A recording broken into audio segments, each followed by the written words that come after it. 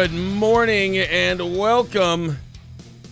It's the Steel Toe Morning Show. Sorry, everybody. I know you wouldn't know because we did get things going on time, but I overslept just a little bit.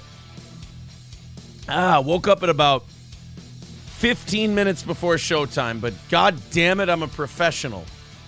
And we pulled it off. Welcome. We got a great show planned for you today. Little light in the chat for the first 2 minutes, but I can't blame you for that.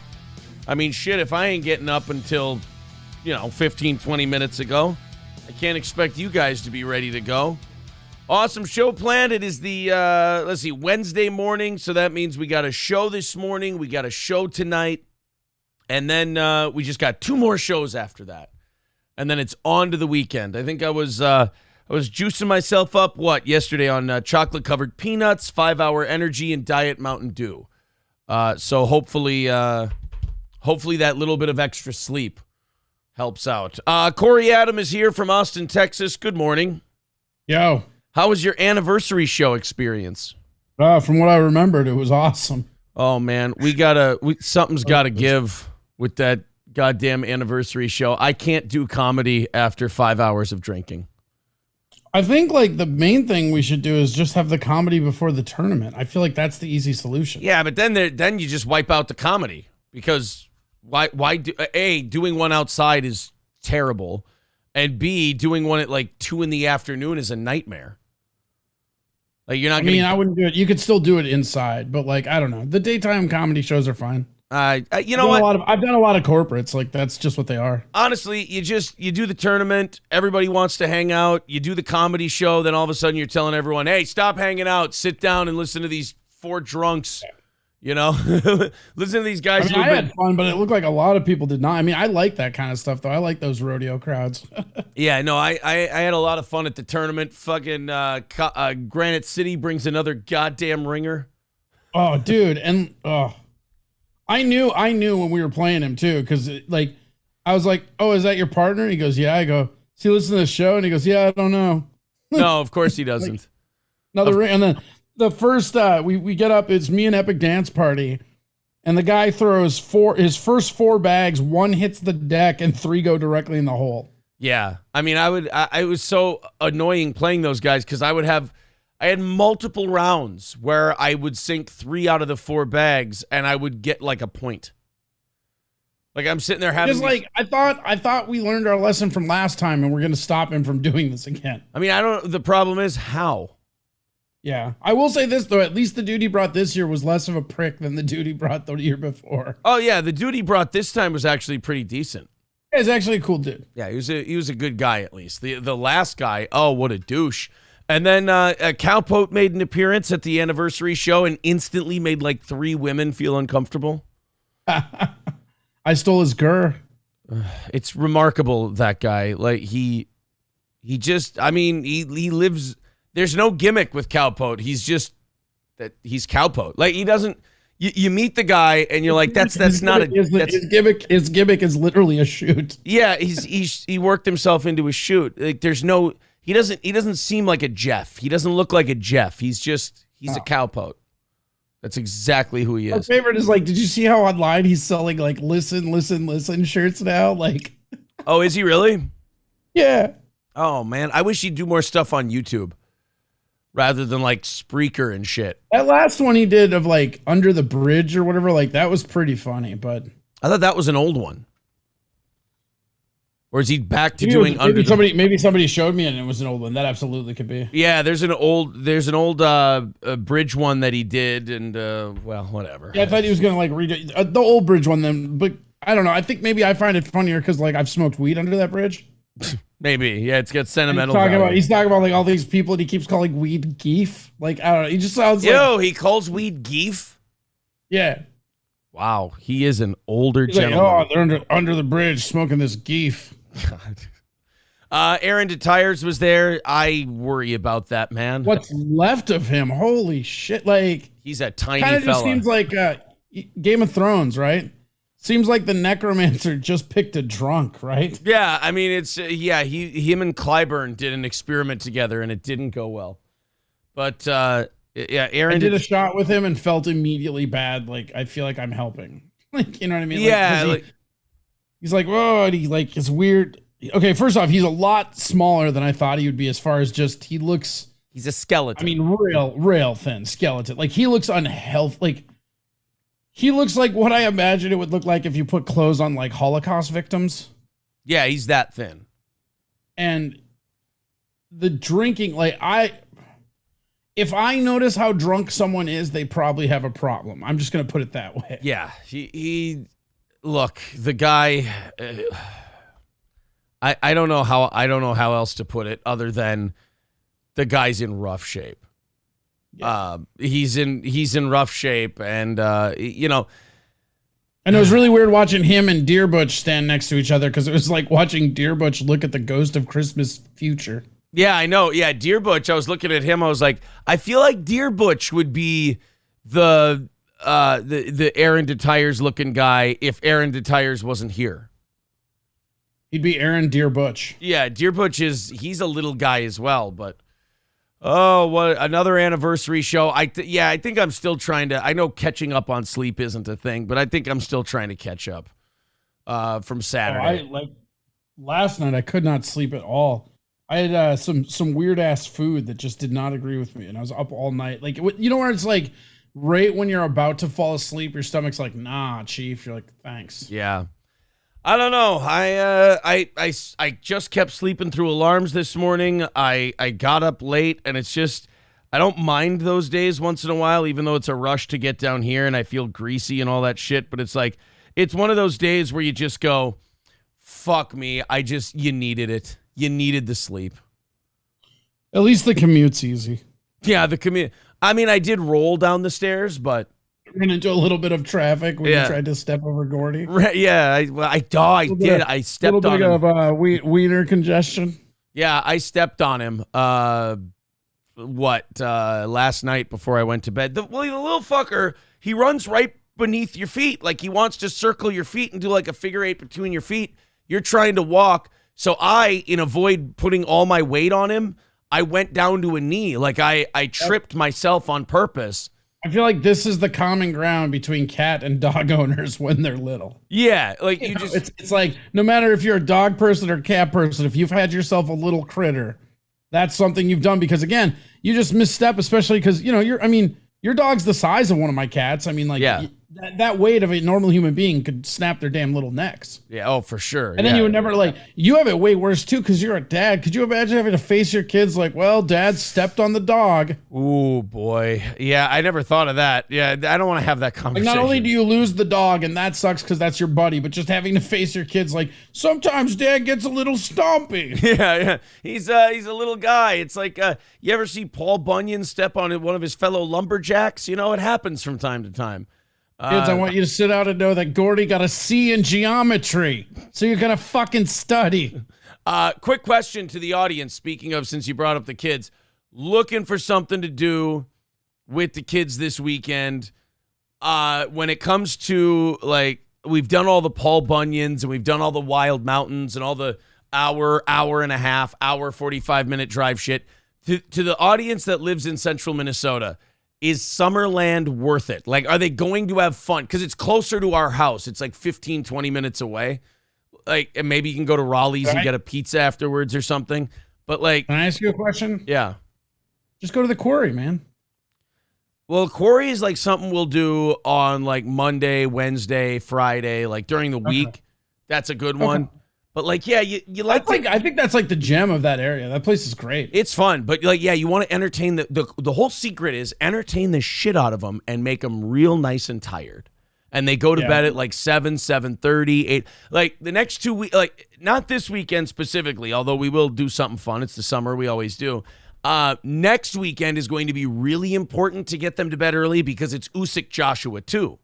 So whenever there's a UFC card or a boxing match or anything going on. That's next week? Fuck yeah, it's next week. Oh, sweet. It's next week. We got robbed from Jake Paul.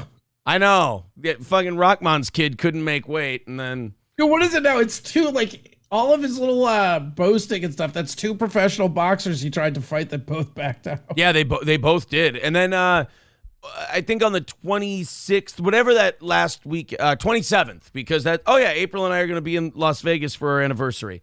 Keemstar has his boxing promotion YouTuber fights, like Sam Hyde is going to be fighting, which I'm very excited for.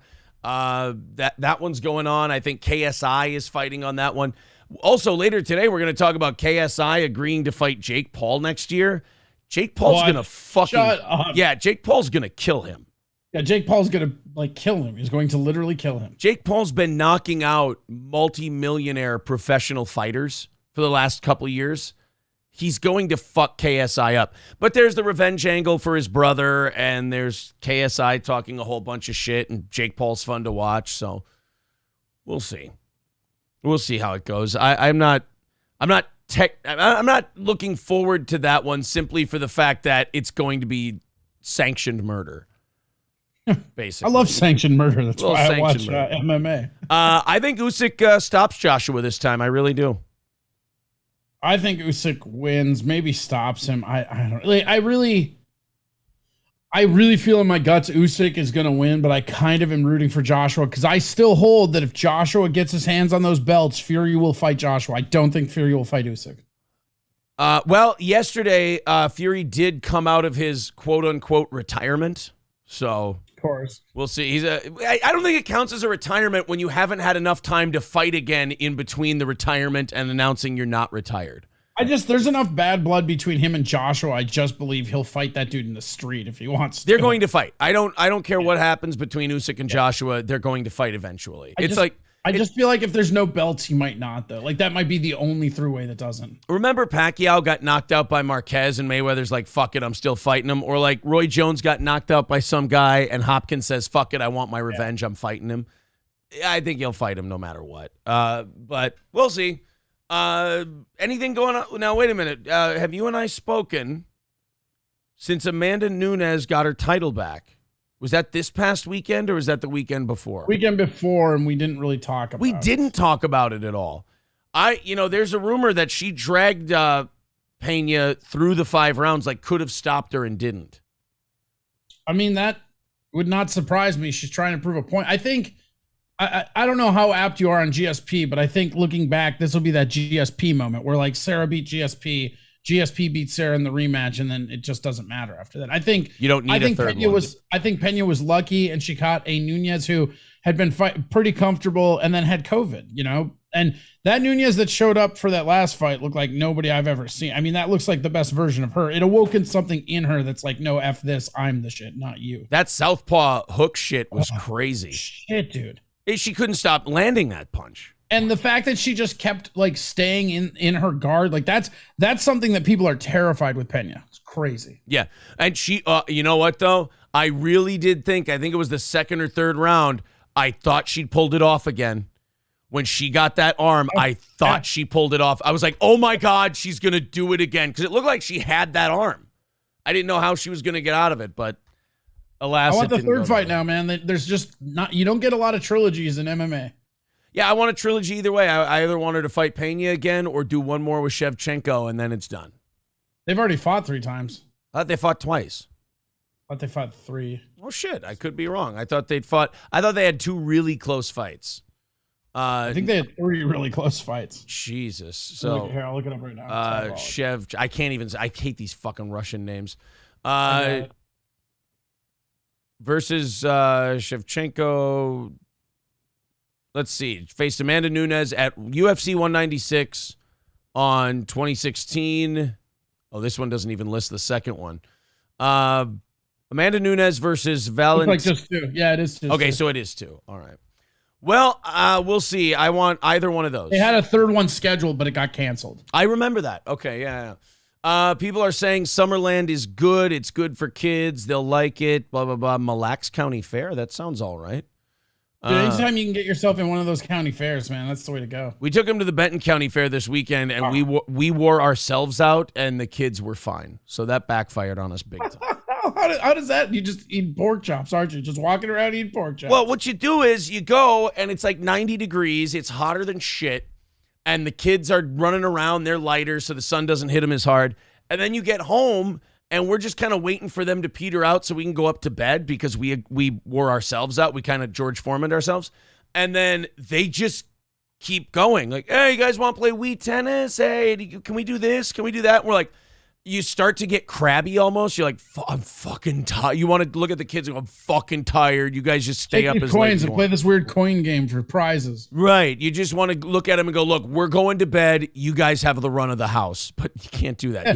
Here's the keys. Lock up when you're finished. Yeah, lock up when you're done. But we made it work. Fairs are tricky, though. They get juiced up. They get all amped up from those fairs, and it doesn't always wear them out. So I don't know. We just don't want to do the hour and a half. Like, there's really fun shit we do with them, but a lot of it's like an hour and a half away, and they absolutely love it. But we want to keep it a little closer to home this time, I think. I want to throw out a bunch of thank yous. It looks like we're going to knock that goal out again today. Thank you to Big Earn. Thank you to Sean Raz. Thank you to Jive Turkey for renewing your memberships. That's great of you. With what we went over yesterday, that puts us at 345. And then we have Island Cara becoming a VIP on PayPal. Nice. And we've talked about this before with the budgetary fix on the VIP thing. That, of course, means that we take the red meat now, and we eliminate the cost of the merchandise that we're going to be sending out to Island Cara. $150 comes off the goal for the VIP. You know, I brought that up to the audience the other day. I'm like, we would solve all of our problems here if we just stopped spending $1,000 a month on the VIP merch and counting all the VIP towards the goal. We said I didn't want to bring it up with the audience. I thought they'd get mad at me. And I go, do you guys mind if we take just what we take out of the VIP off the goal? So the VIP stays the same, still $250 in a week to get everything, but we take $150 off the goal instead of $250 because it's costing us like $1,000 a month. And I was really nervous to bring it up, and like unanimously the audience goes, wait a minute, you weren't doing that already, you fucking idiot? I was like, okay, Jesus. I mean, I was worried you guys were going to get mad at me, but I didn't know that you were going to. They did get mad at me, but they got mad at me the other way around. Stupid. Yeah, so all right, there you go, guys. Thank you very much. 195 away from today's goal already, right off the bat today. Thank you very much. Yeah, we don't have enough time to meet that. Oh, we're too far behind. I don't know how we're going to.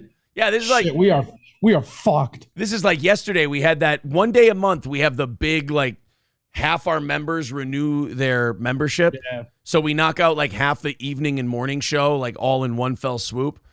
Kind of like what happens over on Twitch, where it's like you look at the numbers and you're like, whoa. And then all of a sudden all the renews come in. You're like, all right. Yeah, nice. So 195 away from that goal today. PayPal link in the chat, super chats, memberships, the whole thing counts. If you're new here, if you become a member, we do a $100 drawing for all our members at the end of the year. And then if you're a VIP, we put you in one as well. For the VIP, $250 in 1 week, one time. You get all three of our T-shirts, the hoodie, the 5.5-inch vinyl stickers, 2 tickets to every one of our live events, and you get entered in a $100 drawing. And when we come out with new merch, you get to claim an item and get it delivered to your door for free. Mick Marshall says Pena had no answer to the southpaw switch. Yeah, I mean, she just kept walking into that shit. What I want to see from her now is I want to see her fire her training staff, get new people, and make adjustments. The thing about it was it looked like Nunes made a bunch of adjustments, and it looks like Pena didn't do anything different. Yeah, and the way those trilogies typically go, this, usually whoever wins right? Whoever wins the second one usually ends up winning the third one. Yeah. Pena makes I wonder why that is. That's so weird. I think it's what you just said. The person who makes the adjustments after the first fight. But you would think you would think as a fighter, after any fight you lost, you'd be making adjustments no matter where that L comes, Yeah. It's interesting. I mean, it's just like I remember you telling me that when Cormier and Stipe were fighting. I'm like, nah, you're fucking high on fire, man. Cormier's got this, and then Stipe just rocked him. But I'm like, hey, looks like stats exist for a reason. Yeah, it's like Wilder. Yeah, Wilder did make adjustments for the third Fury fight, and he did a really good job. And he was probably nobody will ever fight Tyson Fury that well. But yeah, I think that was actually that third fight was his best fight as far as that, right? I mean, yeah. There's no disputing that. It was a great performance by Wilder. In fact, when he dropped him twice in the 4th round, I'm like, holy shit, he's going to do it. And I think by the time Fury got out of the 5th round, I was like, oh, no, I don't think so. And then Wilder kept hurting him. Like throughout the fight, you'd think, oh, Wilder's finished. I really want to see just Wilder. Like, who's Wilder fighting next? Does he have a fight on the books? He doesn't have it on the books, but there's a lot of names being thrown out there. Do you understand how hard he's about to hit that person? Yeah, and with those new skills he had to learn with the Fury fights. I'm just saying, like, he's gonna hit the person like the all of 3 actual like fights with Fury. Like, because I guess the first one's the draw, but I mean, I feel like Fury might have even won that one. But damn, just hilarious. Because he's gonna hit him hard. Deontay Wilder weight drop brings WBC Bridgerweight title poser. Oh, that stupid Bridgerweight thing the WBC did. Oh my God, look at this. Deontay Wilder has lost a ton of weight. There's him October 2021, and that's this week. Holy shit. Oh, speaking of weight, did you see the like heavyweight Jones punching film? John Jones?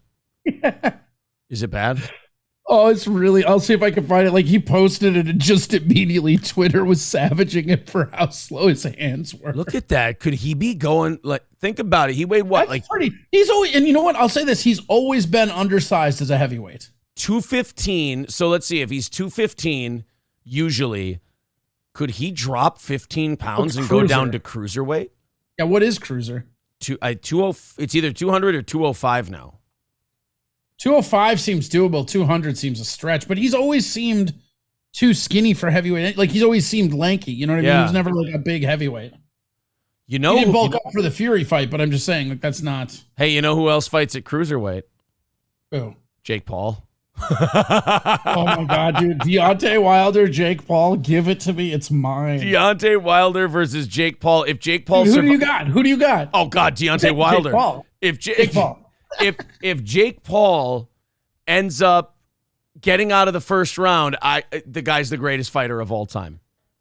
I think Jake Paul is my favorite fighter right now. Like, him and Fury are I love him talking shit when people are pulling out. He's like, this is why boxing sucks. I can't fight a real boxer. It's so great. Like, he's every carnival he's a WWE personality in boxing. Well, and then with all these UFC guys, like, he talks all this shit to Dana White because, like, I can pay your guys better. And, like, these guys can't argue with him because the best thing about Jake Paul's shit talk is it's usually true. Yeah, I mean, it does appear to be, right? Yeah. All right, here, I found it. It's, oh yeah, I got to do it on Facebook because it'll cut off the link. Yeah, goddamn YouTube for me. It cuts off the link and everything else. I don't know why it doesn't. It's so weird. We got a lot to talk about today. Some Mar-a-Lago stuff. We got Peter Doocy in the house, if you will. That starts at like 8 seconds. We've got, Steven Crowder grifting again. Dude, he did. Why is he grifting still? He did a Mar-a-Lago grift. It's fucking gross. This one might be his most egregious one yet. This one that scares me so much. The idea that he has a worst. Yeah, it's pretty bad. Let's go to this. John Jones looks absolutely massive at heavyweight. Start at 8 seconds. Oh, they got a little intro thing here. Look at how slow his fucking. I mean, that's First of all, quit. No. First of all, quit punching mitts with your bare hands, you fucking animal. I know. He also looks huge. He does look really big. You know what? People can make fun of his punching all they want. He looks like a fucking monster. He looks like Kimbo Slice. I was just gonna say he looks like Kimbo. But like for John Jones, like look at how slow this punches are. And I know he's just fucking around and stuff. Those are slow. They're so slow. You know what, though? Like, that's what happens. For a guy who's known for his speed, you know? That's what happens when some of these guys, they add that muscle. Yeah. That speed goes away. He posted that on Twitter, and Twitter went off on him about how he looks like shit. Which is just always funny to me because, all these people saying he looks like shit. He would beat the fuck out of all of them.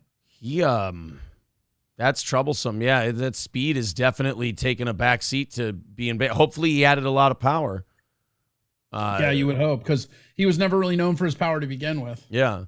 People are asking if he has a thong on. I don't know, man. Look like it's a diaper. Look like that ass was eaten. Thank you very much to Eric. Wow, very generous. $50 on PayPal, buddy. Thank you very much. 145 away from our goal today. 145. Amberly Rose says they're teasing his return too much. Now it's like the boy who cried wolf. I agree with Amberly 100%. 100%. Yes, absolutely. Before we jump into the Crowder stuff and the other things I mentioned, first of all, thank you guys very much for knocking out more than half that goal already. We're only $145 away. PayPal link in the chat, super chats, memberships, it all counts.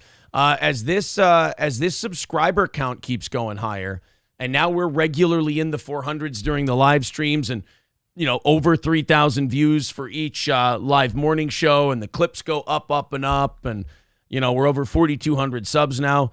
I've noticed that the amount of asking has gone considerably down on this channel. So we're getting, the only part I hate about doing this show is getting easier and easier every day. So thank you guys very much for all of that.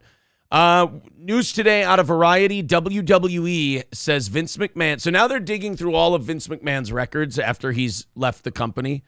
Whenever you have these controversies and you leave, it never makes the thing go away. Now you have the shame of leaving, and they're still going to dig into what you did. I think the main thing is that as long as you have the former in front of your name, you don't drag down the product that your family worked their entire life for. And that's exactly what he did. He just kind of sacrificed himself. He handed it off to Triple H, which he should have fucking done years ago. You and I have been saying that for years. Well, Triple H's heart exploded on him, so I don't think Triple H was supposed to do this. I think he was supposed to be at home resting his heart, and now he's got to come back. And I just dude, he was his first move is going back to WWF though. I love that. Wait, what? Yeah, you didn't see that? No, I didn't. Are they going back? Yeah, Triple H says he wants to go back to WWF. Former WWE superstar Mike. Oh, God, I Googled WWE, WWF. First thing I see, former wrestler passes away 9 hours ago. That's Who was it? That's nice. Mike Masters. Oh, no, not the Master Class. I don't know if that he was a guy in the 80s. I don't know who Mike Masters is. Was poker player Mike Matisow. I don't see not any. The mouth. Yeah, I don't see anything. Triple H, WWF. Yeah, I don't see anything about it. Where did you see that? It was in the news yesterday. Let me find it. Well, shit. Quick thank you to Gina. Gina with $20 on PayPal. Thank you very much, Gina. Appreciate that. 125 away from today's goal. Maybe it wasn't real. Maybe somebody fact checked and it was wrong. Some idiot says that was a kayfabe news article. Oh, that's a gimmick site. Yeah. Somebody says, I will say Logan Paul fits perfectly in WWE. I'll tell you this right now. I'm making a call. That guy's going to win the WWE title. You think so? Logan Paul looks legit as a WWE guy. He's a fucking dude. What kind of weird ass demented world are we in where like I'm loving the Logan brothers? It's crazy. Yeah, Jake and Logan. Yeah. Jake's legit as a boxer. Logan's legit as a pro wrestler, and he looks good too. Like both those boys have always had those wrestler builds. But you can even say like Logan's legit as a dude fought Mayweather, man. Yeah, I mean that. You can't take that away from him. I don't give a shit if he's 40 pounds heavier than him or anything else. He went in there and did 8 rounds with the best who ever did it. And look, the more I watch that left hook, the more I see Mayweather kind of held him up like, whoa, we got a show to give him, motherfucker. Say, hang in there with me. Kind of like when Tyson hit Roy Jones with that body shot and then backed off after that. Tyson basically carried him through those last 2 rounds. Yeah, Tyson hit him. There was a moment where Tyson hit him right in the ribs. It was like round 2 where like you could see Tyson knew, I could kill this guy. Yeah, it was round 1 or 2, and Tyson drilled him with a left to the body, and you're like, like the animal was out. You're like, oh shit, Mike's gonna kill him, and then Mike, you can tell he backed off after that. And Mike in his head is like, I need him to be on my podcast. Right, exactly. And Mike backed off and let Roy in the fight a little bit. That's where Weed Mike really comes into play. Yeah, I think so. I just put up that the goal was $12. I apologize. It's $125. Sorry about that. There we go. But yeah, as far as Logan Paul goes, from podcasting to boxing and pro wrestling, he's better than he's great at all of them. Like I just respect the hell out of both of them for boxing. Like just the fact that they're YouTube personalities that were talking that shit and then decided to get in the boxing ring, I'm immediately a fan because I just respect that. Did I write that today's show? Oh, God. Now people are pointing out. Christopher says in the chat, 8/19/22. So you're from the future. Did I write? Oh, no. Did I fuck up the date on today's? I certainly did. Oh, well, I'll have to change that later today after we go off the air. There's no way for you to change that ever. Nope. I'll be able to change it later, but certainly not now. As far as Logan goes, though, like him as much as Jake, if not more, they're just good at everything they do.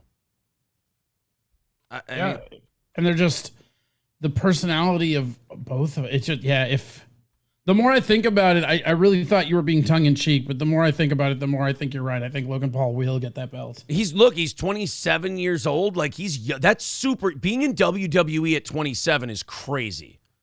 Like that's really young. He's got at least 15 years of pro wrestling in him.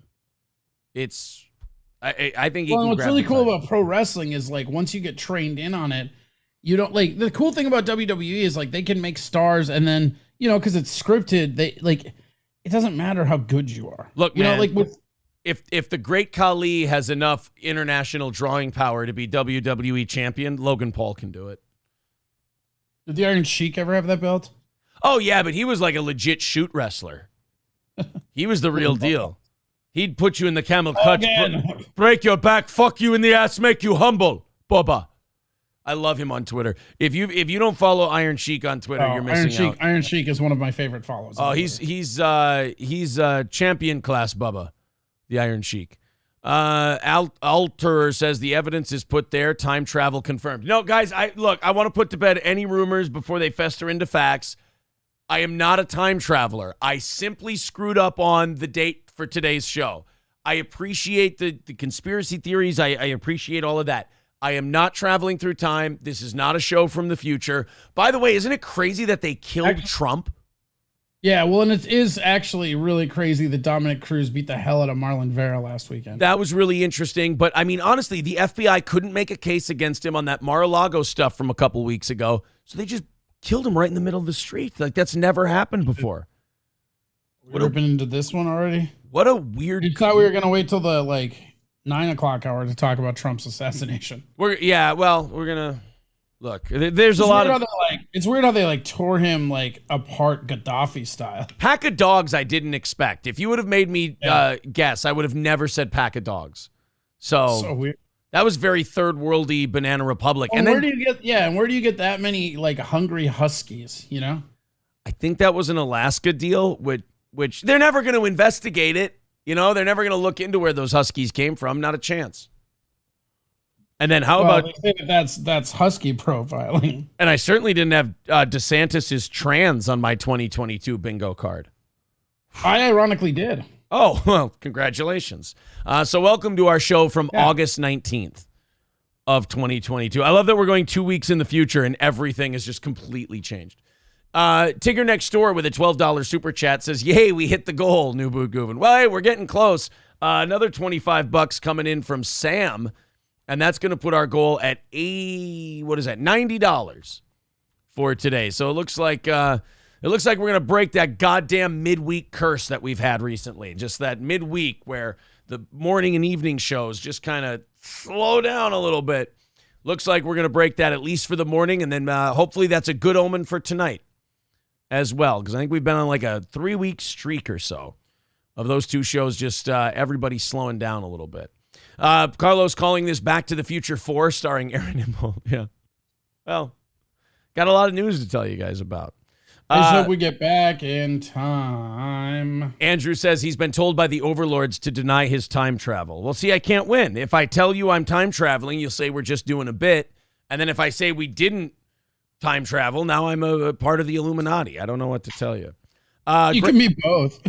The Gravy Show says, I'm glad I made it for the future. Nice. Thank you. I did try watching that, we've had all these different guests on and everything. We had Cog on yesterday, and we've had all these different people. So I've been trying to do a real boot soup around here. Yeah, I tried to I tried to dive into a few rabbit holes yesterday, find some new people, maybe potential guests or whatever. I for the first time sat down and watched like 45 minutes of Jesse P.S. from Pod Awful. He's got a little, a show about our size. I think we got similar amount of subscribers. And he just trashes everybody. I mean, just talks shit about everybody. Kind of very Red Bar-esque. I watched his show on Alex Stein. Not as cringe as I thought it was going to be. I don't know how many of you guys are Pod Awful Jesse P.S. guys. I really, the amount of times I've seen clips of him, I was like, oh God, this guy's like a living gimmick, and this is going to be tough to watch and terrible. Not bad. I can't say I would sit through a whole 3.5 hours of it, but not bad. I mean, it was a decent enough show. A lot of shit about Alex Stein I didn't know. I didn't know he lives with his parents, and he's like a trust fund kid. I was not aware of this. That's awesome. He lives in like the upstairs. Again, this is according to Jesse P.S. of Pod Awful, so I have no idea how true this is. But lives in the upstairs unit of a duplex that his parents own. So he's like a total trust fund kid just going around fucking with people. That's the whole thing. It fits, right? Yeah. Thank you to Robert Rasmussen for a $4.99 super chat. He says, holy crap, the world went to hell in 10 days. Well, look, man, we're here from the future to just warn you guys that, maybe you can change it. It's up to you now. All we can do is put the information in your hands and hope that you do the right things with it. So anyway, back to the WWE stuff. I'm getting very distracted today. Jumping all over the place. I got so many. I want to get to the Trump Mar-a-Lago stuff and the Steven Crowder grift, but like it's always whenever it's the first hour, I'm like, how much stuff can I kind of squeeze out before, how much can I really wait until I jump into the real heavy stuff? Vince McMahon, they're looking into all this stuff now with the payments and the fucking chicks. Like, this makes a lot of sense to me because I always wondered, I'm like, why? I feel like Vince McMahon should be fucking more. Like all the women he's brought in, all this stuff. Why? Alert, he was. Yeah, it turns out Vince McMahon was fucking all the time. And I feel like when you're that guy and you're that powerful, you notice that like there's no divorce talk or anything else. This had to be understood between him and Linda. Yeah. Like, this had to be a known thing. Like, look, this is what I do. We're married. You're on the board of directors. Their relationship, here's a great way to put it. Vince McMahon and Linda McMahon, Bill and Hillary Clinton. She's probably fucking some of those wrestlers too. Right, yeah. Like, maybe not now, but like back in the day. Yeah, like if Vince gets to do this, you get to take some hacksaw Jim Duggan dick at least, right? Because you're a hoe. She saw this new guy coming up and she's like, ooh, I like this Shelton Benjamin. He said, no, that's crossing the goddamn line. We talked about this after Junkyard Dog. Yeah. Only Harlem Heat members. Yeah, and only Stevie Ray. You're going to get Booker T. Raid. Yeah, and only Colonel Robert Parker. That's the only one. That was... When Harlem Heat first started in WCW, you could tell that was a very Southern... wrestling promotion because these two black guys from Harlem were being managed by this guy who looks like a plantation owner from the South. Like Colonel Robert Parker's like, I do declare my boys Harlem Heat here are going to run roughshod over WCW as long as I tell them they have to. Little creepy, the Colonel Robert Parker thing.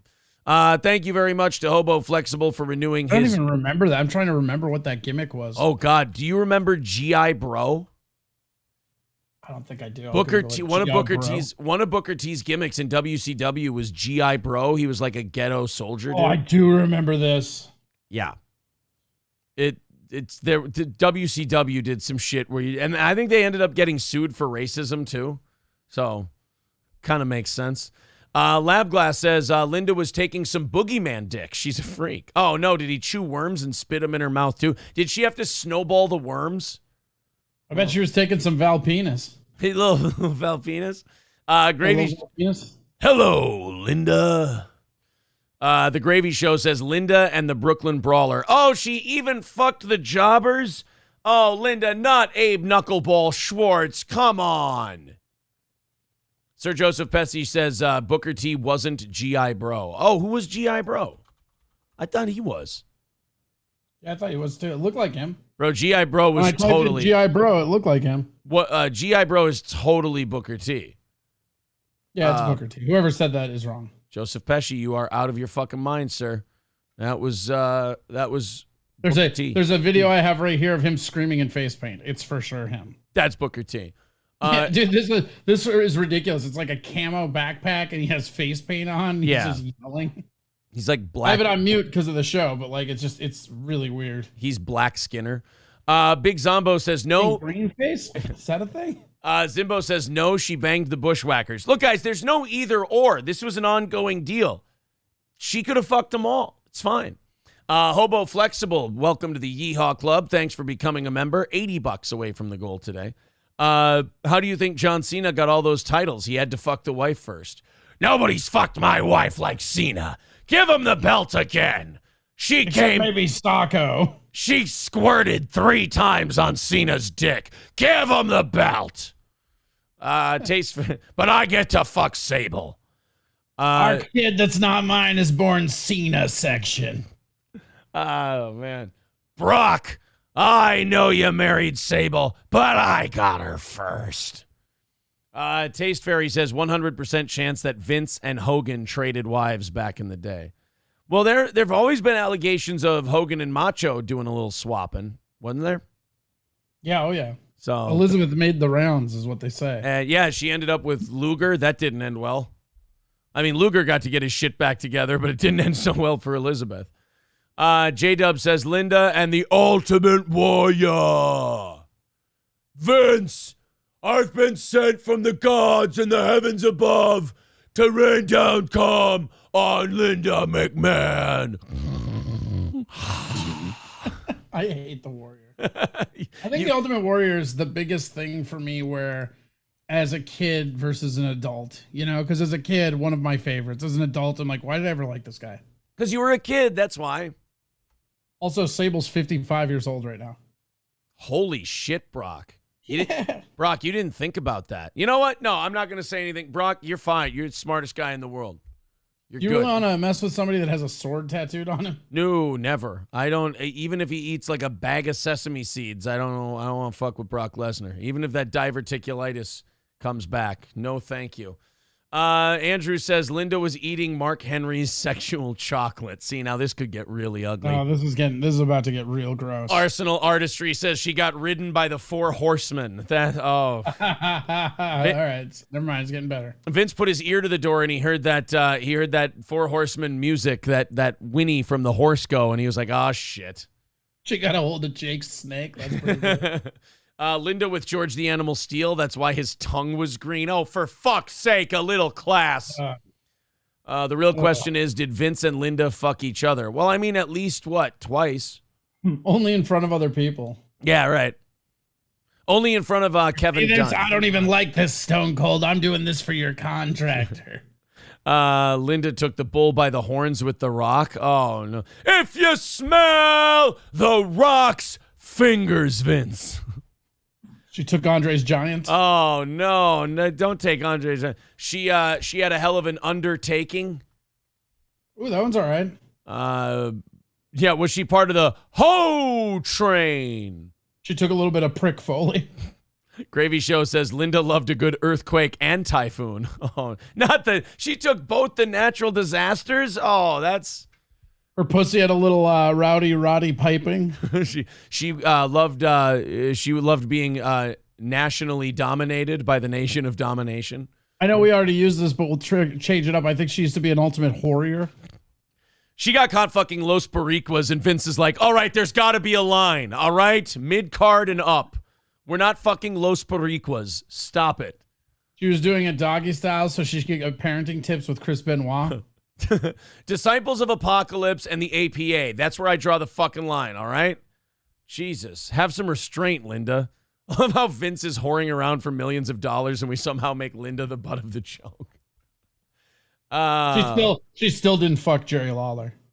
I mean, no, of course not. I mean, she's got taste, for Christ's sake. I just love this weird fictional world where like Linda's being passed around. Yeah. And gets Jerry and she's like, still no. She sat on Jim Ross's face one time, but she wouldn't fuck the king. J-Dub says, ooh, I like this idea. Brock trade in Sable for Alexa Bliss. A lot of people don't know this, but the Montreal Screwjob is actually about Linda getting tag teamed by Bret Hart and Shawn Michaels. She was getting fucked by Davey Boy and Owen back. That's why they were late to stop the sharpshooter that Shawn had him on. That was the she real. Took Ricky Cleveland Steamboat to the face. Oh, no, not a Ricky the Cleveland Steamboat. Yeah. Dylan says her pussy made the big show. Oh, boy. They actually were going to call him Paul White when he came in, but then she goes, oh, that's a big show. And they all went, well. Oh, I think we got something there. She got scalped by Tatanka. Oh. They all played their theme music as they came. Vince was weird like that. He demanded it. You play your theme music when you come. It's the only way I can come. Linda for sure got caned by the Big Red Machine, says one person. Linda and she never actually came with him, but he kept edging her. She fucked Trish Stratus, Test, and Prince Albert. She had the real TNA. She took some Rob Van Dijk. I just thought it was weird when he fucked, he'd always point to himself with his thumbs. I thought that was a little overbearing on the gimmick. That's because he was fucking himself with the other thumb. You couldn't see it. The Sandman would always cane her in the ass. She liked it. There you go. There you go. Terry Fuck. Terry, that's an easy one. Dory Terry Fuck Jr. She should just shove fucking barbed wire up her pussy for Terry Fuck. Terry Fuck would really get in Linda McMahon's guts. Terry Fucking Prick Foley used to get up in there. They used to have hardcore matches all over her twat. Oh, when she fucked John Nord, she called him the butt zerker for an obvious reason. She's so blowed out, her pussy lips are the top rope. Linda was fucking the Rockers until HBK stabbed her in the back. Oh, no. That's why he threw Marty Jannetty through the plate glass window. They were fucking Linda. Everybody that fucked her after Prick Foley and Terry Fuck got done were literally in a Hell in a Cell match. They actually had all 30 at the same time. They called her pussy the Royal Rumble. She called Big Bubba Rodgers the Big Butt Man. The second time the entire roster hit her, they called it Clash at the Bitch. Because he liked to do her in the ass, it was always Cornhole Swoggle. Crypto Sucks. That was just gross. I don't like it. Crypto Sucks says Linda was behind naming the Hardy Boys. Oh, that. Oof. Michael Boscovich purposely ruins the bit going, yeah, she got borked. Thanks. You're right. Next topic, guys. Yeah, you know what, guys? You could have just said we'd been going on too long, okay? Oh, no. Buzz Nelson making a crazy accusation. Even jumping Jeff Farmer got a piece. Yep. That's not good. All right. Okay, thank you guys very much. That was, but you know what, Mike? You know who wasn't allowed to fuck her? Sabu. Oh, Sabu. He always gets left out of everything. Dusty Chodes. You guys are right. We're done. Cock. Fuck. Rodgers. No, I'm just kidding. All right, let's. Randy Savage. That one's its own thing. A Native American? I don't get it. Sam says, got locked out of my PayPal last week to help hit the goal, so here's my dues and a little extra. Oh, man, that's very nice of you. Thank you. That was from earlier, but I didn't read the message, so I wanted to make sure I got that. All right, now we can finally get to the Vince part of this news, I think. Have we successfully beaten the horse? Is it dead? We passed Linda around more than Vince is the real question. Vince McMahon made personal payments, so the number keeps going up. They're now at $19.6 million he paid out to keep women quiet. Here's my question, though. That's way bigger than what it was before he resigned. The last I heard was 12, and now it's at 19.6. The biggest thing here is, what's the point of paying these whores to keep their fucking mouths shut if they just go blabbing 15 years later? I know, right? I think they should. Honestly, this is like the Stormy Daniels thing. You should have to give the money back. Yes. If you take $19.6 million of Vince McMahon's money to shut the hell up about fucking him, then you can't tell anyone you fucked him. The minute you tell, he gets the money back. It's like you got to make it legally binding somehow. You have lawyers sign that shit. Like, that's what's fucked up. It's already legally binding, but these whores don't care. Right.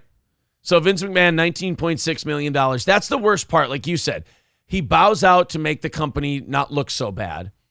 And now they're still going to drag him through the dirt. Like, sometimes when the media latches onto somebody, they're just like, nah, this is too much fun for us. This is, we talked about this last night, about how there's some people, I have a little restraint with who we go after on the show. Like, people were like, oh, you should fuck with Wings of Redemption. You should watch his shit and make fun of him. And then he got kicked off of YouTube and Twitter. So I'm like, all right, I'll look into him. We watched him the other night on the evening show for Overtime. And I went, guys, this is just mean. Like, this guy isn't doing anything wrong. He's just a fucking mess. Like, I'm not going to shit on this guy. Like, DSP does egregious shit that's mean to his audience. Brendan Schaub fucks with people. All of these different people we talk about. Andrew Tate is getting in debates and, saying shit about women. Andrew Tate is fucking off his rocker. He's right. But do you think he's a little bit of a gimmick? I think Logan's going to beat the fuck out of him is what I think. Or Jake. It's Jake that's going to fight him. Are you sure? Like, that kickboxing shit, though, man, that's no joke.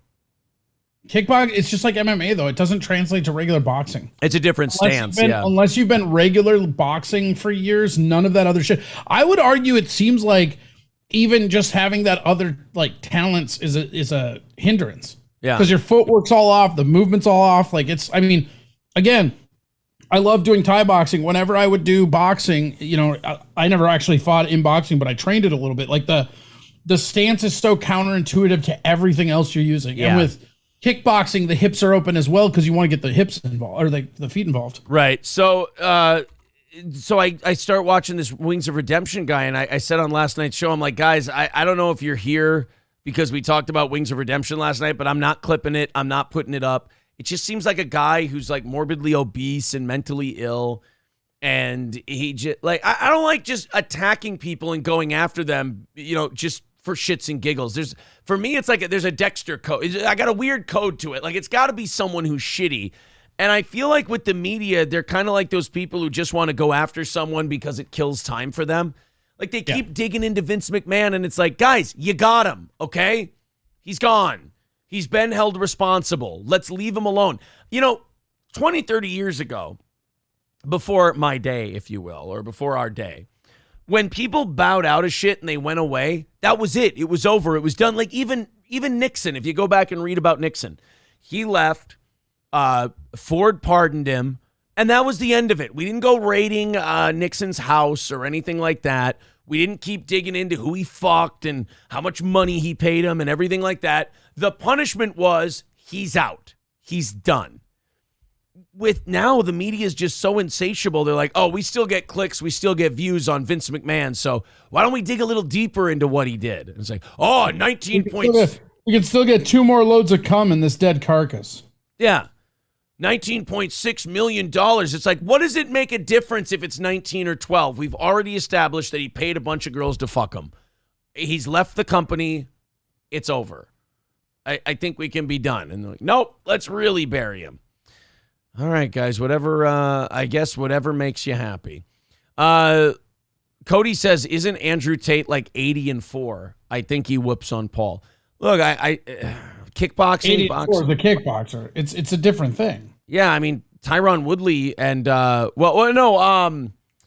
who's the guy that Jake Paul knocked out in like 10 seconds? The guy who got... Askren? Yeah, Ben Askren had 1 loss in MMA, but it didn't help him against Jake Paul. He was like 20-1. Didn't help. This is different sports, man. Big Zombo says, if Vince banged Christy Hemme and Trish Stratus, he's the man. You know what? The controversial take. I was never a Christy Hemme guy. Is that controversial? I think a lot of people thought she was hot. I'm just anti-redhead in general. So she's not hot. You're not a big Christy Hemme guy either? No. Who was your favorite? Who was not Sable, the other one? The one that Goldust was with. Oh, Marlena? Yeah, Marlena. Marlena's your favorite? Yeah, she's up there. I got a few. Like mine, I think... There's also that one, the hottest one was in ECW. I forget who it was. Maybe. Here, let me look. Boy, I'm thinking. I'm just trying to think of all of them. WCW might have actually, with Tori Wilson, they might have introduced one of the best ones. If I'm going with my favorites. Stacy Keibler, that's who it is. Oh, the one who was fucking George Clooney for a while. Yeah. Good for her. Trying to think of who my favorites are. I gotta go. Like, I was always a Maria Kanellis guy, believe it or not. Mickey James in her day was pretty good. Melina, I liked Melina. Tori Wilson. I was never a Sunny guy. You know, people are saying in the chat, they're saying Sunny. Sunny was gross, I thought. I was never a big Sunny guy. She was Trish Stratus was all right. Trish was great. That's for sure. Kimona Wana. Oh, the Bella Twins, too. The Bella Twins are good. Kimona Wanalea, is that the ECW chick you were thinking of? No, of course. I'm looking. Of course they had a Kimona Wanalea. I mean, look, it was the 90s. What do you want? The Buzz Nelson says, are you talking about Virgil? Yeah. No, it was Virgil, you guys. Hey, good. I'm glad. That was going to bother me. I'm glad we figured it out. It was Virgil, you guys. Virgil says he's fucked 1 million women, by the way. I feel like that's probably fair. Virgil came out and said, yeah, I've fucked 1 million women. It's like, I don't know. You seem a little full of shit there, Virg. People saying Aaron was Alexa Bliss is also pretty hot. Alexa Bliss is beautiful. Yeah, absolutely. Awesome Kong, I think we can all agree, is totally fuckable. Put it this way. Awesome Kong may be gigantic and gross, but you wouldn't say no to her for fear of being threatened with death. So there is that part of it. I liked, she's dead now. She killed herself, but Ashley Massaro. China? Yeah, well, no, I think, she did too. I was not a China guy. I like my girls sans dick, as it were. Yeah, right. I said I like my girls sans dick. Nobody believes that, Bailey Jaron. Oh, fuck, yeah, that's always a card they can lay on you, isn't it? Shit. It sure is. It sure is. Yeah, I was a big Mae Young guy. I got to be honest, J-Dub. Big Mae Young guy. Taste Fairy. Morgan is pretty hot, too. Molly Holly. I was never a Molly Holly guy either. Never a Jillian guy. I thought Jillian was really ugly, actually. Yeah, so did I. I thought she had a lot of... Like, her face is, like, super non-symmetrical. A lot of Brooke Hogan in her, I felt. I still say it's like, I don't know why, but Stacy Keibler, like, just does it. I hear you. Nyla Rose, isn't that the trans one in AEW? Somebody said the irony of Corey was a China girl. I love me some China. Yeah, China. Hey, President Corey would go down on dead China's penis if she bought him a Casey's Pizza. I'm just going to say right for the record, that's not as inaccurate as I would like it to be.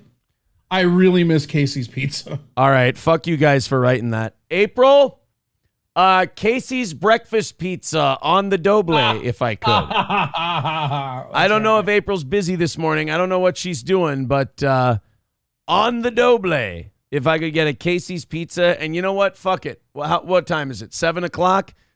I'll take my Diet Mountain Dew. I'll take my medicine right about this time as well. So, April, if you feel like going out today. Oh, Corey, I have a question for you. This is to absolve me of any guilt. Then we'll get to Peter Doocy, Crowder grifting, and Aaron Rodgers and all of that stuff. People are saying holy back of the head hair, Aaron. Yeah, I got to get a haircut. It's very... Maybe we'll take some of the shit from here and put it on the corners. I don't know. I have a question for you, Corey, that... Gordy says, Daddy, please don't do this. Your shits were rancid yesterday. That is not true. That is not true. SC Motorsports says, I thought you yelled at the second mics for eating on air. No, I didn't. That was Nate was yelling at Corey for eating on air one time. That wasn't me. I also mute my mic when I'm eating on air, so it's not that big of a deal. I like to lean in and chew into mine. I saw that yesterday, as a matter of fact. Oh, I was trying to eat those peanuts while talking about the show. I just needed the sugar, man. I was when we did that, it really got under Mikey Two Milk's skin. He kept bringing it up. Well, Mikey Two Milks is having an issue where he can't get into the chat for some reason. He's having a lot of computing issues lately. Like Twitch was messing up on him, YouTube was messing up on him. Yeah, I told him. I said, "You're not." The moral of the story is Hutchinson sucks. Hutchinson is dog shit. Yeah, I told him. I said, "You're not on any block list here. In fact, you're still a mod." But I have a question for you. Either absolve me of my guilt, or make me just be responsible. So we have a budget we set every week, a personal budget, and our reward, if we stay within our budget, if we stay within like $70-$80, we get to do 9 holes of golf on Thursday. Sure. Because Thursday is the end of our week budget. Friday starts the weekend one. We're looking good for golf this week if we don't count back to school supplies towards the budget. If we count back to school supplies towards the budget, we're kind of fucked. We got like $50-$60. We'll do a grocery trip for today and tomorrow. I got you covered. Are you ready? Now, my question is just, do school supplies count towards your weekly budget, or is that a special annual expense? Not only can I help you with this, but I can prove it. Are you ready? Go ahead. Neither. It's tax write-offable. Are they really? I thought that was only for teachers. No, I'm pretty sure students, like, if you're buying your kids school supplies, I think you can write that off too. Man, shit. Sean Raz says special. I need more than 2 people. That's special. Just do it. I need you more than... You deserve golf. I don't give a shit about your little weird game. Go play some golf. People say, now Ryobi says special idiot. He doesn't even say that it's an argument. He's like, special idiot. He says back to school supplies fucks up everybody's budget. Yeah, well, we'll see. So far, and I don't even have kids. I just buy a bunch of school supplies and weep. Gordy, the answer to that question is yes. Yeah, it's a write-off, says give me tips. Well, shit. Yeah. God damn. All right. Well, you guys made us feel better. Looks like we can golf. Although I did find a new favorite free hobby of mine that I really enjoy. And if I hope it's frisbee golf. If I ever get tired of getting punched in the head, this can replace it cardio wise. April and I played 2 sets of tennis yesterday. Yeah, you got to be careful with that tennis. Like if your form's off, you get that tennis elbow. That's no fun. I've already got, you know what? It already taken care of. I've already got it from boxing. Oh, yeah. Well, then whatever. You mean that shitty overextending your arm and soreness in the elbow thing? The nice thing about tennis, though, is you can play it like into your 50s, probably. Yeah. Like as long as it's like scale up with the person you're playing. I mean, because like older people play pickleball and stuff. I mean, that's what I like most about golf or, you know, something like tennis. It's nice to have some kind of sport because like you can't play like baseball or softball into your like 50s. You just can't. Yeah, there's people who try and you're like, dude, you got to be in an old person league. You just have right, to. But those people are always fucking pathetic losers, right? It's always like some fat ass that can't fucking admit he has a drinking problem, so he has to be in beer league soccer until he's 50. And then he limps around everywhere else because he fucks up his hip the 2 games he gets on base trying to slide like a cocksucker or something. Trying to relive the glory days, dude. Yeah. Trading boxing for tennis. Aaron is an old man confirmed. There is a little bit of concern with the boxing, I will say, in this year that I've been sparring and being in fights. And this could just be paranoia, like everybody forgets shit once in a while, but sometimes I'll misspeak or I'll forget something, like I'll walk into a room, forget what I was doing, and I'll be like, I don't know if this is from the 1 year of boxing, but I know that getting punched in the head isn't helping. Right? Yeah, it doesn't help shit like that. So, like doing this for a living, and then you have to have your wits about you. You gotta have your wits about you. So and it's different for people. Like there's people who box for 20 years and they're fine. There's people who have one fight and then all of a sudden it fucks their head up. So you never know how it's going to affect. That's the whole thing. It's the risk, you know. That's anytime you go in there, you could fuck yourself out of being able to talk. Ask any professional boxer. Yeah. People over the age of 50. Don't ask Larry Holmes though. You won't understand the answer. People are saying it's probably Andrew Holyfield is not far off. Yeah. People are saying you're just getting old. Yeah, Coltrane says I'm 38. 38. Time to get you on some like what is the fucking eugenics shit, man? I gotta get that alpha brain. Gotta get your goddamn alpha brain in you. I do alpha brain. I like it. I don't know if it does anything, but it makes me feel better. Like I feel I'm not very religious, but like vitamins is where my religion comes in. You know? Yeah. Like I don't think these are doing anything, but I'll still take my fucking multivitamin and my fucking alpha brain. Why not? Fuck it. If you feel like it's working, sometimes just feeling like it's working can make it work. That's what I feel like. I feel like it's a placebo, but it works because it's a placebo, which means it works. Yeah, that's fine. I do notice like bigger gaps on days I forget to take it. That's weird. Yeah. $70 away from our goal after I'm Sorry Daddy becomes a member of the Yeehaw Club. Thank you, buddy. I appreciate that. Only $70 away from our goal today. You guys have done phenomenal work.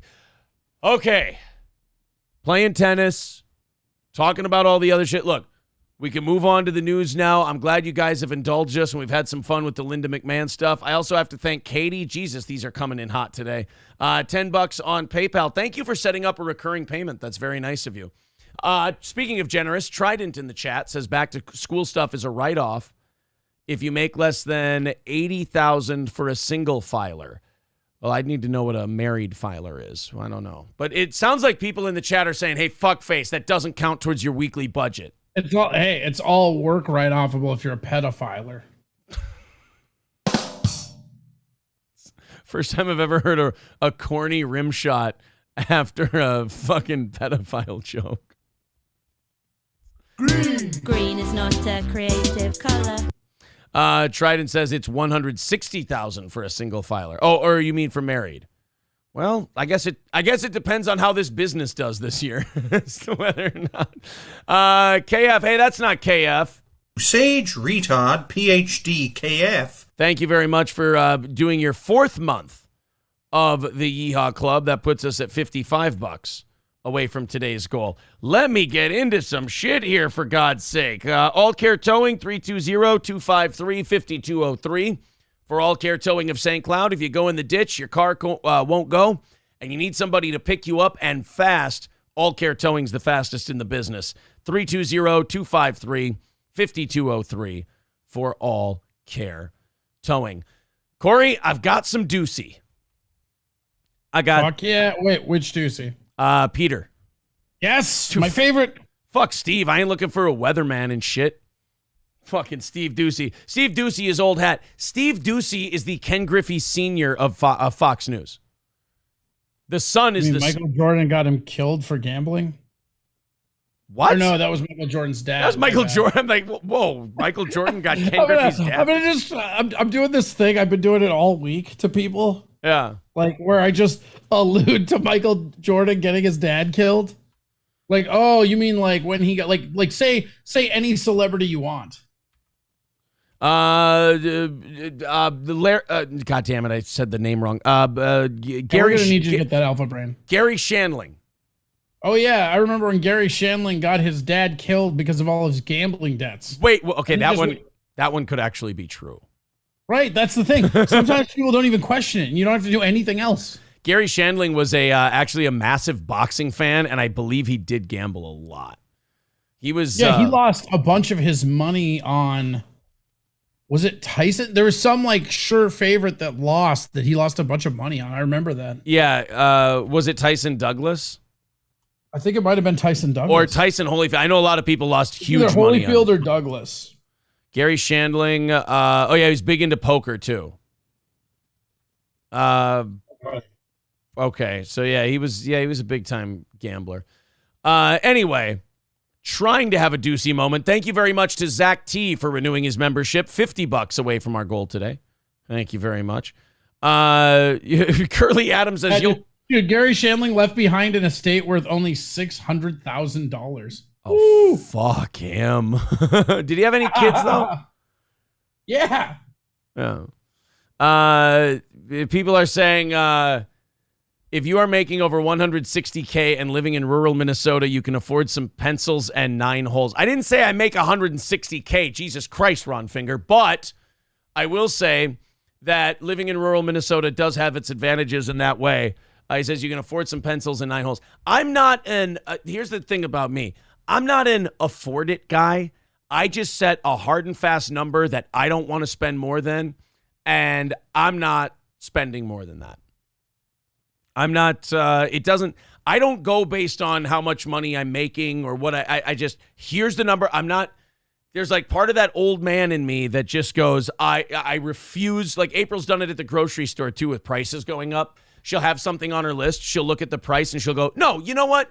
I fucking refuse. I fucking refuse to pay that much for that. I'm not doing it. Nope. Fuck you. Kind of that way. So I don't know.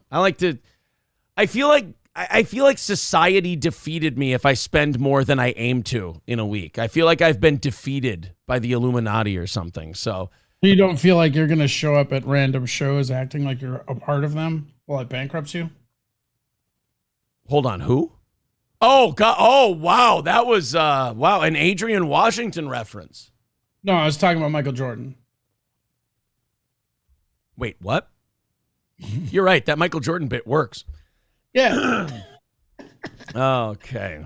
All right, guys. I go to this audience sometimes to guilt me into or out of something, and they do the opposite. I'm like, guys, school supplies count towards the budget. I can't do 9 holes this week, right? And they're like, no. Help me be an adult. They're like, no, fuck off. Go play golf. Fuck you, dude. Go play golf. Who gives a shit? All right, let's talk about Peter Doocy and Karine Jean-Pierre. This is like the most unfair mismatch in the world, and every time we have a clip of it. If their interview were a fight, the towel would have been thrown in interviews ago. Yeah, like Peter Doocy, like at least with, whether you hated Jen Psaki or not, those two never gave each other an inch. Like it was World War I. They'd grow by like yards a day, this way or the other. Like they locked horns and nobody was going anywhere.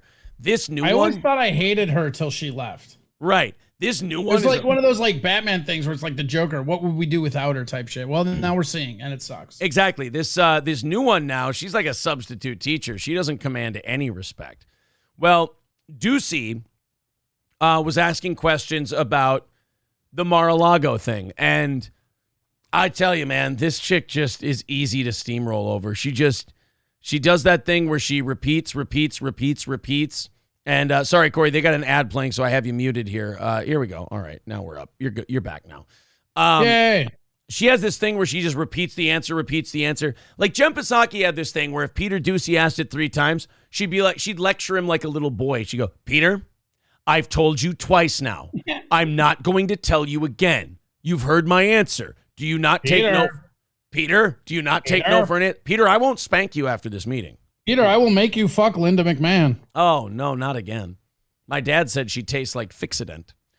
Well, it was his Fixodent, and you're going to get in there. Oh, no, my dad. Oh, no, I'm snowballing my dad's denture cream. It actually was just a patch kit for her vagina. It literally fixed a dent. Oh, that Herman Cain left somehow.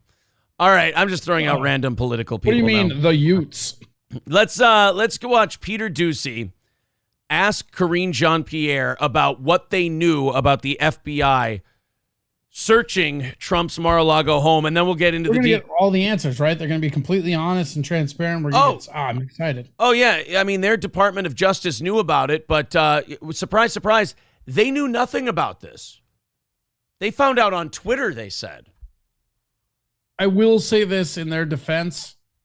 If you are the White House, this is how you play it, for sure, because you have no involvement in the DOJ. I mean, this had better be their kill shot on Trump because... Oh, dude, I swear to God, if they miss this, if they don't get a conviction out of this, they put him back in the Oval Office. They did that. At a time where, like, DeSantis' stock was going up and Trump's had flatlined, and this would have taken care of itself. In fact, the only chance you had of winning in 2024 was a primary between Trump and DeSantis where it's so bitter their fans won't vote for the other guy. How thankful do you think CNN is for this shit? Oh, God, are they happy, right? I was thinking about that the other night. Is like, what if this is all just an inside job, like call from like CNN and MSNBC? Like, could you just fucking raid his house? Come on. We could survive on the ratings of covering that for at least 3 weeks. Well, there's a conspiracy theory that some of those media companies knew because MSNBC had a graphic and like a big video package of the Mar-a-Lago thing like an hour after it happened.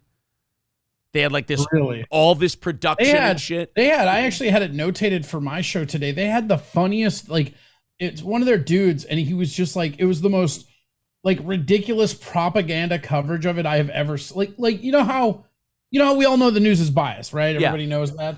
This was so transparently biased, it was like shocking.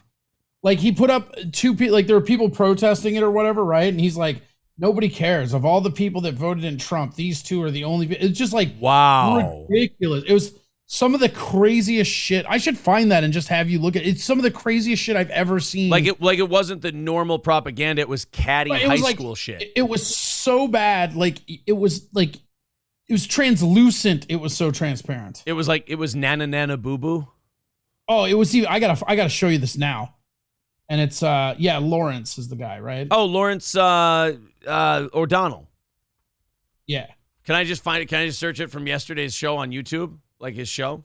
I found it. I got it. Okay, send it via Facebook, and we'll. Yeah, that's right. God damn it. We'll throw that up. Yeah, I don't know why I can't. When I'm on my own chat, I can't click YouTube links and have it take me to YouTube. I was watching this, and I'm just like, is this real? I should just let you watch it so you can see, but just the way that he illustrates what happened as far as just the propaganda angle. I'm like, how far in do I go?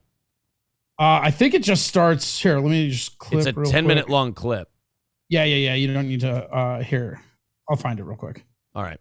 We're going to watch Peter Doocy, but the Mar-a-Lago thing, if this isn't the kill shot on Trump, if this isn't the end of him, I don't know what the hell they were thinking. Like, this is, like Corey said, this is going to put him back in the White House if this fails. Okay. Now, the whole gimmick is that if they find something, even if they can't charge him, they can stop him from holding federal office if they find he took classified materials with him. The problem is every president takes something from the White House that is technically classified and has like driving. The way that I had it explained to me by my friend who worked for the Secret Service, he said like a lot of that shit is like driving a car. You're always doing something illegal they can pull you over for. Yeah. It's or holding in football, you know? That doesn't exist. Yeah. So Jesus. Time frame wise, 2:30 in. 2:33 actually. All right, so 2:33. And this is just so crazy. So I'll just set it up. He basically is saying that like there's no uprising and nothing's happening because there's only 2 protesters. But just listen to the verbiage he uses. It's fucking crazy talk. All right, here we go. Lawrence O'Donnell from MSNBC last night. Who may have seen that tweet slept very, very well. And none of them, not one of them, went to war today. By the way, how is Lawrence O'Donnell slowly morphing into George Soros? I don't know, but look at there's no uprising, and he's like, they went to bed. None of them. Like, what are they going to do? They just raided the fucking house. There's nothing anybody was going to do. Like, the way he talks, it's as if he expected every voter in Florida to just go kill police officers. Well, and they want that. They, honest to God, right. These people play with people's lives like that. Like, people are pawns to them. They're not even real. It's just, it's like they're watching a video game, these sociopaths. They're like, I hope some of these rednecks murder some of these innocent cops or something. And I think if they were honest, they really believe that. Yeah. Like they want they're that not even shit just to happen. Because there's like one thing I feel like, like Jesse Waters is a good example. I feel like that guy puts on the smarmy a little bit more than he is in real life, but I also don't feel like he's manufacturing a lot of his opinions. Whereas on the other side of the aisle, I just like this is like a straight up just propaganda. I mean, this guy, you're going to see it as you play it. He's going to show a few protesters and then basically say, because people aren't out there murdering cops, none of this matters. Right. Like he's trying to goad them into it.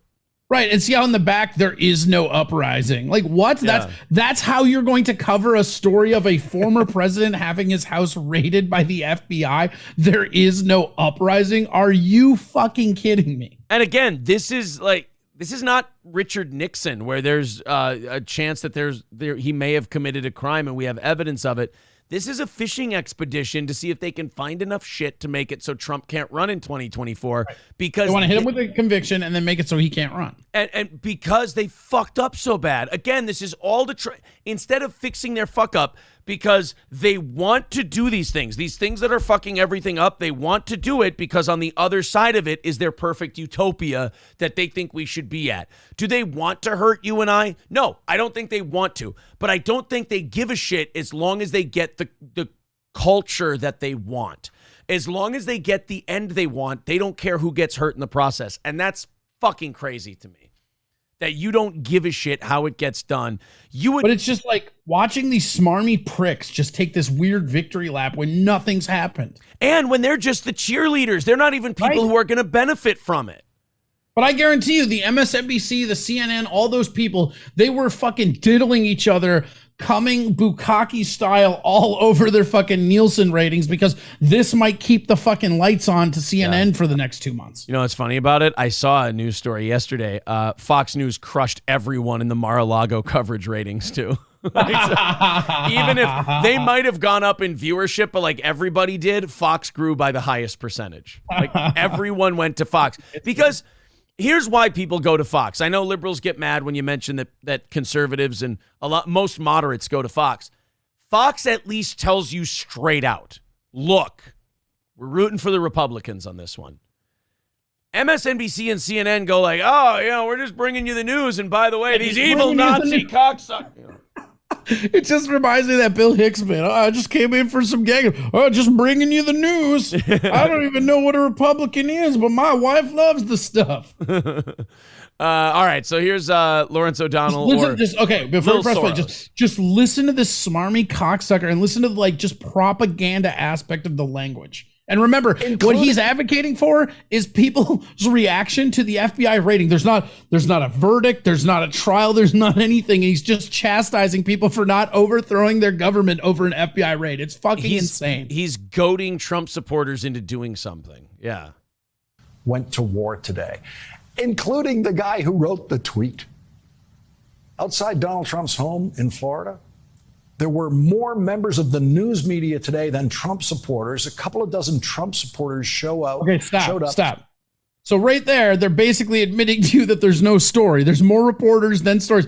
And then listen when he does these interviews, the hatchet edit job he does, and then into his commentary. It's so fucking funny. He's like, there were more reporters than protesters. Like literally this story should have been, at his place, a couple people showed up. That was it. That's it. That's all the story is. That's all it is.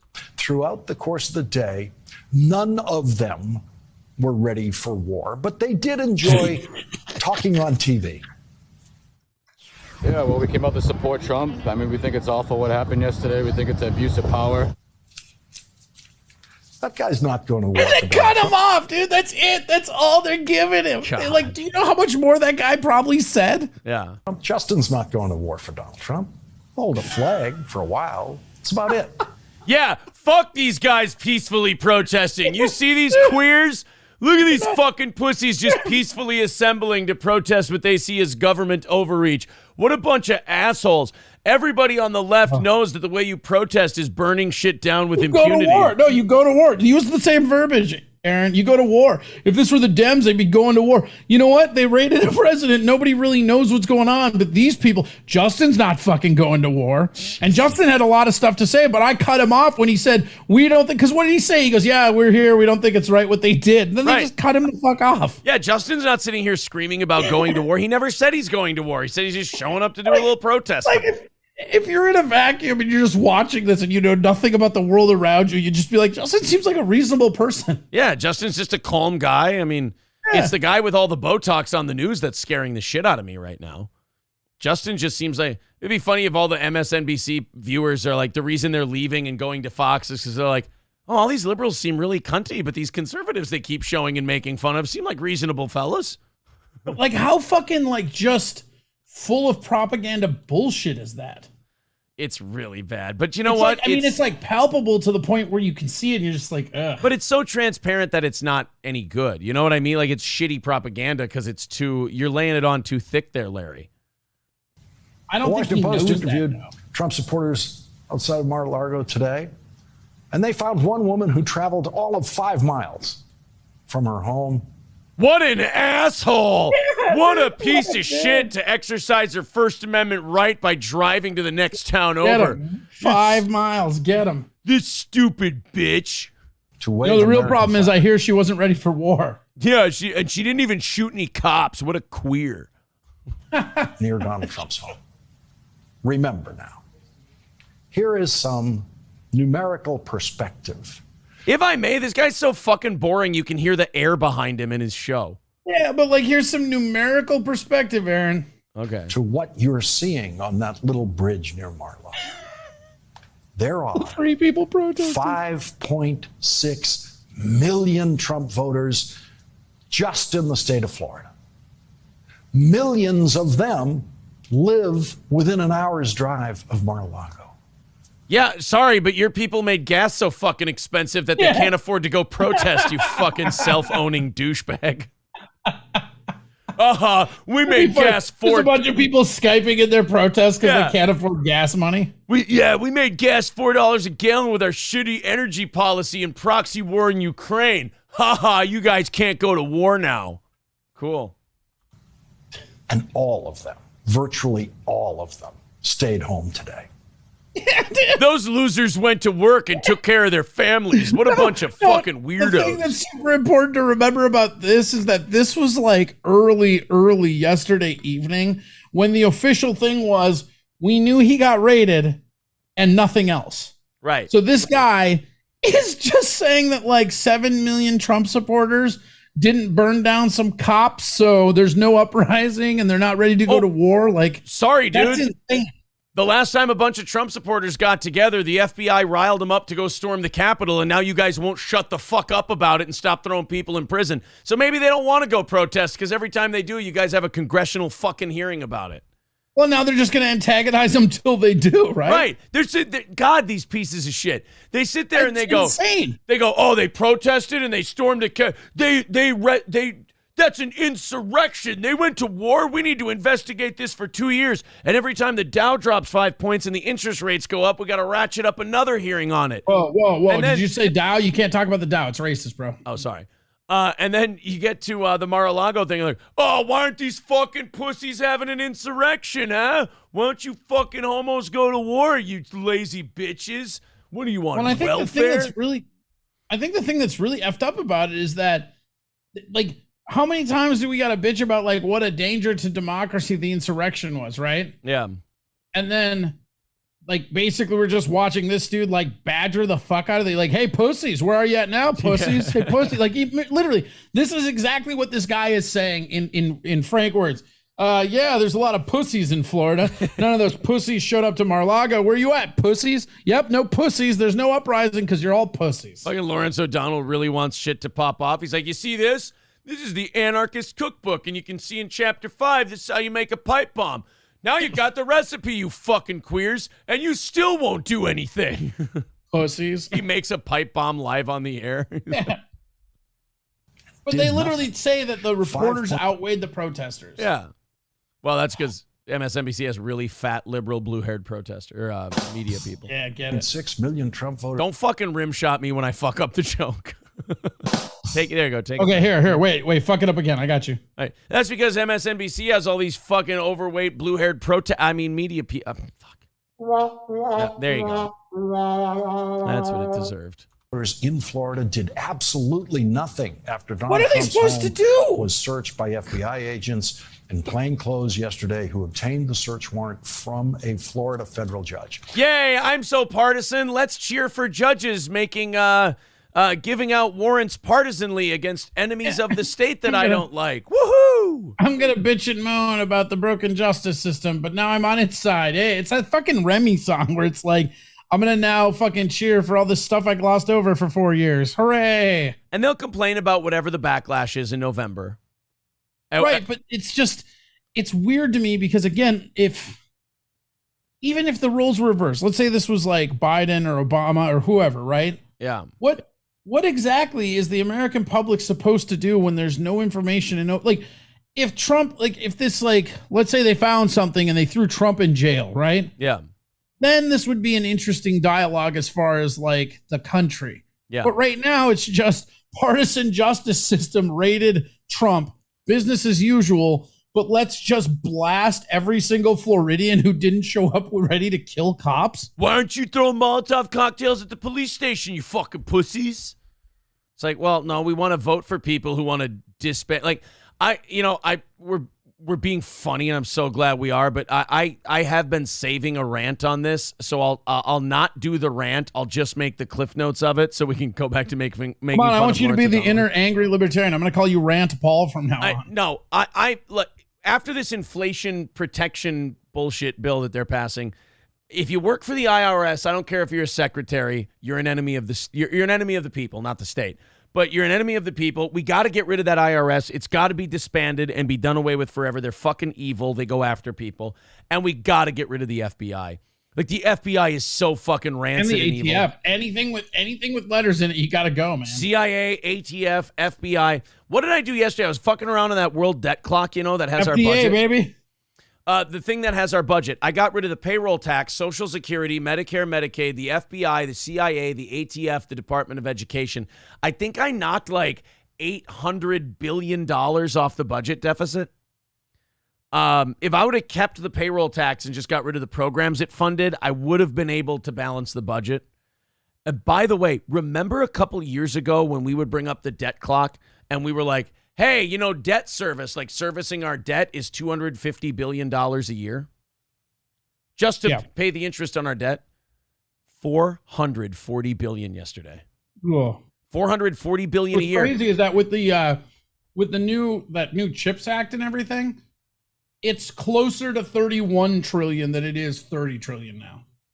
Yeah. And now with interest rates going up, every dollar we borrow from the Federal Reserve from now on is more expensive than it was before. Oh, yeah, huh? That makes sense. Yeah. Garbage.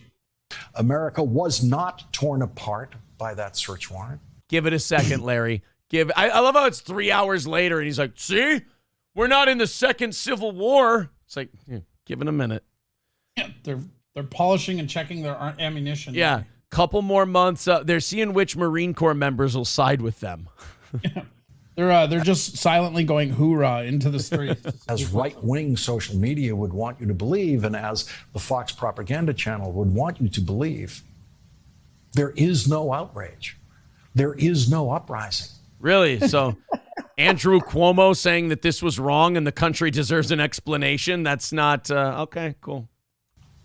If you take the TV cameras away, there will be zero Trump supporters outside of Mar-a-Lago.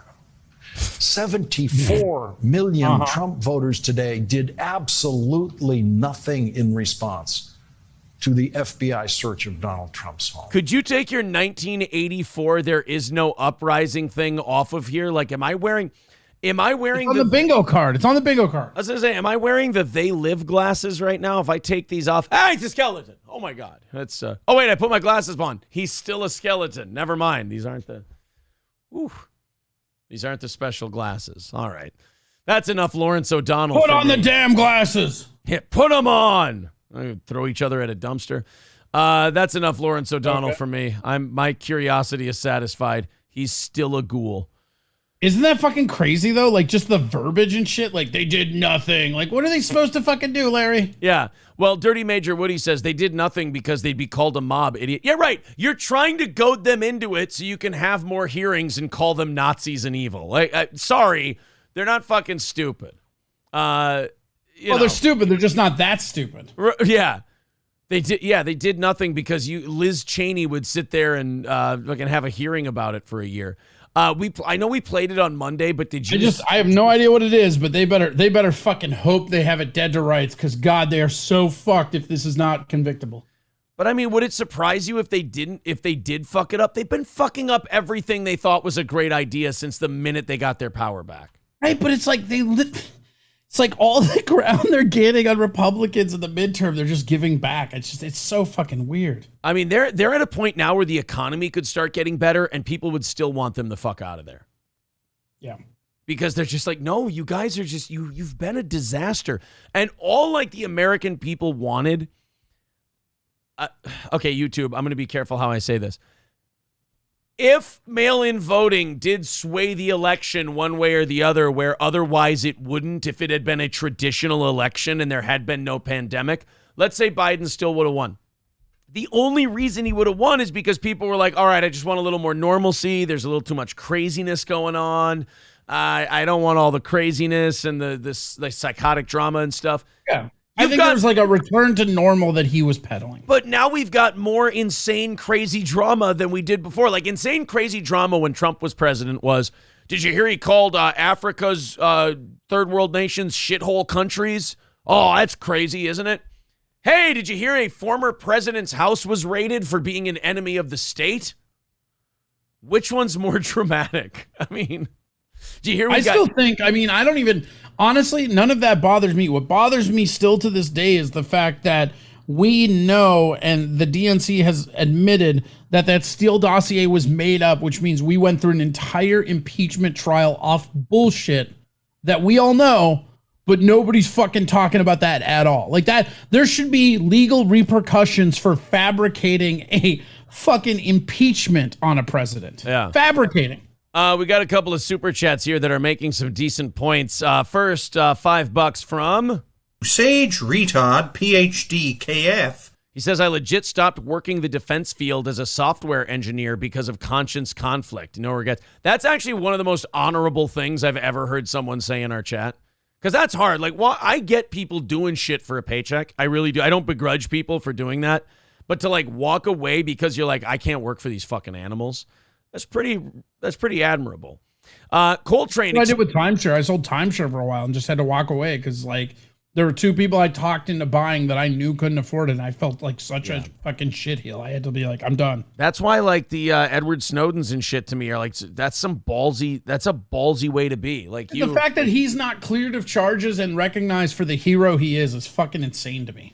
That's another thing where, like, you can definitely shit on Trump for. Like, you wanted to drain the swamp and you wanted to do all this shit. Assange and Snowden were not pardoned. Neither was Tiger King, Trump. And Tiger. Well, that's the one I'm most upset about. Carol Baskins is out walking around, but we can't get the Tiger King free. This is bullshit. Coltrane says they wanted January 6th again, but unfortunately, Ray Epps was on vacation. Aw. Ray Epps, we needed you, buddy. $40 away from our goal today. There's the PayPal link in the chat, super chats and memberships. Hopefully this is a good omen for tonight's show too, and we can break that Wednesday slump that we've been on for the mornings and evenings and just knock it out of the park. Thank you very much, guys, for your generosity. Peter Doocy, Kerry Jean-Pierre. All right, let's get into this now. Here we go. I've already set this up twice, so you guys know. His handling of COVID last week. You've mentioned his January 6th response a couple days ago. So can you say, based on all that, I didn't say anything about Mar-a-Lago. I'm just asking you if you consider the president I'm saying from here, I'm not going to comment on that. Does the president... All right, how about over there? Can we move you over there and you'll say something? If you go stand over there. Can we move her to the left a little bit? She's not answering questions over here. She said from here, she's not going to say anything. Doocy just goes, well, Saki and I used to go out for drinks after every briefing. Sorry, was I not supposed to? Would you want to go get some dinner or something? We can talk about it there. Yeah. Hey, you look really sexy when you're not answering my questions. I know you're gay and everything, but they say that Doocy dick changes people. Look at what it did to Kill Mead when my dad would fuck him. I don't know why. Once you go Doocy, Michael Jordan got his dad killed for gambling debts. I mean, sure, but like, I got to stop the show and address something. Why did I have to make poor Brian Kilmeade the victim of a Steve Doocy anal invasion just to make a little joke? You know, sometimes there's victims and there don't need to be. And I'm sorry. I don't know. I think you're doing the Lord's work personally. All right, so Doocy grilling this lady. And still want to think that he would be very fortunate to run against Trump in 2024, like he had said before. Again, I'm not going to comment on... It's just a quote from the president. In the next election, I'd be very fortunate if I had that same man running against me. Does he still All I think can that? tell you, Peter, is that the president intends to run in 2024. Is there a concern here that if you guys don't say more, then these Republicans who are accusing this White House of weaponizing the Justice Department, weaponizing the FBI, that's going to become the public sentiment? If you guys don't say once and for all, we are not doing that. First of all, we're just not going to comment on the department. All you have to do is say no. You just have to say we're not, even if it's a lie, you just have to say you're not weaponizing the Justice Department. That's it. Remember you just have to lie. Remember when the Bush Justice Department released that CIA lady's like work, Valerie Plame, because her husband was like really critical of the wars, and everyone went, "Oh my God, George W. Bush's Justice Department, he's weaponizing the Justice Department against his enemies," and all it was some guy leaking that his wife, who was no longer an undercover CIA agent, was an undercover CIA agent at one point. And they're like, oh, he's weaponizing the Justice Department. This is unheard of. A fucking former president who may run again against a struggling administration had his home raided by the FBI to find some cocktail napkins and some notes from Kim Jong-un. Like, if you were outraged and upset over George W. Bush and the Valerie Plame thing, this should be a whole new stratosphere that these guys have gone into. But they don't even give a shit. That's the fucked up part. Don't give a shit. Not at all. You're right. Department of Justice investigation. Okay, We're just not going to comment on that. Is this White House weaponizing the Justice Department and the FBI against political opponents? The president has been very clear from before he was elected, very clear on this. Hold on. Throughout his time in office. It's a yes or no fucking question. And it doesn't apply to when before he got there. That's not what the question is. Right. The question is, are you weaponizing the Justice Department? He's almost in a weird way trying to help her, and she won't take the help. He does that a lot. If you notice, he'll be like nodding his head, like, and then. Yeah, he'll be like, I'm giving you an opportunity to say no. You're not weaponizing the Justice Department. You know what it reminds me of? It reminds me of a parent that knows their kid is lying and trying to give him that one out. Right. Like, I'm trying. Are you sure you went over to your friends for that sleepover? You didn't maybe jack your uncle's car and go to the county fair by yourself? I mean, look, if you admit it, we'll definitely, we can go easy on you and everything else. And they're like, well, right now I'm not talking about anybody's car. I'm just not, we're not discussing it. I heard the quote. We will be playing the quote tonight at 6 o'clock. Is this administration weaponizing the Justice Department and the FBI against political opponents? Peter, the president believes in the rule of law. The president believes in the independence of the Department of Justice. Yes or no? Yeah, I was just going to say, how about your son? Do you believe in the rule of law when it comes to your son? Somebody made a joke. They're like, they literally passed by Hunter Biden's house on their way to raid Mar-a-Lago. That's factually accurate and fucking hilarious. I didn't know if that was factually correct because I didn't know if he lived in Florida. Yeah, Hunter lives in Florida now. I'm pretty sure. So you literally had to drive by a guy who's probably got crack in his house at the moment. It'd be funny if Hunter, now in my head, what I really want is I want Hunter in a lawn chair smoking crack, watching them raid. Like where those protesters were, they're like, more reporters and protesters. All right, everybody, huddle around Hunter and make sure you don't get him on camera and just have Hunter lean back, smoking some crack, maybe getting some fucking noggin from a mail order bride, all while they raid Mar-a-Lago. I'm in. Hunter, we're the MSNBC cameras. Could you stop smoking crack, please? Could you go fuck yourself? All right. Do you know who the big guy is?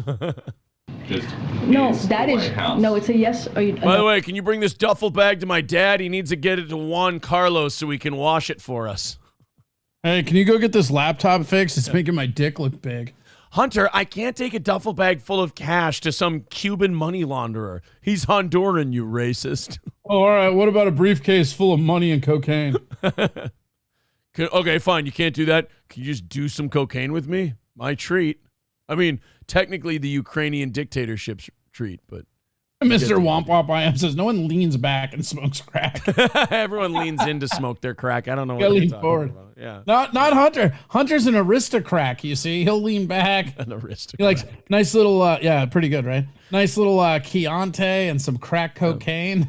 He swishes it around, takes a hit, and goes, the aristocrats. He uses the bottom end of his fucking crack pipe to just kind of swizzle it. Yeah, he pours himself a rum and coke and stirs it with the mouth. Pours himself a fucking scotch. No, it's a scotch. He pours himself some Johnny Walker Blue, then uses his crack pipe as a swizzle stick. And he literally says, I'll have a scotch on the rocks, and then just smokes the crack and slams the scotch. He stirs it with his crack. From now on, when I'm at a bar and I order something on the rocks, if it doesn't come with crack cocaine, I'm going to be pissed. When Hunter orders a scotch on the rocks, he wants them to put his crack rocks in the glass. He wants the scotch warm. He just wants it over his crack rocks. I said on the rocks. What am I paying you for? No, for you. Hunter, that's a golden retriever. I can't pour drinks? Well, it better fucking golden retrieve me some crack. You hear me? They drove Wait, where's that crack drop? I have a really good crack drop. They drove by Hunter's house. You got the crack here, right? Oh, no crack? Oh, fuck. You guys don't have crack? Oh, fuck you guys. What's the crack? Well, fuck you then. Next time I come back, you better have some crack. Fun story about that clip. That's a guy who just put a ladder to a random building and climbed up it. Yeah, Aaron did tires. We know. I wasn't going to out him, but yeah, I wasn't. Sorry. Answering the question. You may not like it, but I'm answering the question. No, I'm answering the question, and I'm telling you that we are not going to comment on. You can't say we're not going to comment and then say I'm answering the question. These people. We're answering the question. I'm not answering that. These people are not long for this political world. Oh, this has been a goddamn clown show. Look, man. Because they're a clown show. I can disagree. I voted for Obama in 2008. I didn't vote for him in 2012. I can disagree with shit Obama wanted to do. He ran a professional administration. He ran he had competent people. I just like the way he charge. lied to us. He was just smooth. And he was nice to us, and he was kind and all this other shit while he bombed the shit out of brown I would have, people. dude, if he was up for a third term, I could have maybe voted for him over Hillary and Trump. He might have probably still voting Johnson, but I just definitely would have beat Trump though. The dude just lies to you in a way that's okay. Plus, there was no worry about him being in charge. You know what I mean? Like internationally, you were never worried about him going to fucking like Saudi Arabia and fucking us up. Right, exactly. Well, and then with George W. Bush, I mean, shit, the rest of the world may have been afraid of him, but we were just as afraid of the guy. Yeah, we had no choice. They were like, what the fuck is he gonna do next? A criminal investigation.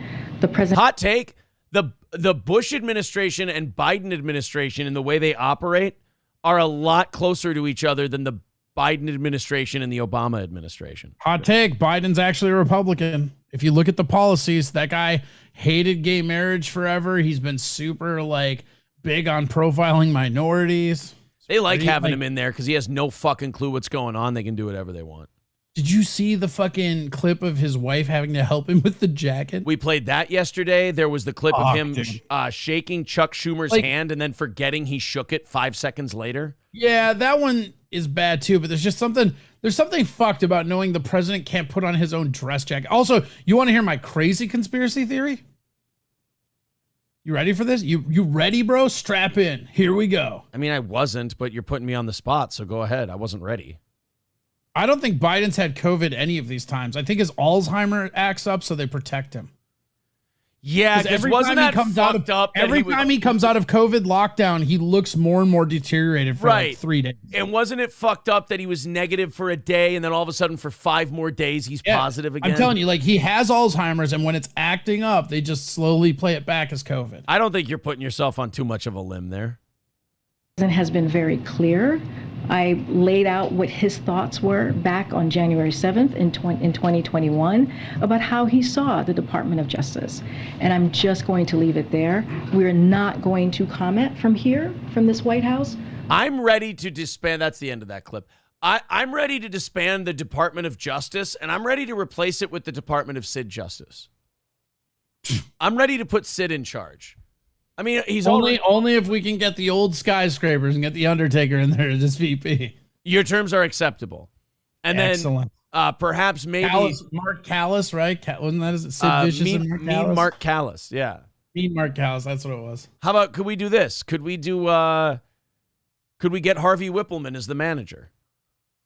Yeah, we could get Sid Justice. We could get Mean Mark Callis as the vice president, and the press secretary Harvey Whippleman. Paul Bearer, press secretary. Now that's gonna be a tall order. He's fucking dead. Oh yeah, I'm back from the dead. All of Mar-a-Lago. I'm back from the dead. Shut up and listen. Yeah, now all of a sudden he's Mark Stephanie, the weepy voice killer. Thank you. Don't talk, just listen. Mar-a-Lago had to happen. Thank you very much to Gavin for $20 on PayPal. Very generous of you, sir. That cuts the goal in half. Just $20 away. You guys are going to like today's show. We're never going to make it. No money asking today because we are at $20 away from that goal, and it'll be knocked out in no time. And you guys might even cut into tomorrow just a little bit. Captain Gordy says... Don't talk, just donate. Gordy says Captain Lou Albano as the manager. Captain Lou... I'm down with that. I'll take that. Captain Lou is responsible for my favorite quote. It was a wrestling quote, but it's good for, I think, any industry. When he was breaking in Kevin Nash into the business, he told him, look, kid, there's a lot of marks in this business who are going to, play by all these stupid rules. And he goes, I'm going to tell you this right now. There's only 2 things real in this business, and that's the money and the miles. That's it. And it's one of my favorite quotes of all time, and it's Captain Lou. Use that in your workplace. Like whenever anyone's playing like office politics or like, you should do this because it helps you. It'll help you with the boss and this and that. And you tell them, the only two things real in this business, the money and the miles. That's it. And then he told my favorite. I mean, that's really good. I think my favorite quote is, give me a hell yeah. I think my favorite quote is, right now you got your beady little eyes locked on the world's toughest son of a bitch. I think that spoke to me as a child. I think my favorite is, we're coming for you, Hogan. Hulk Hogan, we coming for you. Now, see, I can play that Hulk clip. Hogan, we're coming for you, DuckTales. I can play that clip if it's just him. I can't say it. Booker T can say it. And now, guess what I'm going to do? I'm going to fucking play it. I've also been a huge fan of Devon Get the Tables, but that's an old ECW thing. That runs deep. Let me tell you something, Gene Hogan. You out here talking about a clique. The only clique you need to know about is the Harlem Heat and Sister Sherry. See, because what you dealing with here is the brotherhood. It's non-stop from this point on in WCW. We take what we want, and after we take Lex Luger and the Giant, we want the gold sucker. Hulk Hogan, we coming for you, nigga. It's just so, he never should have put his hands in his head or anything else. He should have just been like, yeah, that would have been the most badass wrestling promo of all time. Like, yeah, still is. Yeah, you've got the hottest act in wrestling history, and you just called him the N-word. Like, that's ownership right there. I like how, is that Cheryl? I like how she's like, it's okay. Yeah, Sherry's like, you're fine. So what? You said the N-word. I yell it all the time. You're banging me. Me and Linda say it all the time when we're getting railed. Mean Gene's like, it's totally fine to say that. I say it all the time. By the way, Harlem We're coming for you. Is Harlem Heat, do they get the respect they deserve, or are they criminally underrated? Do people, they list them as like one of the greatest tag teams ever, don't they? I don't know. Here's the hot take. Is Harlem Heat that good, or was Booker T that good? Booker T, even back then, like when he was just starting out, he was fucking awesome. Like Booker T is awesome. I think Booker T is super underrated, but I don't know that I would say the same thing about Harlem Heat. Yeah, maybe you're right. Although I don't even know that other guy's name. Stevie Ray, bro. Don't you even. That's right, Stevie Ray. And I think they are. Yeah, I did actually know that. I think they're shoot brothers. I think they are for real brothers. Really? Okay, that gets a little bit cooler then. Yeah. I think Stevie But I just Ray. like Stevie Ray wasn't the guy, like Booker T was so good on the mic, and then he was also instinctually so good at working the crowd. Like he was one of those Hogan-esque guys where when he did something, he'd be like, come on guys, react, like really good at playing the crowd. Edge is really good at that too, and he never gets enough credit for that. Hey guys, I got to thank April real quick. Corey, look what I just got. Maybe you'll see it in a second here. Is it a bra? Hold on. Oh, nice. Casey's piece of fucking shit. April. Merci beaucoup. Thank you very much for the napkin. That is. I gotta say, I'm gonna go to the bathroom and see if I can't. You can't abandon me. I'm chewing. No, I can. Check it out. That's not okay. I mean, this is cheese and heavy sauce and all that. I fucking hate you. I'm gone. I'm not even here anymore. Stop it. This is delicious. Oh, look, April, do you see how the camera's off? I'm not even here. Stop it. And she picked me out the biggest piece. Yeah, well, it's nice that you have a big piece for a change. I'm going to let that slide off my back because I know you're just hurt. I'm not hurt. I'm not here. See? Notice how I'm gone? You don't have Casey's Pizza where you live? I'm gonna fucking take an ice auger to your fucking eyeball socket. No, I don't have Casey's down here. Wow. I don't know how a man can do a show after this without talking about nothing but Casey's Pizza the rest of the time. I fucking hate you. You know what? No, I don't know what. This is going to backfire on me big time because now that I have to do a show because the bit's wearing off, I can only eat this while I set you up to go on a rant. So the end of this pizza is definitely going to be colder. So I've got They're better colder. Shut up. Stop acting like that's a punishment. Are they? Let's see. Oh. I have a big, thick slice of Casey's Pizza. Yeah. I bet you love a big, thick slice of Casey in your mouth, you fucking asshole. Oh, and the other thing, bacon, egg. It's got do you like the sausage gravy sauce? I like that. That's what I got on this one. And Fuck you. I think Fuck I think I tasted a mushroom in there. Fuck you. Mamma mia. It's by the way, I was watching your culture's national anthem of shows again last night. I'm on the season 4 of The Sopranos. Oh, yeah? How you liking it? That is just a wonderfully done program. It is. And it was the first real standout like that like why HBO like really launched into all the great shows that followed. It was like Oz and Sopranos just led the way. But the Sopranos is almost a perfect show. It's really good. It is. And I think what makes it even more impressive is that they didn't have the budgets that the other shows ended up getting. So yeah, there's a lot of really cool descriptions of what happened violently without actually showing it because of budget. Right. Because you can tell it's like season 3. Wait, okay, so Season can we 4. talk? Fuck spoilers. These people, like, if they haven't watched Sopranos now, I don't feel bad for them. Yeah, it's fine. I already know how it ends, and I'm excited to watch it. Yeah, but I'm wondering like where exactly. So what exactly is happening where you're at? The big the guy, Uncle June's like right-hand man. His wife just died in that car accident. Okay. It's the Columbus Day episode.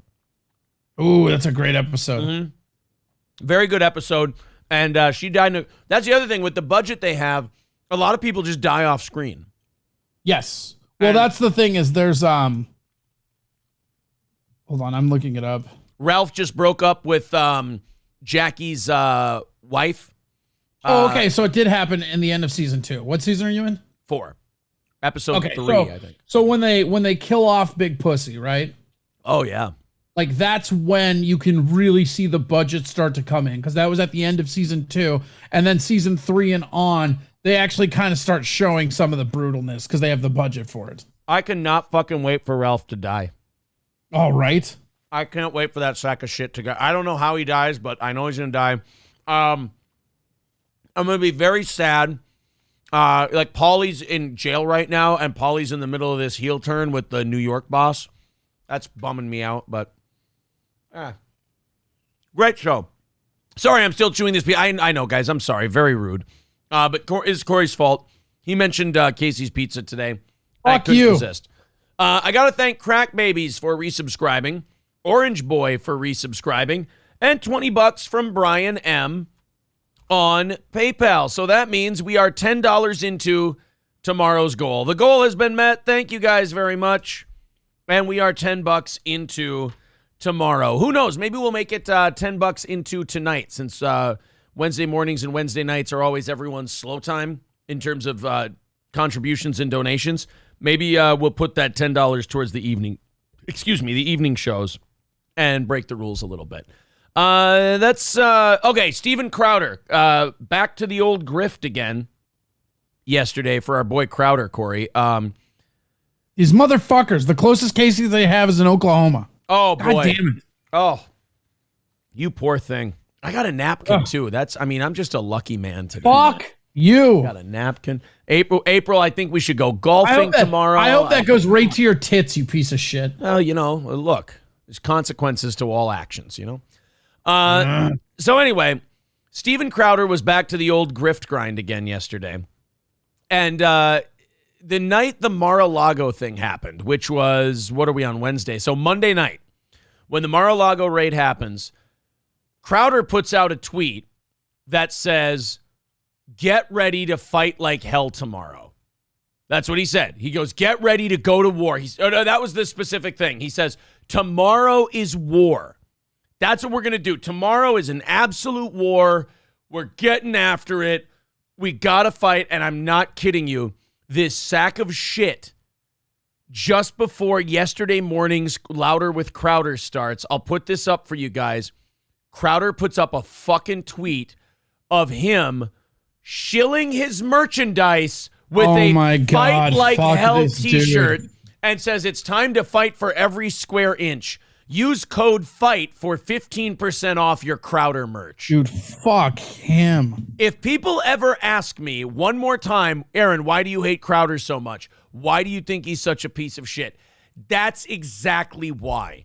This guy is a complete phony. He's one of those guys who, if it became more profitable to become a liberal, he would tomorrow say, I've changed, I've had an awakening, and do a big YouTube video with dramatic music. Oh, you just say he was a liberal the whole time. You'd be triggering the conserves. Right. And so when you do that, he does that all the time. Again, I don't mind that he takes memberships from his audience. Hell, we ask for donations from our audience. I don't mind it. But if you're going to do something that requires you to ask people for money, which requires a little bit of sacrifice of dignity to do so, you have to be humble about it. You can't sit there and go, get ready to go to war. Tomorrow we go to war. And then you're like, this is the war. Buy my shit. If you buy my shit, and you buy my t-shirts and you join my mug club, then you're helping fight back against the FBI. I don't care if you sell 1 million t-shirts, motherfucker. It ain't going to change a goddamn thing of what they do. And you have these dumb conservatives on the internet who have no friends and no girlfriends flocking to you because they actually believe that you're helping them. Again, that's the thing that's fucking hard to take. Like, yes. They believe they're like, at that point, you're like, it's like vulnerable adult shit almost. Right. I wouldn't mind any of this stuff if it didn't work and people were like, oh, what a fucking weirdo. Desperate people cling on to this guy. They buy their mug and they act like they're helping. Talk, I have pizza in my mouth. No, I want you to fail now. I want to be very quiet when you're chewing because all I want for Christmas is for you to choke on that fucking pizza. Oh my God, it's so good though. I'm really sorry. You know what? I feel bad that I'm doing this to you. You don't. I know you don't. I don't. I was trying to be nice. Yeah, it's not working. I was trying to be. Gordy writes, war. Good God. What is it good for? Absolutely nothing but for Crowder's back pocket. Yeah. Oh God. And can you imagine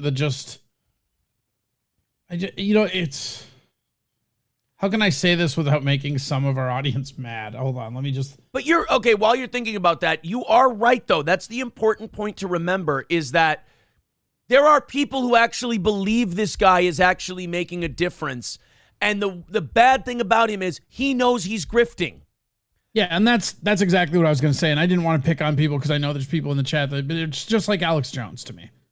Yeah. Alex Jones says a lot of shit that's crazy, and he knows crazy for profit. And Crowder's doing the same thing. And it's so sad to me, the people that are just like line and hook. Yeah. Oh yeah, Crowder. I mean, I still have people tell me that they like Crowder, and I'm like, why? If you actually enjoy his programming and you find him funny, I mean, do I disagree? Sure. However, if that's why you buy the Mug Club, if you're like, hey man, I've joined the Mug Club because I like his content, I want to support him. Fine, cool. If someone it would break my heart if I heard do it just because you really like the film parodies. I mean, do I think you're someone who deserves all the bad things in life? Yes, because you have terrible taste. But at least you're not being hoodwinked. You just have shitty taste. But when it comes to, like, if some poor fucking construction worker goes, Crowder's fighting for us, and, he's doing this so that we can fight back against the establishment, and that guy believed that, and he was shelling out his hard-earned money for that, I mean, that would just make me upset. And I'd feel terrible for that guy. Hobo Flexible is exactly right. It's televangelism, but with politics. It's just see a mark, take a mark down. So we got a clip here of him talking about, and now here's the other part about Crowder. So he grifts. He goes, hey, get ready for war tomorrow. And then here's the war. Buy my T-shirt, and it'll help the FBI stop going after Trump. Then he goes on his show. Finally, a war I can get involved in. Yeah. So then he wears his Fight Like Hell T-shirt on his show yesterday so we can pimp it some more. And then when he goes on his rant, so now when we get into the actual content of his show, he has the complete wrong message on top of being a scumbag. The quote here, and we'll play the clip, is he wants to raid everyone. I don't care if we become Nicaragua at this point. Oh, fucking great. So you're going to, we go to war tomorrow. Great. A war we're going to lose. That's nice. Not a war to like preserve our freedom and like get rid of these enemies of the state and, get it back to, a more manageable level. It's let's just do what they're doing. We'll just become a crazy Central American banana republic. That sounds like fun. Good. What good is fighting the war if you're just going to become the same thing they are anyway? Why don't we just, if that's the case, why don't we just vote for all of them and let them do their thing? I mean, because they don't care. Yeah, I mean, if you're right, because it's a grift and he's just doing it for a show. But if you're on there and you're just saying, well, let's just do everything they're doing. Well, then why would anybody vote for you? They're already doing it. Yeah, they don't need you. They're doing it. Right, exactly. This is going to run an ad real quick, so I'm going to mute this. Then we'll watch Crowder annoy the fuck out of everyone with his terrible, terrible takes on politics. But that whole tomorrow we go to war and getting his audience all amped up, getting their eyeballs on the product and then going, hey, guys, if you use my Fight Like Hell promo code, I'll give you 15% off this T-shirt that we'll use to fight the raid on Mar-a-Lago. All right. If you use this promo code, you can fight like hell to save some money. Yeah. Here's Crowder talking about the Mar-a-Lago raid. Bridge too far. Of course, James O'Keefe, his apartment was raided. Notice no one talks about the inauthenticity of the Ashley Biden diary. He wasn't ever charged with a crime. Hey, liberals, you think they're not going to come for you? And by the way, I don't think that we should be above the fray. If Republican gets in, investigate everybody, raid everybody, use all of it. That's wonderful. You know what we should do? Become the Gestapo if the other... This is why I hate picking sides. Hey, why pick a side when you can just have a fascist regime? Right, where it doesn't matter. This is why I hate when people get too invested into the right or the left of politics. And, I will give Jesse P.S. from Pod Awful credit. He did say one thing during his Alex Stein thing yesterday. He said, you got a disease called politics, and it's gayer than monkeypox. If you're into these sides and shit. He goes, you have a gay disease called politics. It's a gums disease, and it's gayer than monkeypox. I thought that was great. But that's what Crowder's doing now. Is monkeypox gay? I've heard that maybe 2 or 3 of the cases might have been homosexual males having sex with other males. I don't think so. I think you're just being a bigot. Well, I've got a monkeypox case a little bit later. No. A story. I don't have a monkeypox case. I have a monkeypox story. Corey, help me here. I meant to say that I have a story. Oh, it makes a lot of sense. You've had monkeypox around your lips since I've known you. Oh, you know what? You know where I probably got it since I've got it on my lips? This delicious Casey's pizza. Mikey just texted me and said, you're eating on air again. I'm out. Oh, boy, is that. That is God, I fucking hate you. Oh. I'm just imagining your head exploding and making a cool NBC Peacock. Oh, no. Behind you. Look at this. April gave me the rest of her Casey's pizza. I shouldn't do this. There's no way I should.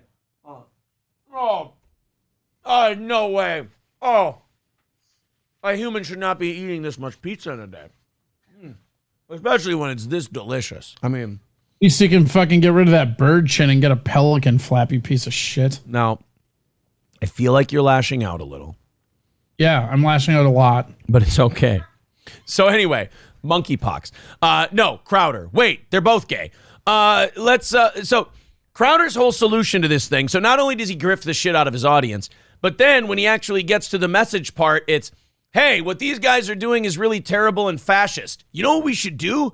Be really fascist back at them if we ever get power again. Well, then again, why get rid of these guys then? They're just doing a fine job of doing fascism. If me picking you is just more fascism, why should I bother? Well, that's exactly it, right? Oh, if you think they're not coming for you, they are, because it's all fucking fascism now. Yeah, it's like, hey, liberals, if you don't think we're coming for you, we are. Oh, cool. So you're going to let them drag all of us down into fascism. Meanwhile, we're the ones who are going to have to live with the consequences. Gordy just called you Aaron the Love Sponge. Okay, now, you know what? Now I'm not eating anymore. All right, there. There. You got me. I'm throwing the pizza to the side. You called me Aaron the Love Sponge. You fucking happy. But the pizza's over there now. It's over there now. Just remember, guys, whenever you want to get under his skin, Aaron the Love Sponge works. Can confirm. All right, let's finish off Crowder. God, I'm having a gay day today. Jesus Christ. Let's finish this Crowder clip. I don't care if we become Nicaragua at this point. You've already rung the bell. You can't unring it, Buttercup. Here's something else that we know. Whoa, he said Buttercup, dude. This guy's tough. Did you really just say Buttercup? Why don't you just do your show in drag? You like being a woman. Embrace it. Why do you keep... Don't be like that, darling. Yeah, why do you keep... Yeah. Oh, yeah, that's... Oh, you can't unring that bell, Magnolia. Thanks, thanks, old Westy Canadian Crowder. It's just such a terrible take. Like, you can't unring that bell. Now we're going to lock you up all in prison on trumped-up charges. Oh, fun. So we're doing this for the country. Stick to what he's good at, tombstone covers. Oh, and the occasional 300 parody, because who doesn't think those are good? They were doing in November 2021.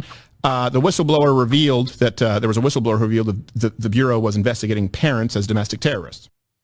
Yeah, we should. But you know what? See, Crowder, grifters like you want to see that happen more so they can make money off of it. People like us want to see that kind of behavior fucking stop. So we don't sit here and say, oh, yeah, they're investigating school board parents, so we should investigate them. No. We say they're investigating school board parents. Let's do what we can do to make that stop. Let's elect the people that will stop doing that. But no, let's... Oh, my God.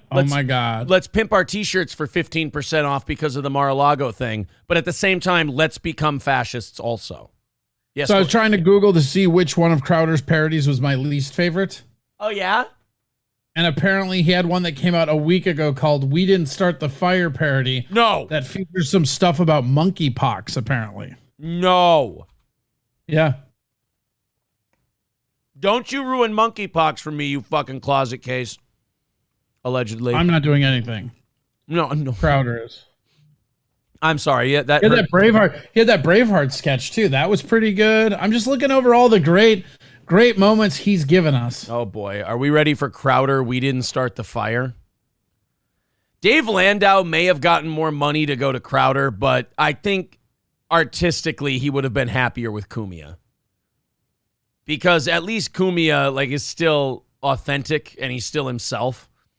Having to be Crowder's... called a YouTube Carol, which was a Christmas Carol parody. This is fucking...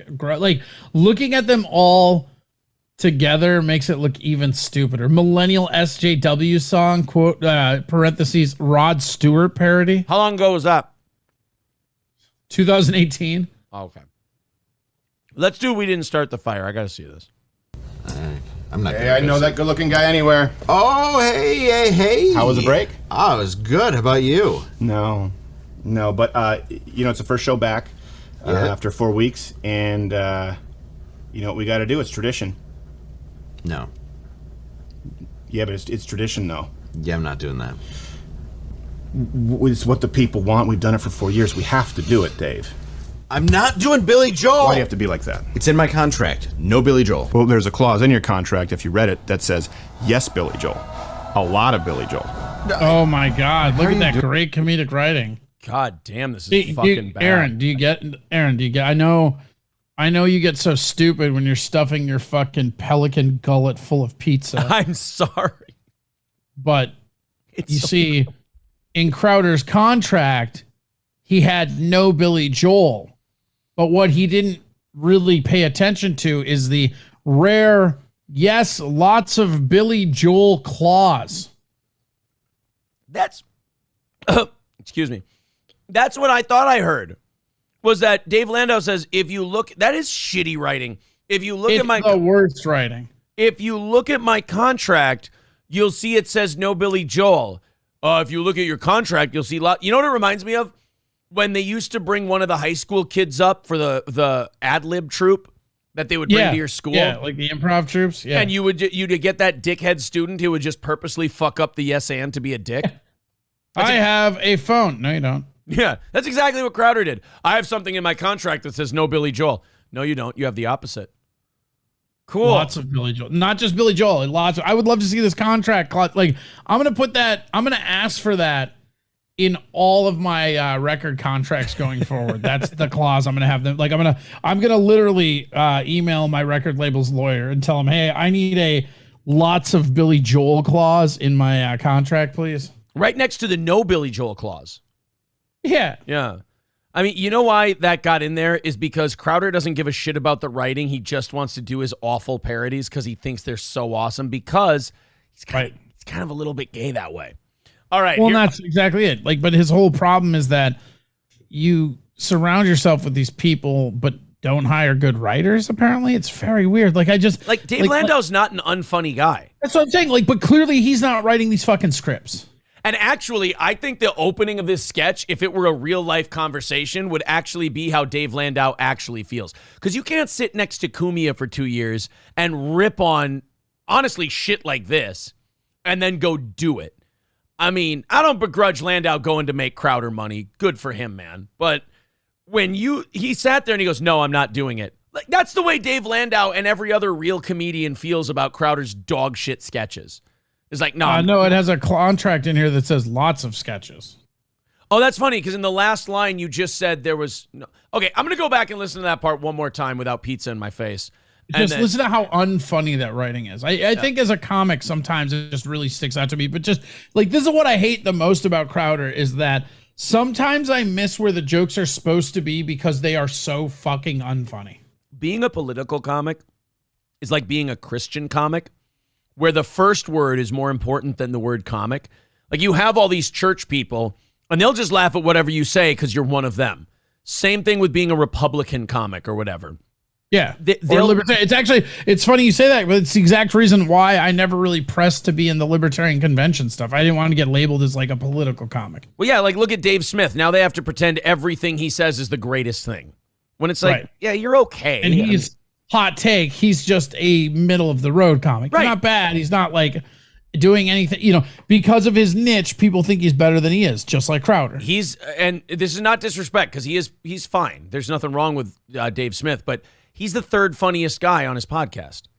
Like Louis J. Gomez and Big J. Okerson are both funnier than he is, but he's latched on. Big J. Okerson is funnier than almost everybody. Like I've talked to, like that dude had me almost cry laughing in a dressing room a couple times. Really? Oh, dude, he's like funnier off stage than he is on stage or behind the mic. It's crazy. Like he's just stream of consciousness, really funny. The only person I've ever met in my life that comes close to that is Chris Maddock. Chris Maddock is a funny fucking guy. Like there are just people who, even off stage when you're hanging out with them, I mean, like I like Chris Maddock's one of my best friends, and I don't know that I've ever laughed harder than just hanging out with the guy. The guy is so fucking funny, and Okerson's the same way. All right, let's watch Dave Landau put something out there, and Crowder just immediately stomp on over. Do you think Crowder feels threatened by Dave Landau as a comic? And like does shit like that to cut him off? I think he feels really threatened. Lots of threatened. It's in his claws. I can't get over how mad that lack of a punchline makes me. No, it doesn't. It says lots of Billy. Like it says Billy Joel. It says a lot of Billy Joel. It doesn't fucking say that. No. Yeah, but it's tradition though. Yeah, I'm not doing that. It's what the people want. We've done it for 4 years. We have to do it, Dave. I'm not doing Billy Joel. Why do you have to be like that? It's in my contract. No Billy Joel. Well, there's a clause in your contract, if you read it, that says, yes, Billy Joel. It's amateur fucking, what is that called? Open mic. No, it's amateur, why can't I think of the fucking word? I'm getting brain damage. Improv, thank you. It's amateur improv. A lot of Billy Joel. Wait, how are you doing? How are you wearing that? Did you just change into this? What's happening to me?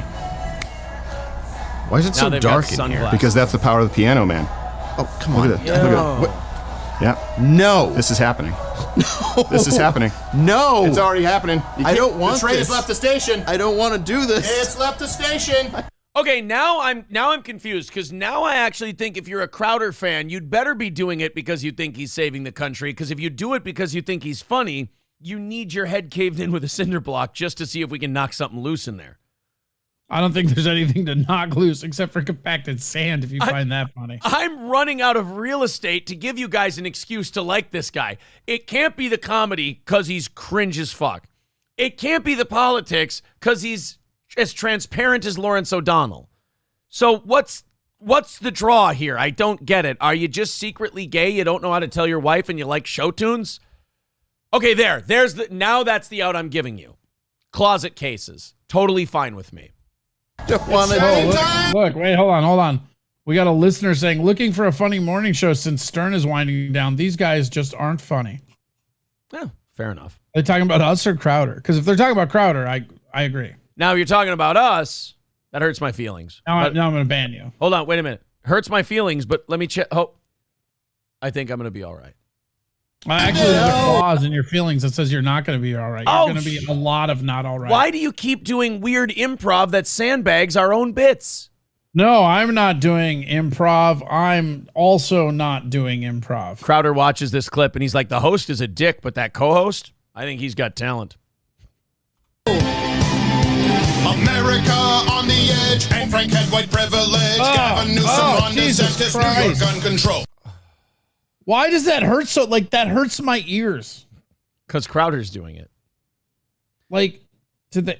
So he's going to do. First off, they don't have anybody audio engineer to mix that at all. Yeah. Second off, why his fucking voice is the worst. Glenn Beck must be cutting the budget to the show, I'm thinking. But also, like, it's just going to be conservative patter now to Billy Joel's "We Didn't Start the Fire." Hey, white privilege, am I right? Hey. Biden family, dirty felons. Nancy has some big old melon. Saudi fist bump, falling stocks, outbreak of monkeypox. Hey, they just found the cure for AIDS.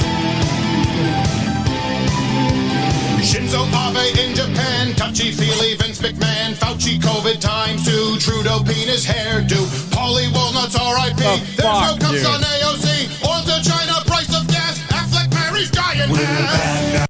Affleck marries giant ass. You see, it's a Jennifer Lopez ass joke. It's a Jennifer Lopez joke. Remember 1997?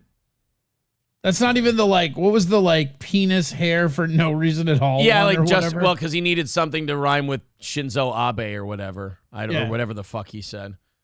Now I'm getting louder. We were on hiatus and the liberals hate us. Oh, we are on hiatus. On hiatus at a liberal status? No, the liberals hate us. Oh. Yeah. You see, the grift is strong. You know, we're fighting the libs, man. Fuck. Just be funny. Back now and getting louder. No, we didn't start, but the fight goes on. Inflation. The fight. Oh my God. You're not fighting. Glenn Beck doesn't even say he's fighting anymore. He's like, I do a show. Hot take, Glenn Beck funnier than Crowder. Yeah, I'm 100%. Glenn Beck's funnier than Crowder. Glenn Beck's had some moments. Crowder, the problem with Crowder is he tries. That's the cringiest part. Like, at least Glenn Beck and, like, political talk show guys, if they're ever funny, it's kind of by accident. It's just, like, spontaneous. Crowder, like, I'm going to dig in and I'm going to make a funny bit. And that's what makes them worse, is that 150% of his attention went into this. I want to fuck a bumblebee because there's obviously no talent in me. Arnold Clark, very normal, stuffing hearts. J6 hearing, no one view. Netflix not renewed.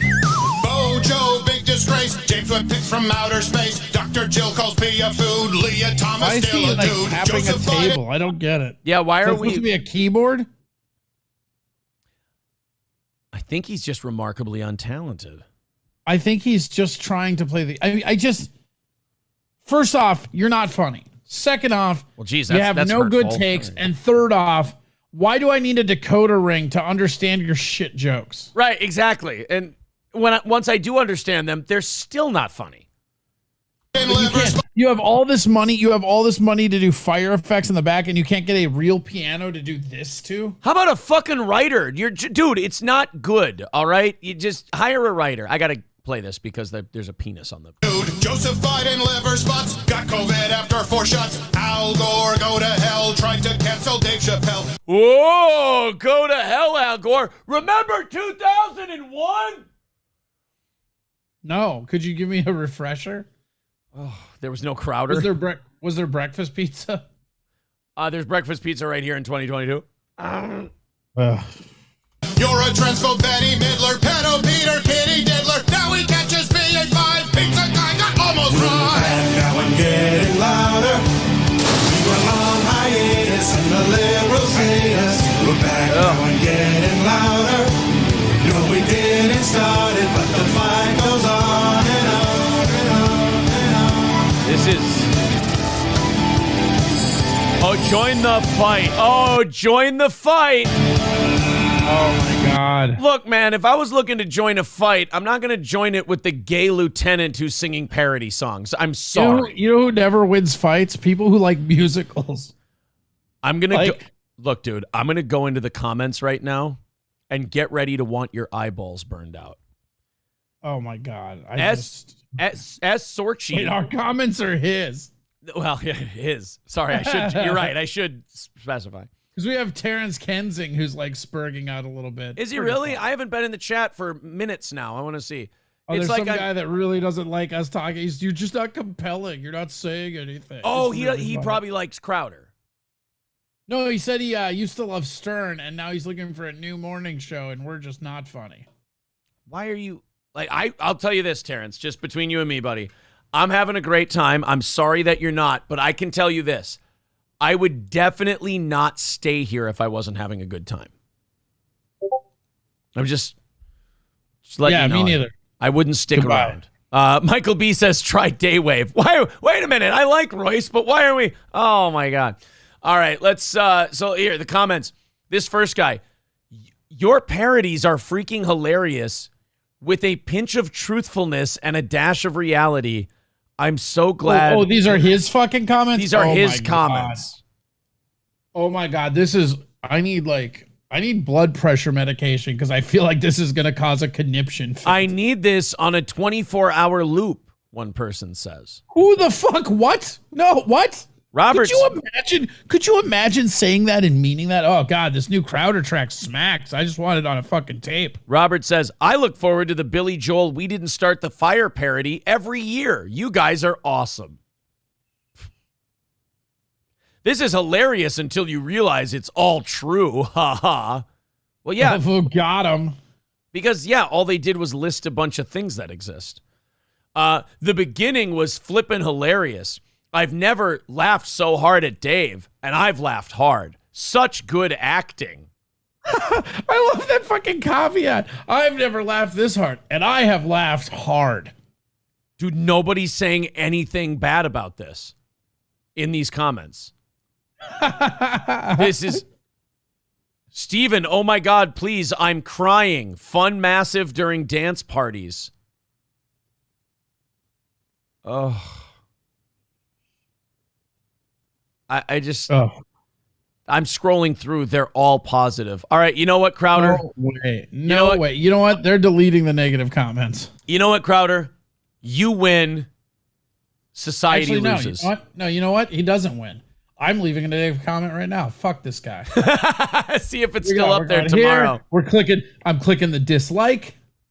And now we're going to the comment. This sucks balls. A lot of balls. More than I'm comfortable with? Your contract loophole. I wish someone would start a fire around you. There you go. Around him so he can't escape. Well, yeah, and it's just nuanced enough. There you go. It's on there. 0 seconds in. Posted. Who knows? Here's the real question, right? Can you see my comment, or do they have it moderated? All right, hold on. Let me go to the newest. Let me go to newest comments, and I'll see if I sort by newest first. Nope, yours isn't up there. So they probably have it set on they have to approve it first, because these eggshell fucking egos would do that shit. How did I not find this sooner? We need the full song. Yeah, these people are hopeless. We just, you know what? Some will be left behind. That's it. No, guys, someone's saying, Aaron, we need to call the banners. I know, look, we got over 400 people in here. We could do some damage. They're not allowing the comments. They review them first, which, imagine the poor bastard that has to do that for a living. Terrence, the context is this guy's bad at comedy, man. I don't know what you want from us. Terrence, you want us to explain Crowder. It's like the show kind of... It's a continuing story. Just another show. It's another show that sucks that we're just kind of bagging on right now. It's fine. You don't need context. You don't need his fucking background information. You don't need his fucking blood type. Check it out. Asshole show on the internet getting jabbed by crazy weird radio show guys. It's not that fucking hard, man. Yeah, there you go. You were a big Stern fan. You should know it. cringe douchey guy with a lot of followers, and we're making fun of him. There, you're caught up to speed. All right, we'll move on anyway. I'm going to clip that one out. I love a good Crowder trashing. We'll throw that up on. God, it's so fucking bad.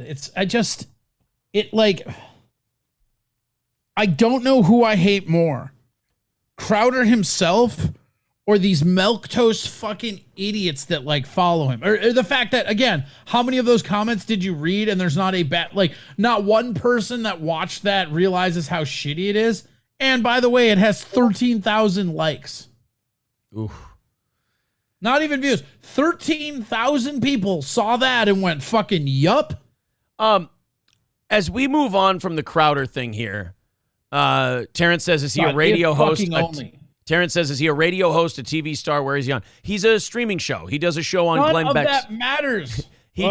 He does a show for Glenn Beck's company, and he's got probably 1 million or so viewers. He's popular, but I don't understand the people. Terrence, let me put it this way. He is a guy who does a show for people who are obsessed with politics and have completely lost their sense of humor, and they consider him their funny guy, quote unquote. And he's basically a theater kid who couldn't make it as a comedian, so he just went, well, I'll grift with politics and tell people I'm saving the world. Yeah, Terrence, just Google it, buddy. You'll get there. All right, let's move on. Hoagie Power Vibe says he hates people that say milk toast. That's because you are a milk toast. Got him. Let's talk about Nancy. Let's talk about Nancy Pelosi's trip to Taiwan. If we're not talking about her jugs, I don't want to talk about her. I'm starting to wonder, is she like trolling us or China with this Taiwan trip? I don't get it. Okay, how hard do you want the tinfoil hat on for my answer? Not very hard, because this clip we're about to play of her is hilarious. I don't understand it. Like, one day she's like shitting on China and provoking a war. The next day she's sucking China's dick, but still going to Taiwan. I know I ask this a lot of the likes of Nancy Pelosi. What the fuck is the point here? The point is, in my opinion, to antagonize China into actually doing something with Taiwan. Well, China has launched their missiles into the strait, and now Taiwan's launching their missiles into the strait. So they're all just firing missiles into the water at each other. That's about what we've got going on right now. Is just missile. We're getting this sound. This is the sound of conflict in China and Taiwan. That's what they're doing at the moment. So Pelosi is going there. But listen to what she said about China. Now, China doesn't want her going to Taiwan because we acknowledge that Taiwan's a country, fucking barely, and China wants to take Taiwan. They think it belongs to them. Pelosi's going there. China sees it as a slap in the face, but then she says shit like this. We still support the one China policy. That's not the part, but you can't say we support the one China. I always thought the one China policy was China and Taiwan are one country. Well, Taiwan agrees with that too. Like, that's the weird part about Taiwan and China, right? Because like they both agree that Taiwan's part of it. Taiwan just thinks they're an independent republic, and China says nay, nay. We go there to acknowledge the status quo is what our policy is. There was nothing disruptive about that. It was only about saying China is one of the freest societies in the world. Uh-huh. Really? Tell that to the fucking Uyghurs. Have you seen Amsterdam? Have you seen a black person in China ever? Have you? Italy allows you to try mob members over and over for the same crime. There's no double jeopardy. You know what? Still freer than China. I'm pretty sure in Botswana you can have your clit cut off for thinking you saw a dragon. Still freer than China. You cannot. Rusty Grabber just called her an android. Well, she must be misfiring because you cannot go on television with a straight face, look into the camera and go, there's nothing straight about Nancy Pelosi's face. You know what? Accurate. I apologize. That's my fault. And I went over the line. That shit says crooked as a St. Cloud road. You cannot say China is one of the freest societies. Let me throw out a couple of things here. Imprisoning dissidents. Bibles are punishable by prison. Active concentration camps. I think we're missing the big one too. Like, this is the big one that nobody talks about ever. You ready? Sure. No access to the internet. Right. No free access to the internet. Don't take it from me. That's from Freedom House. Let's It's talk a strong a little bit. democracy. Yeah. Courageous people. Oh. She literally, no, you missed it because you were too mad at the stupid thing she said before the next stupid thing. Here. Let's talk a strong little bit. democracy. Yeah. Courageous people. And it's just, I don't know why it is, except there's some commercial interests who would like to diminish the relationship. We still. There are commercial interests who want to diminish the relationship. No, there's not. Mars, the candy company, just apologized for calling Taiwan a country because China got pissed off. They did a Snickers promotion where they said not valid in the country, or only valid in the countries of South Korea and Taiwan. And they had Did you see the thing with Apple and the like chip things? I saw Apple had said, like, they made some statement about how people should be nicer to China or... No. They told Taiwan that they have to put made in China on their chips Right, yes. that are coming in. You're right. That's what I saw. Yeah. That they have to write made in China. I mean, it's incredible. And by the way, I didn't know this. I'm new, to the China-Taiwan party. The whole reason that we've been protecting Taiwan the last few years before these guys got in, and China wants them so bad, is because the one thing we kick the rest of the world kicks China's ass in is microprocessors. And Taiwan makes like 90% of the world's microprocessors. Okay, so conspiracy theory time. Tinfoil hat on. Nancy Pelosi's going to Taiwan to get her microprocessors adjusted.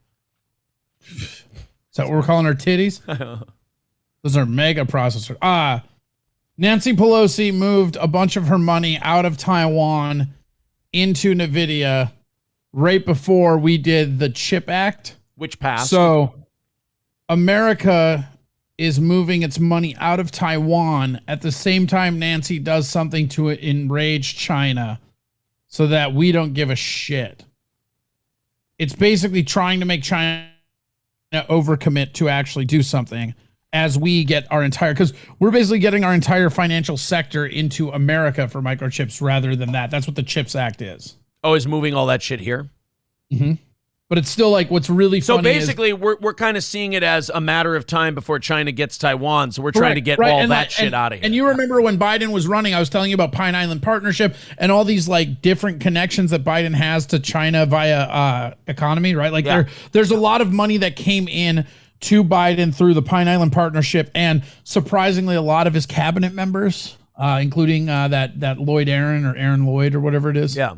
And the Yellen bullshit. But anyways, her husband has been insider trading this whole fucking time. Yeah, for sure. They moved their money out of Taiwan, popped it in NVIDIA just in time for the CHIPS Act, and then she goes over there because what happens is now if America's money's out and China gets pissed that they do something, America can sit back and kind of do nothing because even though we have a treaty with them to defend them, we're not really good at fucking keeping our word on those. We are really good at backstabbing our smaller friends in the back, though.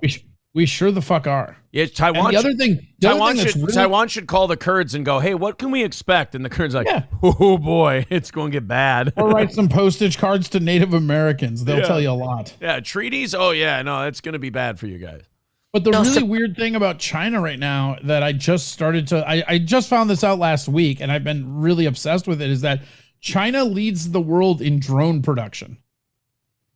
Like when it comes to like drone warfare, China's the best. And that's kind of fucked considering that that's where all combat is going. I always thought we were the drone guys. No, China's the drone guys. We kill a shitload of people with those drones. You'd think we'd be good we killed more people with our drones, but they have more drones. Oh, thank you, Zen Rhino. It's not microprocessors, it's semiconductors. I fucked that up. I'm a stupid asshole. I'm sorry. Semiconductors, everybody knew what I meant at least. Okay, good. They went, "Oh yeah, the host guy, yeah, he's just stupid. We know what he means." Yeah, the thing about China is their economy is so fragile though. Can they move on them? It's very interesting. There's a lot of different like House of Cards acting, because the other thing that's really interesting to think about is if China rolls on Taiwan right now, how much money are we going to give to Taiwan with all the money we have tied into Ukraine? Well, I mean, I don't know. Does it matter? Like, it doesn't seem like. I mean, are we gonna just keep outfitting them till we ruin our economy? Because that kind of seems what it is, right? Yeah. I think Bin Laden kind of ended up winning the war, because he always said, he goes, I would never like invade America. I would never do anything else. That's not how you beat America. You beat America by drawing them in to a never-ending war and bleed them of their resources. And surprise, surprise, since 2002, that's all we've been doing around the world, is just bleeding ourselves dry, fighting all these proxy wars. So, I mean, in a way, everybody's kind of following the Bin Laden playbook at this point, and it's working. Well, and Bin Laden was just an employee of Russia. He's just doing the Russian playbook. It's all, everything is, you've heard me say it a million times, everything is 1914 Russia, all of it. Always is, always will be. Well, then can we fast forward to the 1917 part where it all falls apart? No, that's not how this works. Oh, okay. I thought Wait, never mind. There's a clause in your contract that says this is how it works. A lot of this is how it works. Could we get the Germans in there to break them down like they did in World War I, or no? We're not. We don't. Get I feel that like part. The Germans are not in a very good position right now. They're burning coal. They're not going to be a lot of help. You got to think about it. Technically, isn't Germany and Russia are 1-1 in world wars at the moment? Like Germany. Well, and you can make the argument that they're the only reason they lost World War II. Right. Like if the Russians hadn't like opposed the Nazis, we're probably speaking German right now. So yeah, I mean, she's going. Maybe not us, but most of Europe. Yeah. I mean, sorry. We have a lot of British refugees at that point. Yeah, exactly. Yeah, we got a lot of some of our British brethren are living over here. America is not the drone leader. I'm telling you, do some crazy research. I thought they were too up until a week ago. I uncovered this shit and it's not talked about, and it's absolutely horrifying. So Nancy, they have like 3 classes of drones we don't even have. Sorry, go ahead. So Nancy Pelosi's going to Taiwan, pissing off China, but at the same time saying she supports the one China policy, and China's one of the freest societies in the world, according to Freedom House. That teaches me one thing. Never listen to Freedom House on anything. I thought you were going to say don't elect women. I always thought that was a given. I feel depressed when I have to repeat myself. Freedom House. I got to look these people up. Expanding freedom and democracy. They're obviously quacks. Oh my God! It was founded by Eleanor Roosevelt. Okay, so a communist. I mean, what? Kinda. Nonprofit based. They probably take a lot of money from China if they're saying China's free. Yeah, they're a nonprofit. They had $49 million in expenses last year. They're based in Washington. Freedom House funding. Primary funding for Freedom's House programs comes in the form of grants from USAID and the U.S. State Department, as well as from democratic governments, Canada, the EU, the Netherlands, Norway, Sweden, and private foundations, including the John D. Rockefeller Foundation. Wait, hold on. It's even better. Are you ready? Yes. Click on that map. Click on China to see what it says. It doesn't say. It says they're not free. They gave them a score out of 9 out of 100. Oh, really? Yeah, it's complete bullshit. If you look if you scroll down to like the first thing, there's a tracking democracy and freedom around the world. Explore our interactive map. And if you click on that, you can go over and click on China. And China has a 9 out of 100 score. Political rights are -2 out of 40. Yeah, 9. They're hard purple, which is not free. Political rights, yeah, -2. Civil liberties, 11 out of 60. Where's that 11 coming from? Japan is free. South Korea is free. Mongolia is free as fuck. Good for them. Australia. Who's the freest country in the world? 95 for Australia? Get fucked. Prior to COVID, they were absolutely the most free country in the world. Like I was actually looking at maybe moving there until they decided to go nuts. The other one that's really free is Argentina and Chile. Chile. Oh, wow. Chile doing just fine for themselves. Argentina's an 84. What are we? 83. Oh, yeah. Fuck us. Probably because we have guns and shit, right? Canada's a 98. Canada's a 98. Okay. Freedom House is full of fucking shit, though. Oh, dude. Finland and Sweden are 100.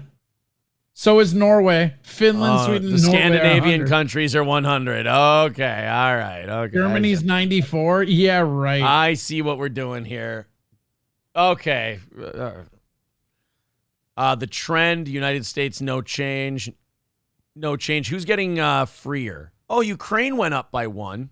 Getting invaded will do that to a country. Oh, wow. Canada's a 98 and we're in 83. Oh, Michaela says we have an incredibly high incarceration rate. Well, that's true. That is true. New York's trying to fix that, actually though. One of the things with the whole Griner thing that pisses me off is we're going to get so mad about that, but we have American citizens who are in jail for longer for less weed. I was just going to say, like, we would lock up someone for 9 years for weed. Yeah, dude, let somebody get caught in the airports in Georgia with weed and see what happened. Hey, Russia can't put Brittany Griner in jail for 9 years for pot. That's our job. They do the liar, liar line. They go, do you think it's fair that Brittany Griner got 9 years in prison, America, for smoking weed? No. I'd got her 10. Yeah, I got her 10 or 11. Aaron Rodgers was on a podcast recently, and the host decided to be a smarmy dick about COVID to him. Well, he just had to be on his level. Oh, this was a Barstool show? Yeah, it's kind of... He didn't like this very much. This guy was, I guess, decided to be a cunt and decided to ask him about his COVID shit. Aaron Rodgers did not like it. Also, Aaron Rodgers pissed off Packer fans this week, too. Did you see what he said about their ownership of the team? No. He said... I just saw the ayahuasca shit. Yeah, the league's not going to punish him for him saying he took ayahuasca. But he did say, they asked him about, isn't it cool that you work for a franchise? And by the way, this is right after Aaron Rodgers and the Packers have kind of smoothed things over after it's very clear he doesn't want to be there anymore. And they traded away his best receiver. They asked him about, hey, isn't it cool that you work for a franchise that's owned by the fans? And he said, I don't know. If you own stock in the Packers, you kind of own a worthless piece of paper. Jesus, bro. Like, I thought we were cool now. Like, you're still taking shots at our ownership, huh? It's just Aaron Rodgers is just testing how much of a cunt he can be to Packer fans and still have them cheer him for how fucking good he is. The answer is how many wins? Yeah, exactly. This is him on the Barstool podcast. There's an ad here, so I'm going to... Okay, there we go. It's coming up here. This is Aaron. You said, like, there's a certain image out there of you that you've tried to, well, you don't care really what, like, strangers think necessarily, but it's not necessarily accurate. Big Cat. I mean, Dan, yes, I do care about him. Mm-hmm. Yeah. How would you describe yourself? I think in general, I'd like to. Wouldn't that be funny if he said that? He goes, I think I'm kind of a douchebag, but I mean well, and most people will find I would love that honesty out of him. I would. I know over the COVID thing, I rode a roller coaster with Aaron Rodgers. I'm a Vikings fan, obviously, like a lot of people in here. And so I have to hate him. But like during a lot of the COVID stuff, I was like, you know what? Kind of liking Aaron Rodgers a little bit. And then he's shitting on his own franchise, and I hate that franchise more than I hate Aaron Rodgers. So I'm like, are we doing the Brett Favre playbook? Is he going to be here in 3 years? Like, are we going to be abandoning Cousins for Aaron Rodgers for a couple? I suppose he has to make a layover stop. Don't even fucking say that. He needs to make a layover stop in New York. I would love to be a man and threaten to never watch the Vikings again if that happens, but I love the Vikings too much. Who would you what would you be more excited for? Whatever the other option is most likely. Brett Favre in 09 or Aaron Rodgers in 24? Brett Favre 09. Okay. That's an honest answer. Because I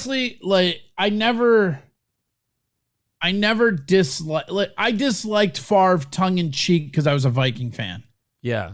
And actually, in all honesty, I kind of got a little bit bitter about disliking him because he just like the dude was like a football legend. He plays that fucking best game of his career on the night his dad dies. Like just fun little shit. And he always looks like he's having the most fun. And then he came over to play for the Vikings. It's like, fuck yeah, this is awesome. Yeah. I never... And I always said, oh, fuck Favre, fuck the Packers, all that shit. But I've never liked Aaron Rodgers. Like I would rather lose every game in a season than have him on my team. I really would. I think like after 2000 or so, Vikings fans started saying the same thing. They were like, I hate the Packers. God damn it, I respect Brett Favre. Yeah, I mean, that was the thing. And the cool thing was the way he finished his career here. We were the only team in the entire NFL that didn't like him because it was like our right. It was like a tongue, like the rivalry between the Packers and the Vikings. It's like a tongue-in-cheek thing because it's not really a rivalry. We've never won fucking anything, but we have a better record at their home stadium than anyone else in the NFL. It wasn't really even a rivalry until Favre got there. Like, everybody kicked the shit out of the Packers. Right. And then Favre got there and just completely rebuilt the entire franchise on his back. Well, anyway, here's Aaron Rodgers describing himself. And then this interviewer is about to take a little cooler than he actually is. He's going to play a little too cool, get a little too familiar with Aaron Rodgers. He's not going to like it. I'd like to present myself how I see myself. So, unapologetically authentic, and you like me or don't like me, that's not my concern at this point. He might seem like a bitch to some people, but you got to remember where he comes from. He's kind of hard for a Californian. He's a bitch. I mean, for a California, you got great on a curve, though. He comes from fucking California. He's a bitch. That's my concern curve. Is just speaking the truth. Hey, hold on. Let me check my contract loophole. Yep, a lot of bitch. If you look at your contract clause, there's a no bitch in there. Oh, great writing. And, and people say, immunization, vaccination. Yeah, I did. I said that a lot. Yeah, you did. Yep. But how many people do you think you ooh, that got a little icy for a second. I said, yeah, you did. Yeah, you did, cunt. Yeah. A lot. Yeah, you did. Yep. But how many people do you think you killed? Oh, damn. How many grandmothers? Let's just do grandmothers. I mean, I know you guys. I'll give the Barstool guys this. And let me preface it with this. I'm kind of over the Barstool thing, to be honest. I think as Dave Portnoy gets older, the shtick is kind of like, dude, you're old now. You got to transfer into some old man shit. Like when he got caught like fucking and bailing on like 19, 20-year-old girls in text messages. It's like, dude, you're pushing 50, bro. You gotta transfer into the next stage. It's a little weird at this point. You gotta start killing them. Yeah, right, exactly. You gotta start burying them in the basement, Dave. Come on. You guys are fucking around. I don't find that part funny. I really don't. Okay. Like, oh shit, we got John Cena. No, yeah. No, it actually is one of my favorite things I was able to do off of that whole immunization thing is tweet that you should be in jail, and then I would have people who get the joke, and then there would be like a ton of people who'd be like, oh, you think COVID is so real, he should be in jail. And it was just, my mentions would just be a mess. And probably a lot of people said, fuck yeah, put him in jail. Oh, yeah. No, I have an army. Get that liar in jail. Yes, get him in jail. Yeah. You know what? It's fun to watch the guy in glasses get a little timid and really back the fuck off after Aaron Rodgers is like, yeah, I don't find that shit funny. And he's like, oh. Yeah. Whereas and the other guy's just like, I don't give a shit. We're talking about it. Big Dan, who's been around for a little bit, he kind of spun out of it. He's like, all right, Aaron Rodgers clearly fucking pissed at me about that one. Hey, why don't I bring up the time I kind of trolled people on his behalf? Right, Aaron? And he's like, yeah, we're cool. Aaron Rodgers, everybody. Get your friend who I hate out of here. Yeah. Get this fucking sunglassed intern the fuck out of here and you and I can talk. It is that weird thing where you can't be this little douchebag with sunglasses and talk like that to Aaron Rodgers. If you're this guy, though, there is a double standard, and I endorse the double standard. Dude, I'll fucking do it. I'll put on some sunglasses and talk that little bitch down. Hang your fucking man bun out of your fucking Packer hat. I'll slap the shit out of you. You know who you are? You're fucking James Reston in Frost Nixon. You're fucking Sam Rockwell's character. Fucking good. No, you're Sam Rockwell's character who hates Nixon, and when he comes into the house, they're like, are you going to shake his hand? I'm not going to shake his fucking hand after everything this guy put this country through. And then Nixon comes up and goes, oh, Mr. Reston, how are you? And he just shakes his hand and goes, hello, Mr. President. Like, bullshit I am. Bullshit I am. You're James Reston. I would look at him, I would take my fucking hand away and I would look him right in the eyes and go, ooh. You're going to James Reston it with Aaron Rodgers. Bullshit. I think you underestimate how deep the purple pride runs. He's going to come in there. You're going to be like, fuck that guy. I'm going to fucking look him right in the face and spit in his eye. And then he goes, hey, how you doing, Corey? You'd be like, I'll take a sawzall to his fucking wrist. I ain't touching that fucking hand. Come on. You're shaking Aaron Rodgers' hand. I'll reboot scenes of Dexter before I shake his fucking hands. Wait, which Dexter? I'll be like, Aaron, I'll be like, Aaron, get the tarps. Dexter or Dexter New Blood? I still haven't seen New Blood. Don't. You know what? Good call. I stopped watching Dexter like the season before the last season.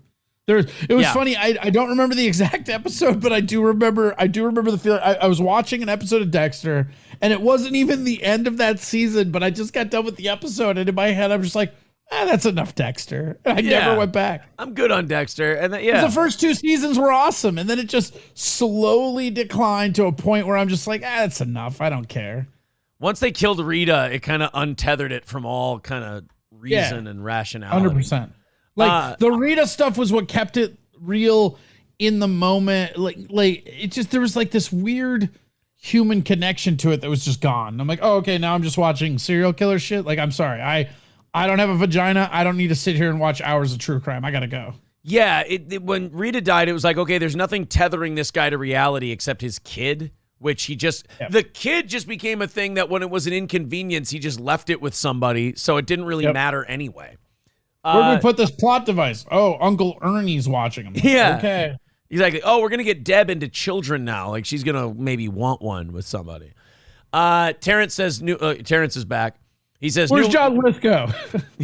New listener here. Why does the bearded guy look like he's wearing a Mickey Mouse ear hat? Maybe move the poster with the boot a little. You see the boot. He says the boot makes it look like you're wearing Mickey Mouse ears. I'm a mouse. How about me? A lot of mouse in my contract. When does it look like I'm wearing a yarmulke? Tell me. Stop me when I'm wearing a... I mean, you always look like you're wearing a yarmulke. I'm Ben Shapiro. Let's fight wars with countries that Israel doesn't like. Thanks for watching Aaron Frank on Steel Toe, everybody. Yes. United States record. Oh, you know what, guys? I'm sorry. I got to catch up a little bit here. Stoney's Bar in down. Corey, if you got to piss or anything, now's definitely the time. Yeah, I'm going to fucking think about you and that fucking pizza, and I fucking hate you. An empty plate with my Casey's pizza. There we go. I hope. Why don't you eat that, you piece of shit? Put that in your mouth. Just chew on it. Breakfast was delicious. Breakfast was delicious. Wish I was there so I could shove a soldering iron in your fucking nose. That's aggressive. I'm going to tell you right now. That's very aggressive. Fuck off and do your reads. Raleigh's Rednecks and Longnecks, Raleigh's Rednecks and Longnecks.com. They got Lori Morgan coming up. They got the Bellamy Brothers. They've got Daryl Worley. They got a lot of great acts coming to Raleigh's Rednecks and Longnecks. But go there today for some wings. Go there for pizza. Or go there to have a few drinks, play some pool, play some darts, have a good time. It's the best honky-tonk in the country. It's Raleigh's Rednecks and Longnecks, Raleigh's Rednecks and Longnecks.com. And Old Capitol Tavern, 2 North Benton Drive in Sauk Rapids, oldcapitoltavern.com. 50 beers on tap, 240 bottles of whiskey. Nothing better than Old Capitol Tavern. And Midland Armory in Foley. That's Midland Armory in Foley. Midland, with a great selection of firearms, lower receivers at Midland Armory, tactical gear, knives, optics, parts, suppressors, you name it, they've got it right there at Midland Armory. Go ahead and look through the store, order online, use the promo code SteelToe, and save yourself 10 to 20% on your items. If it's a firearm, they can have it sent to an FFL dealer right near your home, no matter where you are in the country. You can have all the background checks run, take it home with you. I really want to see someone order that Colt Python. That is a really sweet gun. I know it's incredibly steep at $1,500, but fuck, that thing looks like fun. Use that Steel Toe promo code. Get yourself a couple $100 off. That's Midland Armory in Foley. MidlandArmory.com. And again, Steel Toe in all caps. Dub says Sleazy P Martini did a video covering the Great White Massacre. How did we get on the Great White Massacre? How are we? And was it? I don't know. Was it really a massacre? I mean, they started a fire inside a concert with shitty pyro.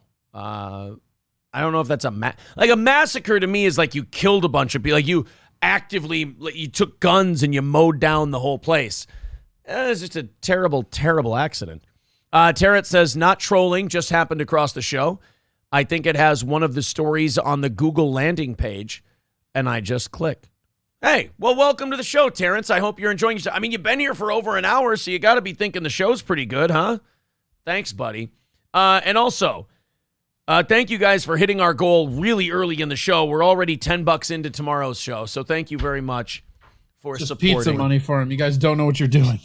Thank you for supporting Steel Toe. I got breakfast too, so get fucked. People are saying $1,500 is a steal for a 357 Colt Python. Okay. Well, then there you go. It's not guys. a Casey's Pizza, but it is a McDonald's breakfast sandwich. Yeah. Terrence, by the way, we've changed his mind. He's already saying thanks. Yeah, not bad. What the fuck do you have? Unmute yourself and tell us what you're eating, you chubby fuck. Unmute the fucking microphone. Right now, what are you eating? I don't like this is a weird Penn and Teller act we've got going on right now. Oh, by the way, April and I going to Las Vegas for our anniversary 2 weeks from tomorrow. Do we get tickets to Penn and Teller? I saw pictures of the Rio. Have you ever seen them? I never have, and I love Penn Jillette. I mean, honestly, I would say, and maybe it's not as good as it used to be, but like their act is worth seeing. Their act is really, really good. I'm eating a sausage egg McMuffin from McDonald's. The only thing that's actually troubling me about it a little bit is I went on I'm a member of the Vegas Tips and Tricks Facebook page. It's a very boomery thing to do, but somebody had a post on there about the Rio. It has turned into a complete basket of dog shit. I want to see. Yeah, I want to see if I can find these pictures that I saw last night. When I lived there, they had the best buffet in the business, the Rio World Buffet. It was the best buffet ever. I haven't heard anything about the buffet, but people, the consensus from everyone is, like when people go on these Vegas pages. People just say don't stay there, though. I have heard that a bunch. Yeah, I can't find. I could be on the wrong. I'm on 2 different Las Vegas pages. I can't find the Rio post. People post on this a lot.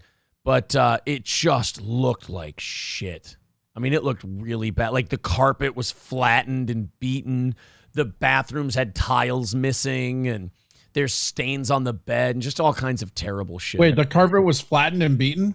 Yeah. Like Linda McMahon's pussy? I love how we did a story about Vince, and we just turned it into Linda's a whore somehow. Linda... That's what makes us superior fucking entertainers. Yes. Thank you to the Mood for 5 fucking gremlins, whatever that is. I don't think those are euros. What do we get? Greek lira?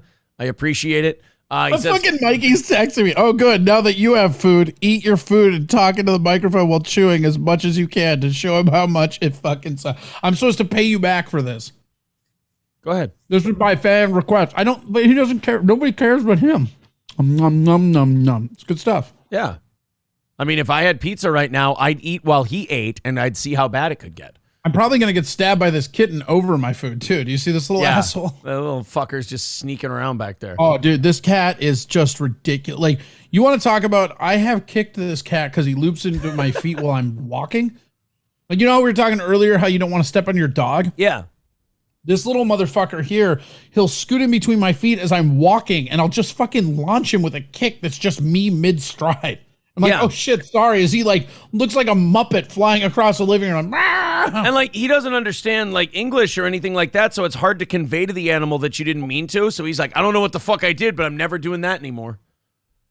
Right, and then he's just a bitch to me every time I'm trying to sleep. He's like, oh, are you trying to sleep? Looks like foot toys for me. Mikey just fucking texted me, stop doxing me, bro. I don't know how you got yourself removed from our chat, Mikey, but I can't find you anywhere on any banned list. He did show me a screen. It's all jacked up. His Twitch is all jacked up too, though. Like, I think it's something with like his phone or his internet. He claims that that's not the case, but that's just my feelings. Bro, unplug it, plug it back in. Zumakin becoming a member for his 4th month. Thank you very much. And you guys are $20 into tomorrow's goal. Thank you for all the support. The United States recorded, get ready, 1,424 new monkeypox cases on Monday. 14. That sounds like just the cusp you need to have mail-in voting for the midterms. I've got to say, to the male gay community, to the man on man ass community, you guys have impressed the fuck out of me. Your selfishness and degeneracy knows absolutely no bounds, and I'm blown away by it, figuratively, not literally in a bathhouse. This disease is just, I mean, there's pus-filled sores all over a bunch of gangbanging gay dudes' faces, and they will not stop sucking and fucking each other. They won't. Not even for 2 weeks. I picked a really good time to eat. Yeah, I do my fighting subtly. I see that. But, I mean, it won't stop. It's 100%. I mean, it's like 98, but that's statistic 100%. It's nothing but gay dudes fucking multiple gay dudes at bathhouses. All you have to do, hunker down for a month, pick one ass to stick your dick in, and do that for 30 days. I'm not even asking you. We're not even asking you to COVID this shit where you lock down unnecessarily, even though it's not a threat to you. All you have to do is pick one butthole, fuck that butthole, fuck it 8 times a day. I don't give a shit. Even if you have monkeypox, fuck each other's sores until you all just are pussing all over the place. But only do it with that person for 1 month and we knock this thing out.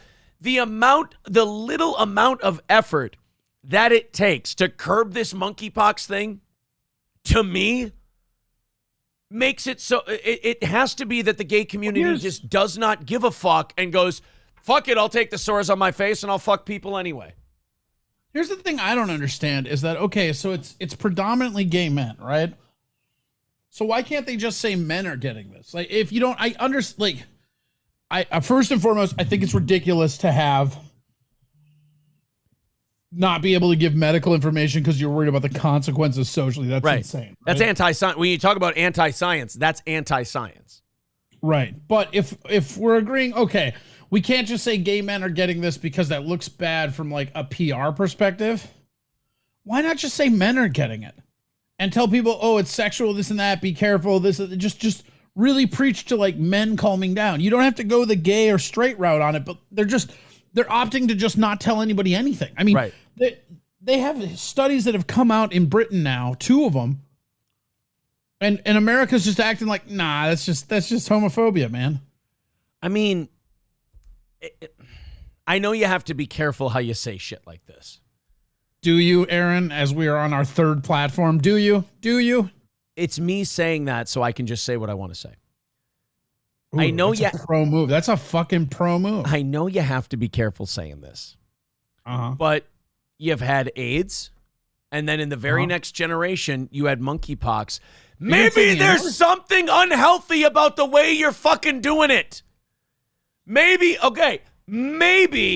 you know what? I won't even go into like God this or God that. I'm not a God guy. But I'm like a homophobe right now. Maybe. Dude, honestly, when it's 98% guys cornholing each other, something has to be said when the scientists who fucked everybody and were ready to let everyone die if they didn't believe the science the way they said it. Now we have the science. You won't fucking come out with it because you're worried about looking homophobic. It's guys fucking each other in the ass. They've got to chill for a month or so. That's all you're asking. You're almost being more bigoted by not wanting to say it because you're worried the gay guys will get irrational if you ask them not to butt fuck 8 people at a time for a month. Are you telling me that a bunch of men are getting this from cornholing? They're just throwing bags. And you're going to tell us this after the anniversary show? Oh, shit! Oh, shit! I apologize, but I really wanted to have the cornhole tournament. All you have to do... Stick your sacks in one hole, not a bunch. If you want to stop the spread, don't spread the cheeks. There you go. That's all it takes. Keep those... Stop the spread of cheeks. Whether it's mouth lips or anal lips, you keep them tight. Monkeypox goes night-night. How's that? I'm the goofy asshole on YouTube. I don't want to say this. Skeezy, look, Skeezy. I'm glad you put that in question form. And like I said, I'm not a God guy, but holy shit, you do have to wonder. And maybe it's not God. Maybe it's nature. Maybe what nature's trying to tell us is maybe indiscriminate sex with 7 or 8 partners and being sexually promiscuous to an alarming degree is maybe bad for the public health in general. Well, I'll tell you this. If that's what God's saying, it's time to find a new God, because fuck that. 1,424 new monkeypox cases in a single day. And fears are growing. And this is the worst part, is the CDC and shit pretending they don't know why. We have all the data. We know why monkeypox is spreading. But they're pretending they don't. Trump just made me laugh. Trump 24 made me laugh with a comment. Holy shit. Are you recording this? Oh, that is hilarious. But true. B-U-T-T. I mean, that's some. I just think I have a low bar for him. That's some of his best work. But they're now saying, oh, this could the outbreak could get really bad as kids go back to school this fall. If kids start showing up with monkeypox, I want their fucking teachers arrested on the spot. I was gonna say, wait. So hold on. So let me get this straight. Yeah. We've been fighting to make sure teachers don't talk sexuality with their elementary school kids. No matter what side of the issue you are on, that's a fight we've been having culturally, right? Yes. And now maybe those kids get monkeypox? I feel like we know who was on the right side of this. Right. Like maybe the whole teachers talking about sex with kids thing, not the best way to go. If what it's leading to is kids getting fucking if a kid, dude, there's going to be a parent. If a parent finds out their kid got monkeypox from school, there's going to be a parent showing up at the school with a bat. I mean, how far are you going to push these fucking people? And how about you warning them ahead of time? The parent also shows up with monkeypox. Ooh, there's an interesting twist, isn't it? You are on Primarily Insane Cloud, just saying. Shout out to Stearns County Syndrome. That's true. Thank you very much for the $2 from Sage Retard PhD KF. Says just tagged you on Twitter with a fun story. Well, I love a fun story.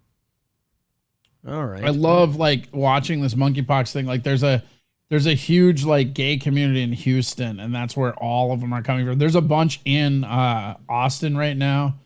Dallas, not very many. Like all the like hardcore like red places, not so much. Ew. San Francisco resident David Watson contracted monkeypox through the casual contact of hugging a friend. Bullshit. He went to the ER. Hugging his dick with his mouth. Somebody's got a wife on the sly that he doesn't want to know about the fucking penis mouth hugging that he's doing.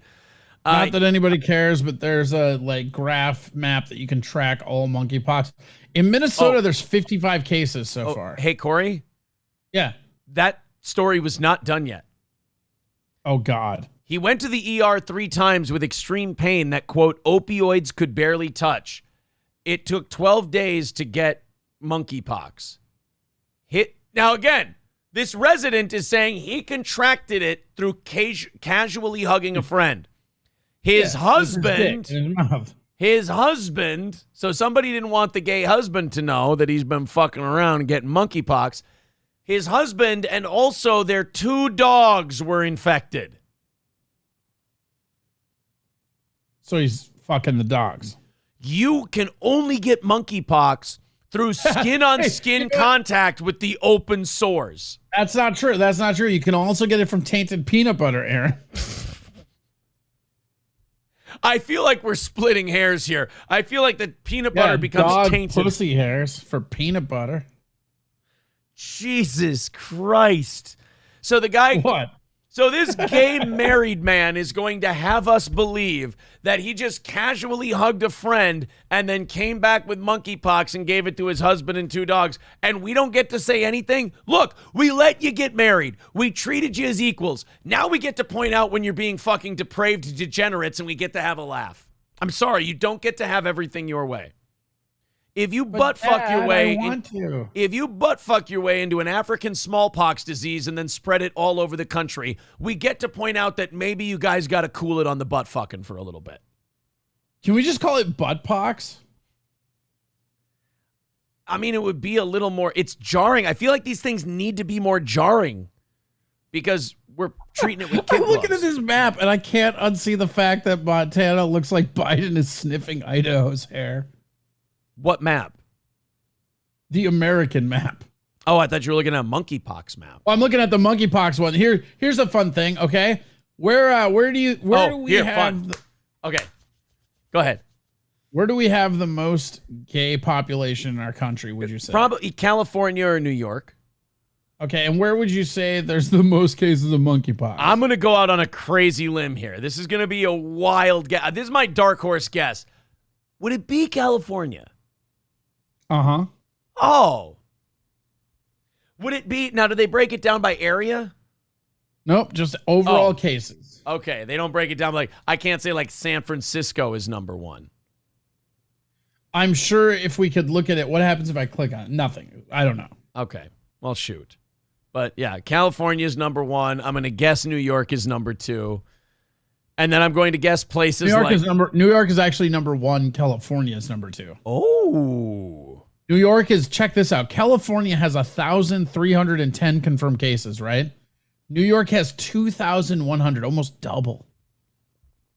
You know what? How's Nevada doing? Because I saw, dude, in one of those Las Vegas Facebook pages I'm on, the audacity, this gay dude was in there going, hey, do you guys know of any good bathhouses in Las Vegas? It's like, bro, could you just pretend you're not going to bathhouses right now in the middle of a pandemic of your people that are fucking each other into monkeypox at bathhouses across the country? Like, where do you think this shit's coming from? Just chill, all right? Use Google maybe.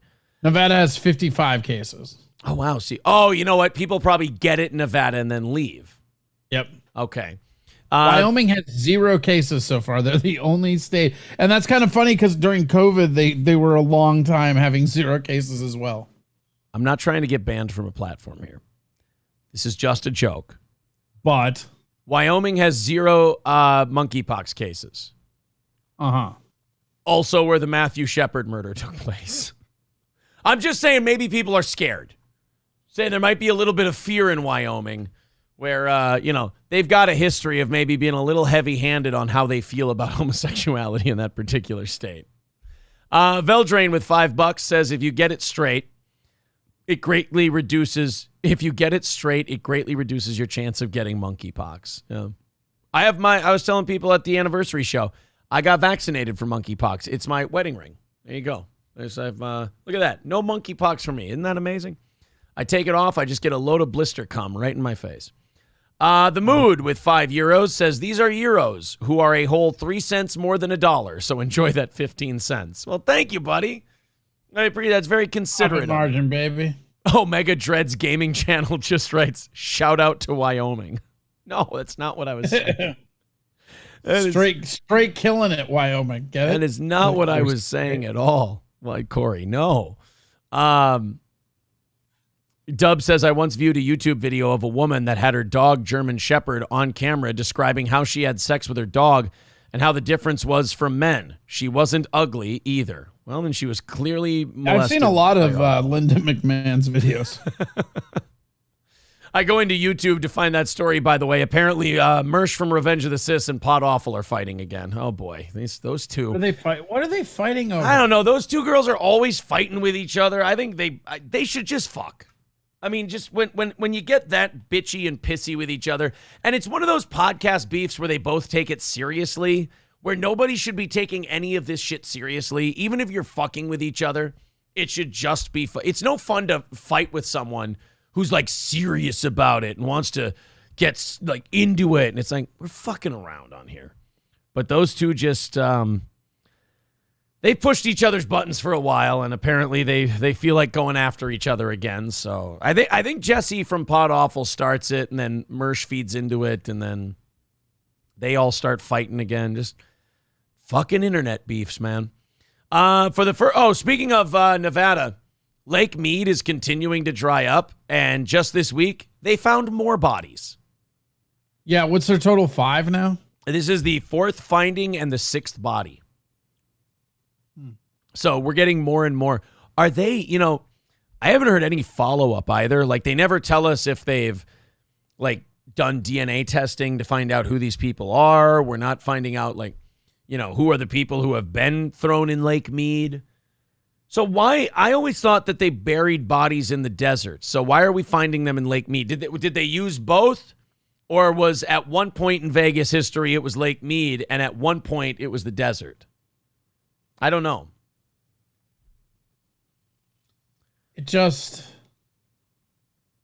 they turned, like, Lake Mead was there. It's the Colorado River that they redirected, and then that was just the, like, Bay of Secrets for the mob. Right. So they found that one dude was, like, in a concrete barrel. Yeah, they're finding people in barrels. Maybe we'll get Hoffa out of this. That's kind of what people were thinking. They were like, well, because they killed Hoffa in Chicago is the rumor, right? So the one guy, I still believe that guy that fucking whatever movie is based on that we always like, the fucking Irishman. The Irishman. Because that dude basically said that he put him in an incinerator. And I believe that's what happened.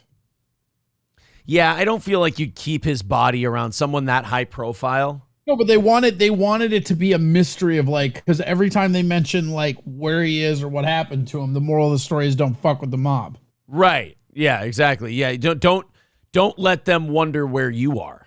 It was an early way for them to stay in the click cycle. Yeah, they just wanted their clicks and they wanted their relevancy. Jimmy Hoffa was a clickbait job. Yeah. That's what it 100%. was. Jimmy Hoffa was the Andrew Tate of his day. You put him in the thumbnail if you wanted to get some hits if you were the mafia. Although their hits were a lot different than the ones we talk about. Speaking of viruses, real quick, I just want to bring up this Langya virus. Stop me if you've heard this one before. China sounds alarm as 35 people fall ill with newly identified Langya virus that is thought to have jumped from shrews.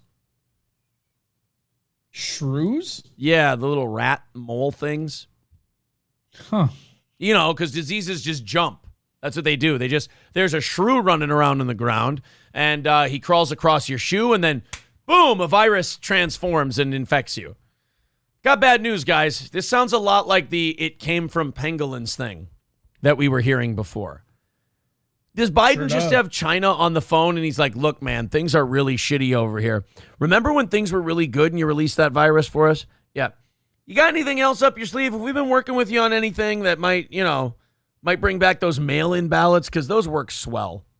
I'm telling you, that's like a big conspiracy thing. This is happening just in time for mail-in ballots again. We got some monkeypox. We got some Langya virus. Doctors have raised the alarm over a brand new virus that has infected dozens of people in China. Oh, and by the way, if they're saying that it's infected dozens of people in China, it's probably infected at least hundreds of people. At least. Yeah, it was detected in 35 people in the country's eastern Hainan and Shandong provinces. It belongs to a family of viruses that are known to kill up to 3/4 of humans in severe cases. Great. Good. That seems even more than what. None of the new cases have resulted in death, and most are mild, with patients experiencing flu-like symptoms. I've heard this before. The novel virus is thought to have been passed on by shrews, small mammals from the same family as hedgehogs and moles. A study published last week revealed the virus was first detected in humans in 2018, but dozens of cases have been found since. Chinese experts investigating the virus believe human cases are sporadic. They are still trying to work out if it can be spread from person to person. That shrew flu. Yeah, there you go. Flu. The Wuhan shrew flu. Precisely. How far is Shandong? What province is Wuhan in? What province? I'm Googling this. I don't want to know the answer. What province is Wuhan in? Oh, it's in the Hubei province. Okay, good. So this isn't... okay. Wuhan is off the hook on this one. This one might be legit, I think. But, hey, if monkeypox don't get them back to mailing in the votes, it'll be the Wengya or whatever the fuck this is. Raz of Chaz says, did you say... Wengya, don't dream, it's monkeypox. Did you say shrew or Jew? Yes, let me enunciate very clearly. Shrew. What would the Jew flu be like? The Jew flu? You just, I think that's what we're all getting from the stock market right now. I think that's the little thing that they used to adjust the smokestacks in Auschwitz. Oh, man. Why? We were having so much fun. And now we take it right back to Arbeit mocked fry. I tell you, I don't know, guys. I don't know where it comes from. It's just, it just comes out of him. It's out of his pores. the anti-Semitism. I've never been known for such things. All right, fine. I'm jealous. Yeah, you are. I was going to ask you, I never got a chance to ask you at the anniversary show because I drank for 5 hours before comedy time. Everybody drank for 5 hours. What is, the last time you talked to us about comedy, you were you thought that the economy was definitely having an impact on like live events and stuff like that. Has it warmed up a little in Austin, or are they still kind of feeling the pinch a little bit? So it's hard to say. I think they're still feeling the pinch, but it's definitely there have been a little bit uptick of butts and seats, but a lot of that I'm coming to find out. So in Austin, the summers are just brutal. I mean, it hasn't been 2-digit weather for months. I mean, it hit 100 in May, and I think it's rained 3 times. Like let me just grab my phone real quick and see exactly. Yeah, right now it's 84. It will be 104 today. Ooh. 102 tomorrow. We're actually hit a low front Thursday, Friday, and Saturday. We only get 97, 95, and 94. Oh my God. And that's the first time in weeks it's been in the double digits? Correct. And the thing about it is that the humidity here is sometimes as bad as Minnesota. So, it feels like it's like 108 sometimes. But long story longer, there's this effect in the summer where because the weather's such dog shit, everybody goes inside. It's exactly what happens to Minnesota in the winter. It's just juxtaposed. Okay. So the spike up of people coming out to comedy that I've seen a little bit more, I don't know if that's because it's that or just because it's the busy season for that right now. Okay. Yeah, you mean it's so hot, people just want to be inside doing something. It's like the winter. Like in Minnesota, comedy like in the winter is way better than in the summer because nobody can go outside to do fucking anything. Yeah. Yeah, and in the summer, comedy's dog shit. In fact, I actually, before I met you and about a year before I recorded my album, I was actually looking at moving down here, and I was going to rent an apartment down here and an apartment in Minnesota, and I was going to spend winters in Minnesota and summers here because of that. Yeah, just because you had to work somewhere. Well, yeah, but I could spend the busy seasons in both places. Yeah. That's where that RV would come in. That's where that RV would come in handy. Fuck yeah, dude. You think I'm joking, but the next anniversary show, I might show up in a stealth step van. You'll be like, what is this van? What is this van parked outside the anniversary show? And then I'll just drunkenly stumble out of it like fucking, what's his name from Christmas Vacation? Oh, Randy Quaid? Yeah. You'll do a Cousin Eddie. Yeah. You know what? I bet you a Towler would live in it with you and you could do RV streaming. I can do it without Towler. Jesus, man. What? I don't want to live in an RV with another dude. What am I, Andy Dick? I mean, if you're gonna do the gimmick, I mean, don't you have to live the life? No. Okay. I'm gonna be the crazy cat dude. I'm gonna have 2 cats in the RV. Oh, you know what? That's stream worthy. There you go. Yeah. I bring up the comedy thing because Texas is in the news right now because they're having a little them in New York City are having a cunty little bitch fight over busing people. New York City is pissed off. Their mayor. Hold on. Scruffy just said Corey probably still wants to get laid there, and Towler would prevent that. It's a good point. Yeah, I can't. You're right.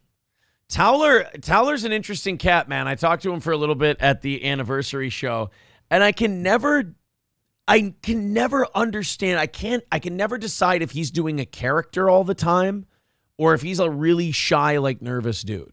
It's his greatest weakness and his greatest asset. Is he just a really shy, nervous dude, or is he doing a bit? Yes. That's the answer. Because he came up to me, he's like, Corey said that I might be able to do some time tonight. I'm like, yeah, Corey and I already talked about it. You're on our tab. There you go. Go drink on us and do a few minutes. Sure, absolutely. Okay, because I just, I don't want to get in the way. He started making excuses as to why he maybe wouldn't or shouldn't do it. He was worried he was inconveniencing someone. And I'm like, I finally told him, I don't know how many more ways I can tell this to you. You're on tonight. Go have a few drinks. Enjoy yourself. Loosen up, bro. I was like, is he, there was halfway through the conversation, I'm like, is he really this nervous about performing tonight, or is he fucking with me? It's both. It's literally both. Yeah, I had no idea. He gets nervous about performing, and he likes fucking with people. Oh, Mr. Approachable says it's both. Yeah. It's for sure both. So He was also pretty fucked up at that show, though. Oh, was he? Okay, because I mean everybody was. Dude, they gassed my first bourbon. They told me they were going to. I said I'll do Cheetos always has Angel's Envy ready for me, and I really appreciate that. And his bartender said, "Oh, I'll make the first one a little heavy on the wrist for you." And I didn't want to be rude because thought she was being nice by doing that, but I'm like, not know you, Jesus. Yeah, we need to hire people that know you and know to water down your fucking shit so you can handle your shit. Because you drink like a fucking like sorority sister. So I told her, I'm like, well, thank you, but in the back of my mind, I'm like, okay, it looks like I'm switching to beer after this one for a while, and I drink that first one. And then I order a beer right after. And I'm like, I think I was talking to you. I was 3 sips into the beer and I'm like, shh. I just went, oh, fuck. And whoever it was I was talking to goes, what? I said, I'm getting fucking drunk already. I said, I'm one drink and half a beer in and I'm already fucking buzzed. I knew like it was like before the second round of the cornhole or whatever, you were drinking like a really, really light lager out of nowhere. And I was like, oh, he's already trying to pace. Yeah. I wanted to have a couple of whiskeys during the tournament. I had one, and when I tasted it, I was like, we're going to beer. You always switch over to like light beer though when you're like buzzed up and trying not to get trashed. Yeah, I went to I think they had Stella. No, they didn't have Stella. They had Dos Equis. I switched over to Dos Equis after the first bourbon. Swinging Sticks and Buzzing the Greens Golf says, Aaron just wanted to stop in and say hi, but can't stay. Great show last night, by the way. Keep it going, man. Well, thank you, buddy. Last night's evening show was an absolute shit show. I think we had multiple people who were high off their ass, and they were very talkative and chatty in the chat, and people were accidentally deleting people's comments, and moderators were accidentally timeouting people, and I'm losing my fucking shit because in the evening shows, we'll do a story and then we'll hang out with the chat for a little bit. It's a little more low key. It's a little, got less people watching. So it's a little more, we treat it like a smaller room, kind of like comedy. If you have a smaller, more intimate room, you might do a little more crowd work. And they were just, I'm sitting there losing my mind. Meanwhile, it was one of the weirdest shows because while the host is sitting here going, guys, can we fucking get this shit under control? And the audience going, oh my God, this is the greatest show ever. And you've had those shows where as a host, you're like, no, guys, this isn't good. Like you're trying to talk your audience out of liking the show you're doing because you're not doing the shit you want to be doing. You're just chastising like every them. time they make you tank and you're like, no, God damn it. Yeah, cut the fucking shit, guys. This is bad. And they're like, dude, I'm having so much fun. You're doing great today, Aaron. I'm like, no, I'm not. I'm drowning over here. New York. So anyway, New York City, their mayor is pissed at Governor Greg Abbott because Greg Abbott has had it with these policies on immigration that are causing him to take in 200,000 illegal immigrants every month. And now this month that Title 42 or whatever has expired where they can't send them back over the border once they catch them. They have to give them a phone to track their location and give them a court date. That's all and then they got to turn them loose. And the amount of people showing up for that court date is like nothing. Oh, God. Yeah, right? So Greg Abbott decided in his desperation, he said, you know what? I'm just loading these illegals on a bus and I'm sending them up to these cities who think it's fucking awesome that they all get to come in and they'll get to see what this is doing to our budget and doing to our cities and our states. It's not a race thing. It's just we can't be taking in a lot of low-income people and subsidizing them. Well, surprise. It's kind of bullshit. You can put people to work. Like we need workers right now. That's the thing that really gets under my skin about that mentality. Right, but it's also like how much it costs to live. But we have Americans that don't want to work. We could bring in immigrants that would take those fucking jobs. And those immigrants are mostly Catholic. Guess who they're voting for? Spoiler alert, it's red. You know what's funny is that Democrats had this grand plan that they were going to bring in all of these illegal immigrants, and it was going to change the landscape of voting in Texas. Meanwhile, we're finding that more and more of these Latinos, like you said, are going Republican because they've had it with this incredibly progressive social shit. But not only that, but they're Catholics. Like a large majority of Latino Americans, like Central and like South Americans are Catholic. There's a huge base of Catholics there. Yeah, so they're sitting there like going, oh, we got this great. It's like everything the Democrats touch lately. It's like it causes a giant mess up front, but then also backfires on them in the end. The Democrats don't even get to enjoy success at the end of their shitty plans. They just enact a shitty plan that fucks with all of us, and then in the end, they end up losing anyway. It's mind-boggling to me. So now it's what's really funny is watching the Democrats, and they'll talk about opening the border and doing all that, but you never hear them about bringing Cuban immigrants in ever. No, we don't want to talk about the Cuban immigrants. Those people will never vote for anything socialism. You know what's funny is we'll let like Mexican immigrants come up hundreds of thousands a month. We had one Cuban kid one time that wanted to stay here. Still in the news cycle. And we went into that guy's house with guns, pointed them at the child in the closet, and dragged his ass back to Cuba. That's fucking right. Like 200,000 a month coming across the southern border right now. One Cuban kid wants to stick around, and ATF agents go in with automatic weapons and drag his ass back to Havana. Not on my fucking watch. We're not having any more Cubanos here, motherfucker. We have enough sandwiches. Meanwhile, if the Border Patrol grabs one Mexican by the wrist too hard, it's like, we got to get him. We got to prosecute these people and get rid of these fucking Nazi border guards. Meanwhile, hey, we got a bunch of Cubans that came in inner tubes. Get them in the first fucking boat back to Cuba, or we'll throw a grenade at them. Oh, my God. So anyway, the New York City Mayor Eric Adams now is pissed because they got, count them, one Greyhound bus with some illegal immigrants in it from Texas, and they're freaking the fuck out. We don't have the shelters for them. We can't support them with our social services and everything else. Saying this unironically. Meanwhile, Greg Abbott's like, yeah, asshole, how do you think we feel? Welcome to the party. All he's doing is giving these cities like Washington, D.C. and New York a taste of their own medicine. And boy, did they not like it immediately. They hate their own medicine. Like there's one thing that Democrats can unite on. They hate their own medicine the most. Absolutely. That whole, what is it? What's the acronym for not in my backyard? NIMBY? Yeah, NIMBY. Once the policy has to go to their backyard. Ugh, no, I hate it. Hey guys, we want to do to you what you're imposing on the rest of the country. No, fuck that. That's a terrible idea. Right, exactly. That's what we've been saying. You just got done gentrifying the Bronx. Leave us alone. Yeah, exactly. So now you're gonna love this as a Texan. Now, Eric Adams is saying, well, then you know what I'll do? I'll bus a couple thousand New Yorkers down to Texas to campaign against Greg Abbott. I'm going, like, I have relatives in Texas, and I can tell you, Texans are not going to want to listen to what a bunch of fucking New Yorkers say about who they should vote for. You want to get... They don't want to even hear, like, they don't even want to hear my, like, it's funny, like, actual Texans, right? Like, they don't even want to hear my fucking opinions, and I've been down here almost a year. Yeah. Like, and I'm a libertarian. I'm like a conservative libertarian. They're like, get the fuck out of here. I tweeted at somebody who tweeted this yesterday. They said, like, oh, yeah, Mayor Adams is going to send 4,000 people. He's going to bus them and pay for them to go down and campaign against Abbott. And I just wrote back to him, you don't have to bus New Yorkers down to Texas. They're moving there right now in droves voluntarily. Yeah.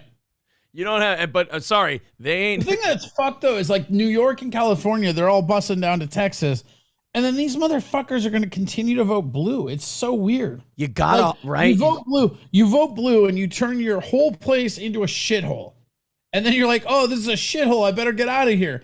And so you move somewhere else and then you just keep voting to make it a shithole. At no point does it register in your head, maybe I shouldn't make this a shithole. Well, yeah, and then in California, it's even worse now because they've at least gone through, they've hit rock bottom and they've said, okay, we have a problem with like homelessness and crime. And now they're trying to fix it, but they're the people who made the mess. So they can't turn around and do the opposite of what they've been doing. They'd have to admit that they lost. And the people there in those states fucking refuse to vote for anyone different. They hate what's going on. They think it's shit. They think it's all falling apart. But God forbid they vote for somebody else. So now they're starting to do these little fixes. And the little fix they're doing in Sacramento that we talked about is... Remember, these are homeless people living in tents on the sidewalks. They're now going to make having a tent on the sidewalk, Corey, illegal. A ticketable misdemeanor. Watch out. Not a ticket. Oh, shit. You know what? I know that you you're just being mean and stupid, but like, this is real. I'll let you know this, and this is kind of crazy. In the last 2 years, right? California has lost almost 300,000 people. Like net? Yeah. Okay. Like residents. And that's like, so like last year, the numbers were around 117 residents. Like, but the long story longer, they're probably going to lose a couple of congressional seats. Yeah, I've been hearing that too, that they're going to lose a couple. And you know what?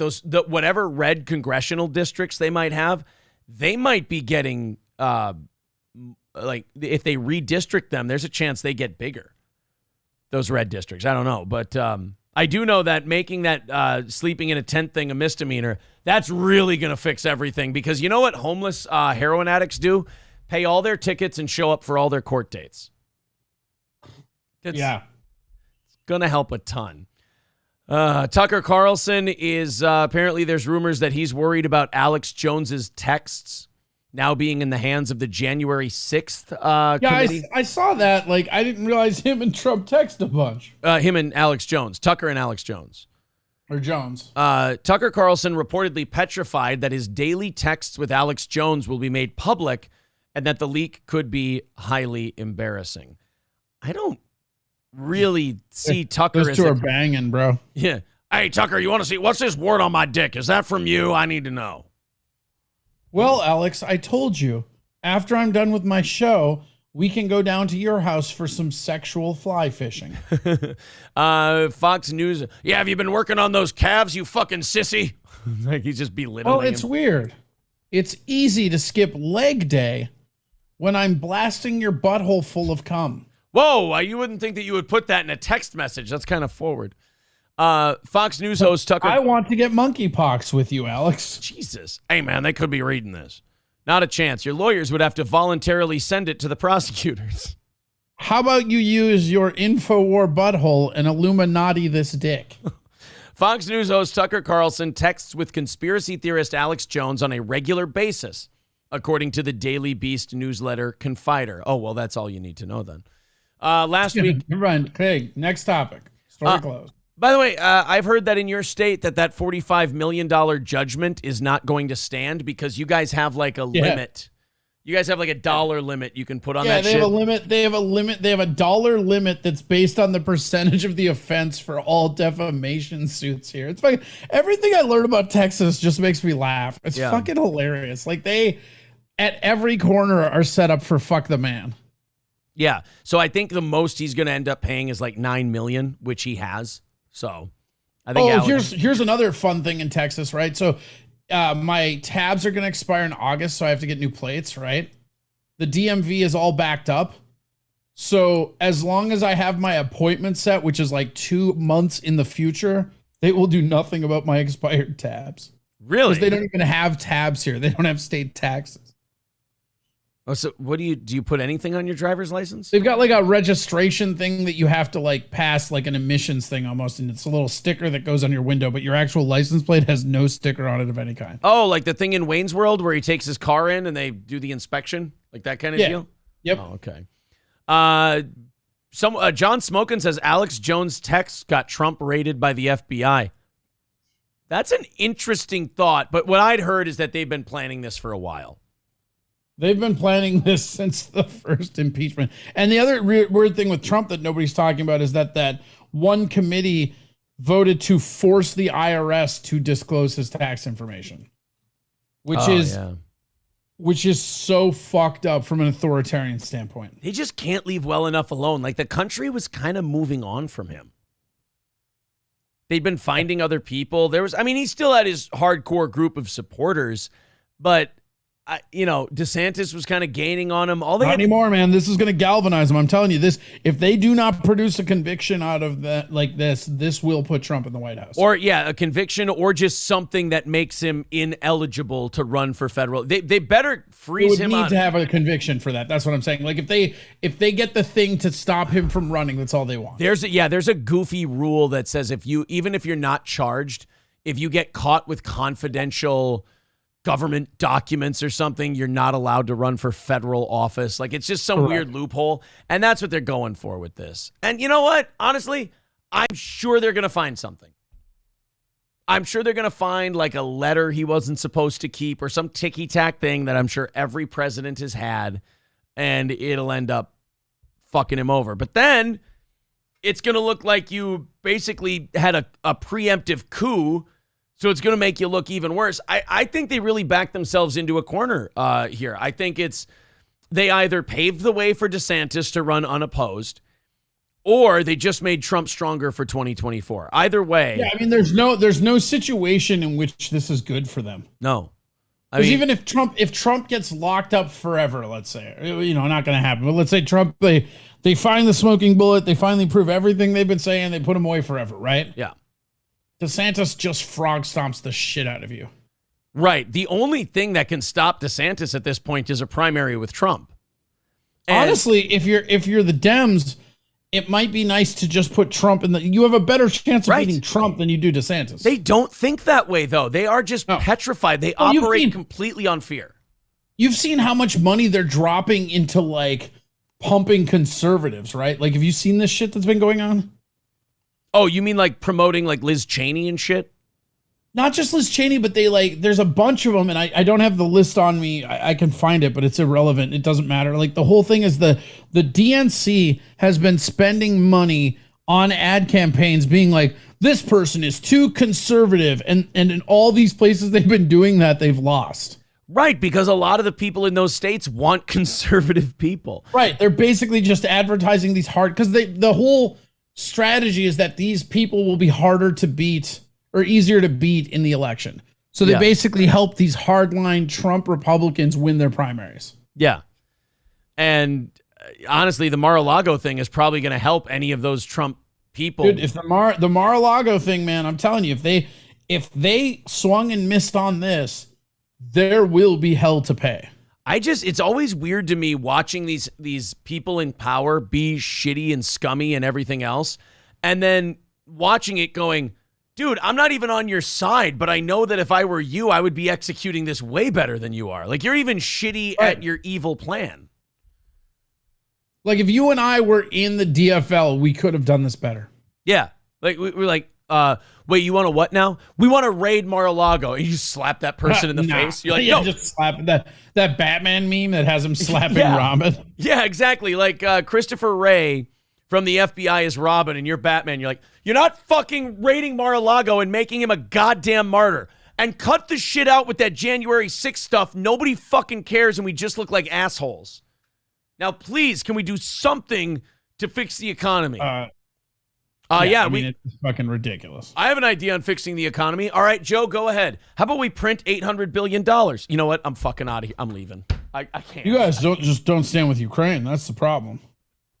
We could print a bunch more money and send it over there in the form of weapons. I fucking give up. I don't. Taste Fairy says, I don't see how he would be disqualified from running. The Constitution lays out qualifications. No, if he gets caught moving sensitive data over, he can no longer run for federal office. That is a law. Yeah, like he doesn't even have to be charged with anything. It has nothing to do with the SCOTUS. It has nothing to do with that. It's just a policy thing. Yeah, it's just it's something they actually put in place 10 days ago. No, I'm kidding. You know what's fucked up is, like, I would believe that. If I didn't know that was wrong, I'd believe it. I mean, shit. It's called the Trump Act. It's called tactfully running up many political scores. It's called the Trumps Act, and they put that rule in there just to stop Donald.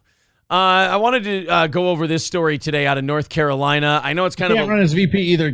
Like, he can't run for any federal office. No federal office. So he can be like a state senator. He could be a governor somewhere, but no federal office. Nothing. Yeah, Skeezy says that never stopped Hillary from running private server and emails. They never claimed that she had. They never went after her. Confidential. They never claimed that she had confidential information. They never declared she wasn't eligible. They tried to go after her for negligence with critical information, but the thing about it, and this is the thing with Trump and like his taxes and stuff too, is if you think that he's going down from any of that, you're insane. You think Trump did his own taxes? He had people doing that. Yeah. Those people will take the fall. You think Trump hauled a box of paperwork to Mar-a-Lago, or do you think he made somebody else do it? That person's going to take the fall. Exactly.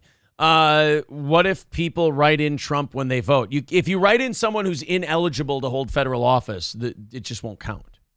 Yeah. You guys need a civics class, not a entertaining morning show. Yeah, we suck at this, guys. We're not going to help you here.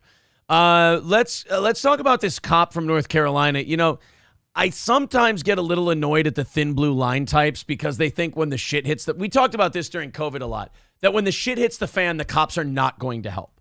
Like, most of them are going to choose the paycheck and the job. And a lot of that's because it's a total fraternity and they kind of look out for each other more than they do like the citizens they're supposed to be serving and protecting. And I always thought that was basic level shit. Like, people just kind of understood that. But here's a story from North Carolina. You know, when you guys talk about like, oh man, cops would report bad cops. No, they fucking won't. And this story is exactly why. It's designed for them not to report bad cops. A local sheriff's deputy fired after reporting his supervisor using excessive force during an arrest to the State Bureau of Investigation. Look at that. Does everything right. You know, sees a guy fucking something. This is like the George Floyd thing. This is why I kind of feel bad that some of those cops that were standing there went to prison. Because if those guys would have done one thing and would have saved George Floyd's life, if they would have pulled like Chauvin's knee off him, they'd have been fired the next day. No pension, no nothing. They would have been ostracized. They would have been demoted, the whole deal. When you see something like that, you're like, we arrest people for that and we submit felony prosecution packets for this. Tonight, that deputy is speaking only with WBTV's chief investigative reporter, Nick Oxner. He is detailing the concerning police brutality he says he witnessed and what happened when he tried to document it. Nick joins us now in the studio. Nick, first, set this. I kind of feel bad for guys like this because this is a guy who got into policing because he actually thought it was to help people. And like, that's the whole rub of it, right? Is like all this shit is doing is forcing the good cops out. You know, not to call him out or anything, but he talks about it all the time. But even our own Bone Cold here, Bone Cold's talked about like how fucked some of this shit was and how harder the job becomes when you get away from diplomatic immunity. Yeah. Like they don't understand that the more you like take away the ability to defend themselves, like nobody's going to be, why would you be a cop then? Like go fucking work at a mall. Yeah. Well, yeah, guys like this are like true believers that they're there to protect and serve. And then guys like it's like a guy or a girl who goes through a really bad breakup and like was really an innocent beforehand. It just turns them into embittered fucking shitty shells of themselves. Like you take these guys who actually believe in the police force. He's like, oh, well, my superior did something wrong. I'm going to report it to the higher ups and they're going to punish him and we can get the bad apples out of the bunch. Like, bro, that's not what we do here. We get rid of the good apples for narking on the bad apples, and then you guys can get fucked. Scene for us here. Yeah, Alex, Molly, Tyler Thompson was a deputy with the Lincoln County Sheriff's Office until last week when he was fired 1 day after the sheriff learned he'd called the State Bureau of Investigation about an incident that happened in late May. Could you guys wait more than a day before you fire the fucking guy? I mean, could you not make it completely? No, they have to do it immediately. Otherwise, they get like more bullshit. Just, could you fire him like 2 weeks later and plant coke in his locker or something? I mean, do you have to go so gung-ho right off the bat and clearly make it look like he was a rat, so he had to go? Where Thompson says he watched his sergeant choke a man whose hands were cuffed behind his back. My supervisor grabs him by the throat to the point to where it's firm enough to where I hear an audible struggle, and I'm like, holy crap. The man in handcuffs was Barry Green, seen here in this booking photo. Holy shit, Barry Green got the fuck beat out of him. You know what? Oh, damn, dude. This cop might have a point here. If I were the police, if I were the police department right now, I'd be calling to settle. This is how many commas we're gonna need for this? Looks like Ethan Ralph after a trip to Portugal. My God. Visible injuries. Or just on any day. That guy's ugly as fuck. Ethan Ralph's disgusting no matter what. He was under arrest for DWI and assault on a government officer. You saw your sergeant put his hands around the neck of a guy who's got his hands cuffed behind his back? It was his right hand, and it was enough to where I heard an audible struggle come from the individual that was handcuffed. Thompson says he had to tackle Green, punch him, and tase him to get him under arrest, all before Sutton showed up. He called medics, and while the deputies were taking Green to get checked out, Thompson wrote in his report from that night that Sutton pushed Green into the ambulance, where he landed face first. His face is already injured. At this point, he's in handcuffs, he's in our custody. We got to take care of him. He's got to get medical attention. Why are we causing more? Thompson says his face was already injured, and then we just beat the fuck out of him some more. I love how this officer, remember, in the report, it just said, this guy, the guy who's ratting on his superior, he even said, he's like, look, the guy was being unruly. I don't deny that. I had to punch him in the face myself. I had to tackle him, punch him, tase him. But then I got him cuffed, and they just started smashing his face into the ambulance and shit. It was like, so even the guy who had to hit him to subdue him was like, guys, a little too far here. After the incident, he watched his body camera to detail everything that happened, both his force and Sutton's. But Sutton, the sergeant in charge of approving Thompson's report, had an issue. Ultimately, I ended up changing my report. Because he told you to. Uh-oh. This is why you maybe don't fire these guys, because then there's no secrets anymore. Yes, I felt like it was not going to be approved, and he's the only approving individual. Thompson's report says he saw Sutton grab Green by the neck, but Thompson originally wrote he saw Sutton grab Green by the throat with a firm grip. By quote. Oh, that's a little different. Conversation we had while he was giving me these edits in person was firm grip, huh? Better. And then he got monkeypox. Did you hear that? He goes, then he was telling me, basically the sheriff was, or the sergeant was like, no, that's not what happened. You're misremembering. Write this down. This is what you did. And this is what you saw. And this is what happened. And this guy's like, I've got the body cam. Hey, smartass, shut the fuck up and write this down. It's a good way to do it, though, right? I mean, until the guy snitches on you. 1-day suspension for what the sheriff's office command staff said was improper use of his taser. Sutton, who choked a man whose hands were cuffed behind his back and later shoved the man face first in an ambulance, was suspended for just 3 days. We were ordered to leave it behind us. We were ordered to never... I wasn't beating that guy. I was doing a Chauvin impression. Yeah, I was being a little goofy for the guys, to pick their morale up. You guys just don't appreciate comedy. Yeah, it was just some gallows humor. Come on. The guy was shit-faced. He didn't feel a thing. About it again. We were ordered... No, we literally shit on his face. Oh, I guess you're going to report me now for shitting on his face, homo. That didn't happen how you remember it. Give me the toilet paper and write down this. Leave it in the past and not bring it up again. Sutton continued as Thompson's supervisor, and that's ultimately what this former deputy says prompted him to call the North Carolina State Bureau of Investigation. He thought it would be to get a status update on their review of the incident, but that's not what happened. Hey, give me the details on this, cop to cop. What's going on with this? Are y'all even looking into this? And he had no idea. He had no idea at all. We got these emails. So his report... What a fucking asshole, though, outright. Hey, you'll tell me cop to cop. Fuck you. Yeah. I don't know. Yeah, something seems a little off with this guy. Like, he doesn't report it for a while later, and then he calls to check on it. Something tells me something happened between these two. He's the Favre of that group. Like, they had me on radio. Yeah, like, something tells me something, like, there was some personal shit between these two. This Tyler Thompson and this Barry Green. Like, there's more than just this guy choked a handcuffed man, and this cop was just being a good guy and just, reporting these bad things he saw. Like, this guy mashed the dude in the face and tased his ass. It's not like this seems a little flimsy to me. I get it. There are instances where good cops do good cop shit and they end up getting fired and ostracized. Whenever has that happened?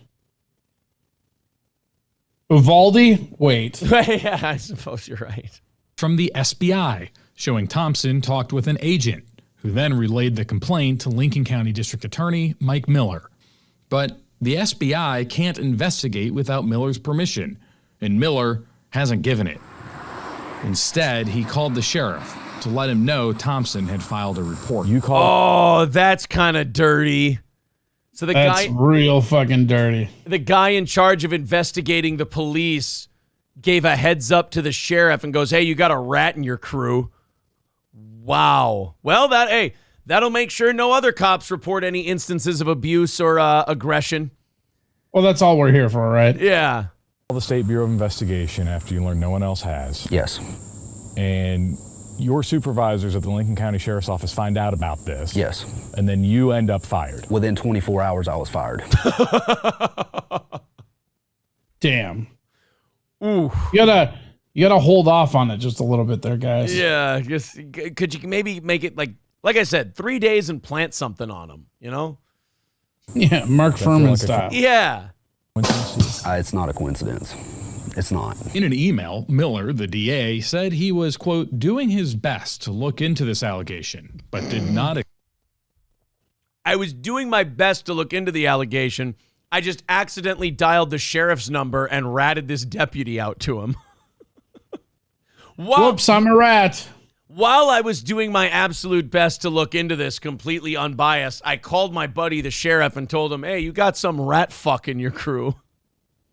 But I was investigating, too. Explain why he hadn't authorized an SBI investigation. I took an oath. And the oath isn't to protect bad people in the bad acts they're doing. And it was a situation where I felt like if I didn't do something, he would get away with it. And the only time bad people get away with bad things is good when people do nothing. decide to stand by and do nothing. Yeah. Yeah. Hack. We get it. We get it. You read one book in social studies. Yeah. First they came for the sheriffs, and I didn't say anything because I wasn't a sheriff. And Then they gave me monkeypox, and I didn't say anything because I was fucking my boss. Yeah, it's there's a little naivete on his part to think that if you're a cop and you report a cop for doing bad shit, that somehow like there's going to be a good result. I mean, that's just not how being a cop works. That's Triple N says, "What a great quote, cringe lord." Yeah, right. That is funny. Like, you can do all the right things. Like, this guy's probably in the right, but he says one thing and we all go, gay, fucking gay. Fuck that dude. I was just trying to do the right thing. Oh, let me guess. With great power comes great responsibility. Yeah, jerk me off. Fuck you too. It's like, I thought you were on my side. I am, but you're obnoxious.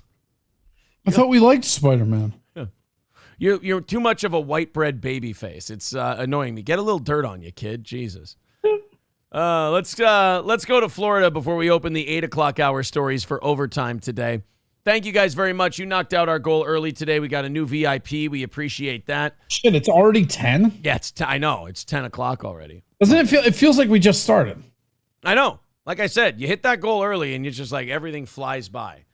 Plus, you got so much news going on right now. Like there's just so much. Well, and you shit on Crowder. That takes up a good hour or so. Oh, and we spent about an hour beating up on Linda McMahon's pussy.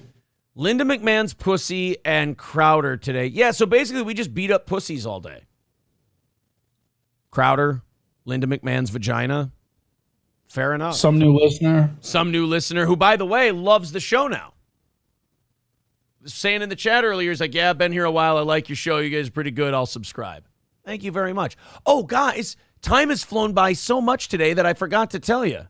Hit the subscribe button, smash that like button, and click the bell to get notifications. Make sure you hit those likes. We are seeing a lot of likes on the live streams, and that really helps get it in the algorithm and get it out there. So thank you guys very much. That's been working extremely well. And remember to subscribe as well. I think we started today. We got over 4,200 yesterday after just getting over 4,000 not too long ago, less than a week ago. Let's see. Oh, my goodness. And we're up another 15 this morning. Thank you guys very much. Appreciate all of it. So, yeah, we're into overtime already. Uh-oh. Gordy says, Daddy, you got promoted on Jesse Lee Peterson. Gordy, be careful with all these calls to Jesse Lee mentioned in Steel Toe. Wait until after I've got him booked for the show. If all he hears is like trolly Steel Toe calls, he's going to think that, he's going to be like, oh, Steel Toe, I heard him. They're a bunch of... Beta! I don't need you fucking up my chances with Jesse Lee Peterson. What'd you do? What'd you do, Gordy?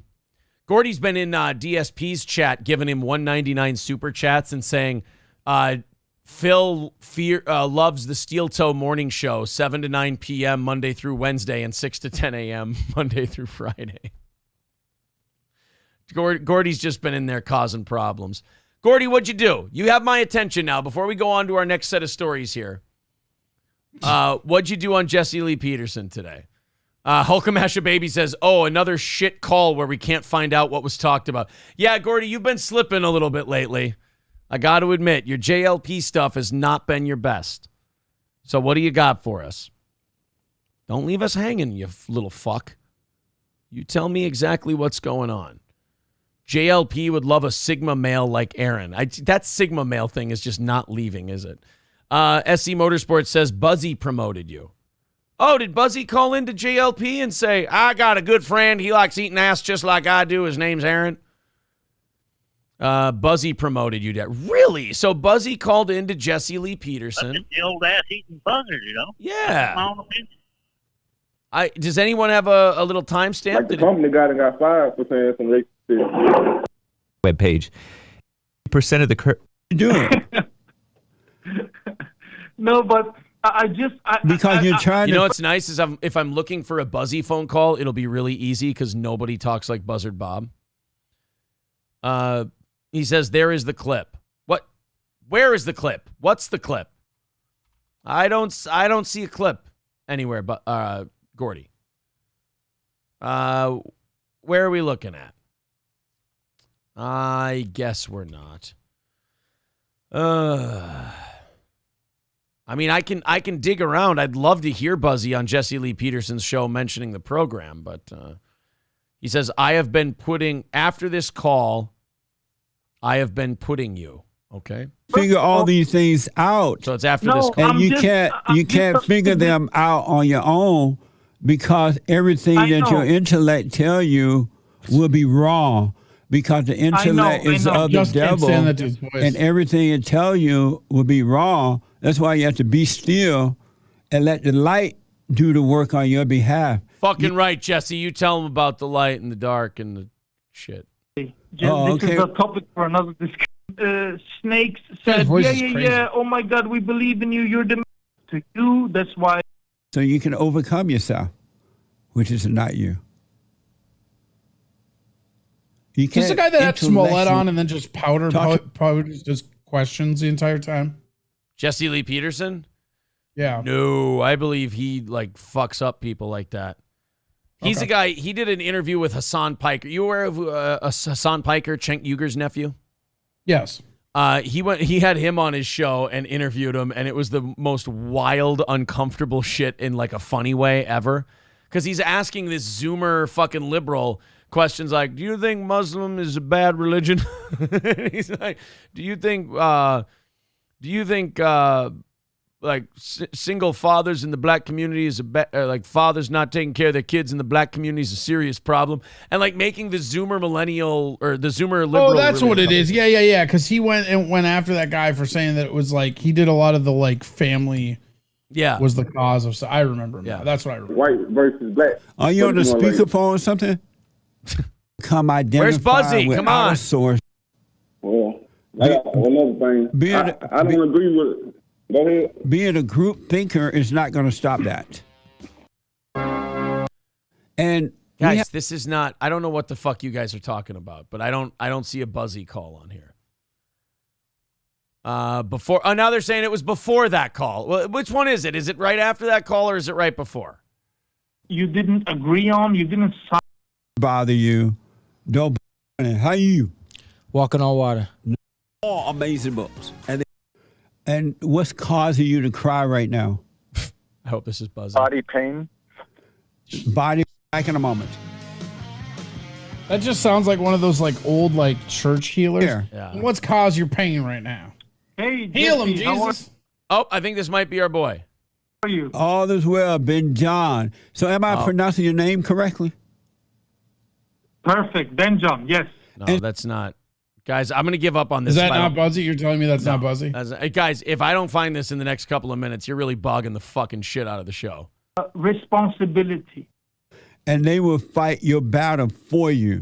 You will start to then see all this other mess that's going on inside of you that you were not aware of before.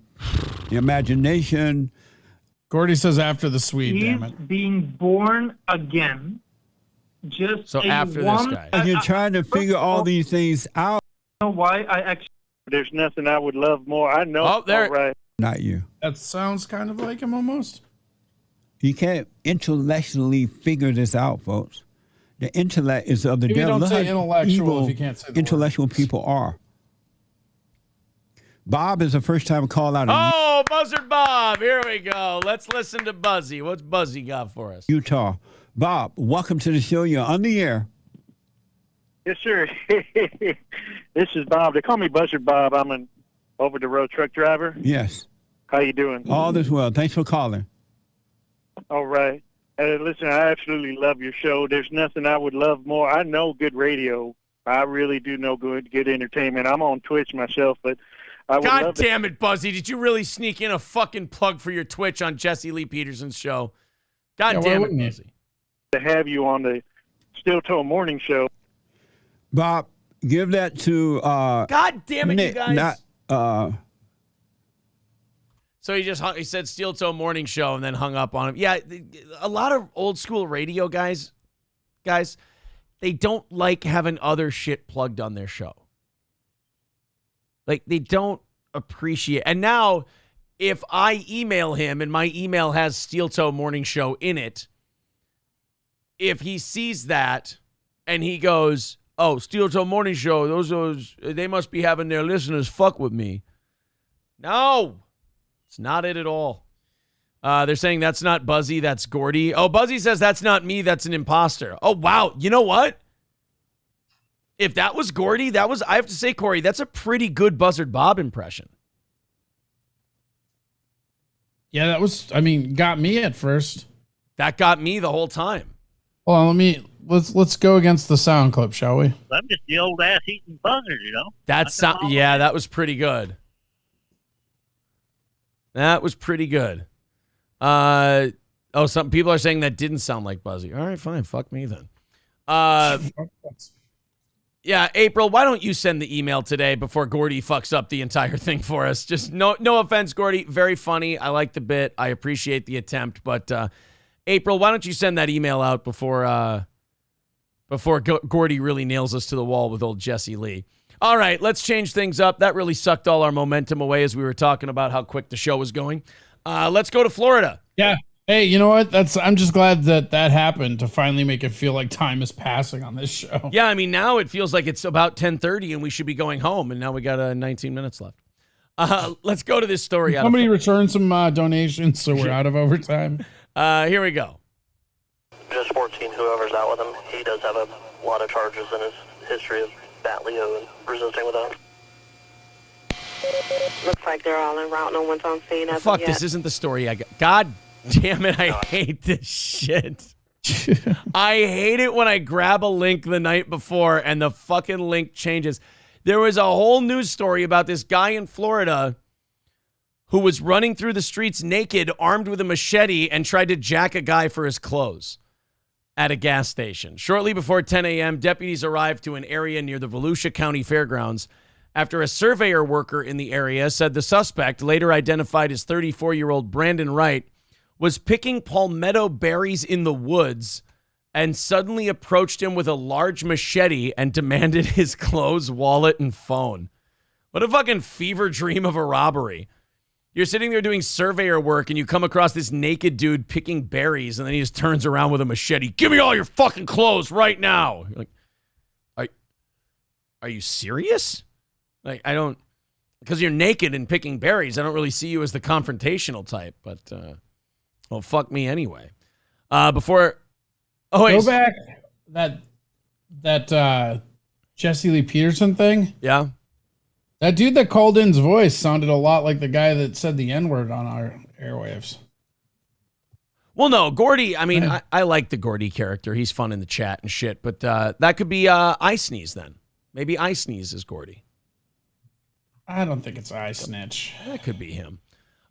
Shortly before, so anyway, this guy approaches, says, give me your clothes, your wallet, and your phone. When the surveyor began to comply with Wright's demands, So as soon as this guy starts taking off his clothes and giving them to the guy then throws the machete at him, throws a handful of palmetto berries at him, and then takes off into the brush into a white Dodge Challenger. So the guy maybe he was just mad about Olivia Newton-John. Maybe. So he just goes, give me all your clothes. The guy's like, all right, I don't want any trouble. Fuck you. Throws berries and a knife at him and then takes off. Deputy said the handle of the machete bounced off the surveyor's chest. Oh, fuck. Damn. That's close then. If that thing would have turned over one more time, that's a bad day for you. It left him uninjured. Oh, they had a whole news story about this yesterday when I grabbed this story, and now they just have the aerial chase footage of it. Hey, great news, guys. The inflation numbers came out today. Oh, for fuck's sakes. They just came out a little bit ago. All right, give them to me. How bad are they? Well, you know how in June it was 9.1? Yeah, but that was transitory, so it should be gone now. Listen to how they write this fucking headline and tell me the news is fair.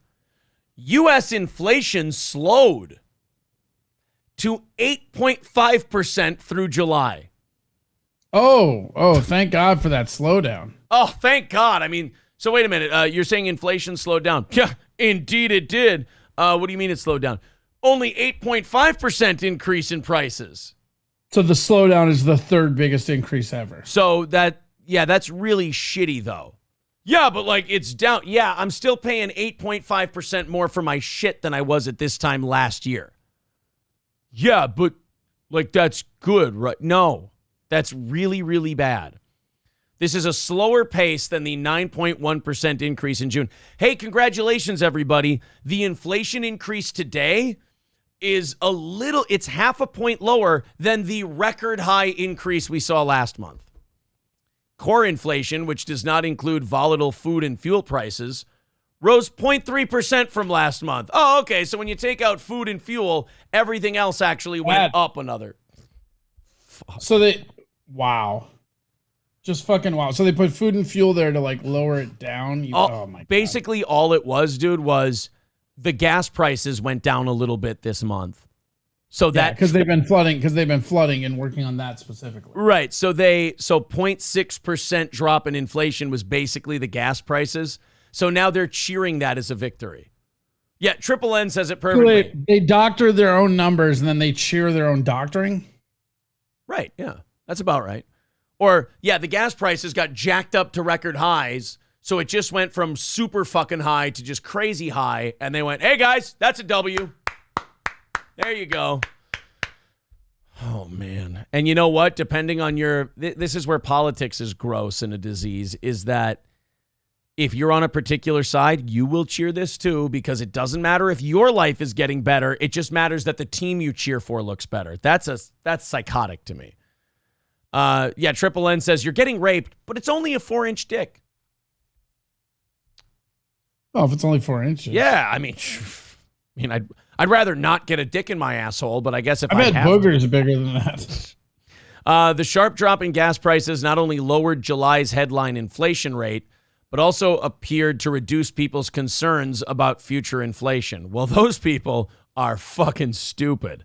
If people believe, it's like they don't know anything about fucking economics. I mean, just read the fucking New York Times. Dude, it's not a recession. We're fine. If people believe prices will keep climbing out of control, that can become a self-fulfilling prophecy, says NPR. So that's NPR. I just read you a CNN headline. These people are so hard in the I mean, the cheerleading is in the headlines now. Dude, that's why that MSNBC thing just really stuck out to me, because it just goes back to what you and I have been saying now for almost a year. There's no quiet part anymore. It's just out loud. Everything is just the out loud part. It's just cheerleading openly in the headlines now. Like if everything we interact with is a transcript, the quiet part would just say redacted. Here, I'll give you guys a chart. Everybody likes charts and graphs. You see this yellow line that's way the fuck up here? Since Biden took office, this inflation's gone crazy. You see this little piece right here, that's last month. You see this thing right there, that yellow dot, that's this month. Hey! Woohoo! All right, celebrate. Seems fine, right? Yeah. What am I looking at? We're happy about this. It's good. Exactly. Yeah, it's awesome. It's perfect. You see this giant. Hey, look. I think you're being negative. Look at the graph says it itself. Inflation dips from 40-year high. We're good, dude. It dipped. We're good. Only because you fucked it so badly that it got to a 40-year high, and now you've dropped it by 0.6%. You see all this shit down here? See, we need to get to these lines where it goes under zero, so the prices come back under control. That's a long drop we've got to go yet. Core inflation is 5.9%, which is 0.3% higher. That's not true at all, dude. I can tell you from fact. Core inflation, 10 inches. God, dude. I bet you if you got a show after this one. Go read go headline hunting. I guarantee they're celebrating this. I don't think I can do a show today. I think I'm just gonna lay in the fetal position and cry. What's the Dow doing? Let's see if the Dow has responded to this so far. Shit, I haven't even looked. Have you even looked at I haven't even looked at my stocks at all in a while. I'm so scared of it. No, sir. No, sir. Wow, the Dow's up 528%. So even investors are happy that the inflation rate went down 0.6%. Well, there's a lot of movement in the tech sector right now because of the CHIPS Act. Everything's going to go nuts. You know what? That's a good point, too. Because if you look at the breakdown of the sectors, tech is going to go through the roof for a little while because we're basically giving billions of dollars to these tech companies to just pop it up. Hey, great news. I just saw this in a news tweet. The IRS, we're all worried about the IRS with those new agents. Typically when the IRS does that, they go after lower and middle income people who can't hire lawyers to fight them. But the IRS today said that it will, quote, absolutely not target middle income Americans for audit. Oh, we're fine then. Yeah. There you go, guys. Middle Americans are not going to get hit with an audit because of this new IRS thing. And you know who told us that? The IRS. We're good. When have they ever lied? Exactly. You guys have been freaking out over nothing. Kent H says, I knew they would suck their own dicks when gas prices dropped a little bit. Still 8.5% higher than last year. It's funny too, though, because when gas prices were going up, it wasn't their fault. But now that they're going down, they're sucking their own dicks about it. Right. Yeah, exactly. Oh, isn't this great? I like that people are tweeting. They're like, oh, man, I'm really loving this Putin price drop.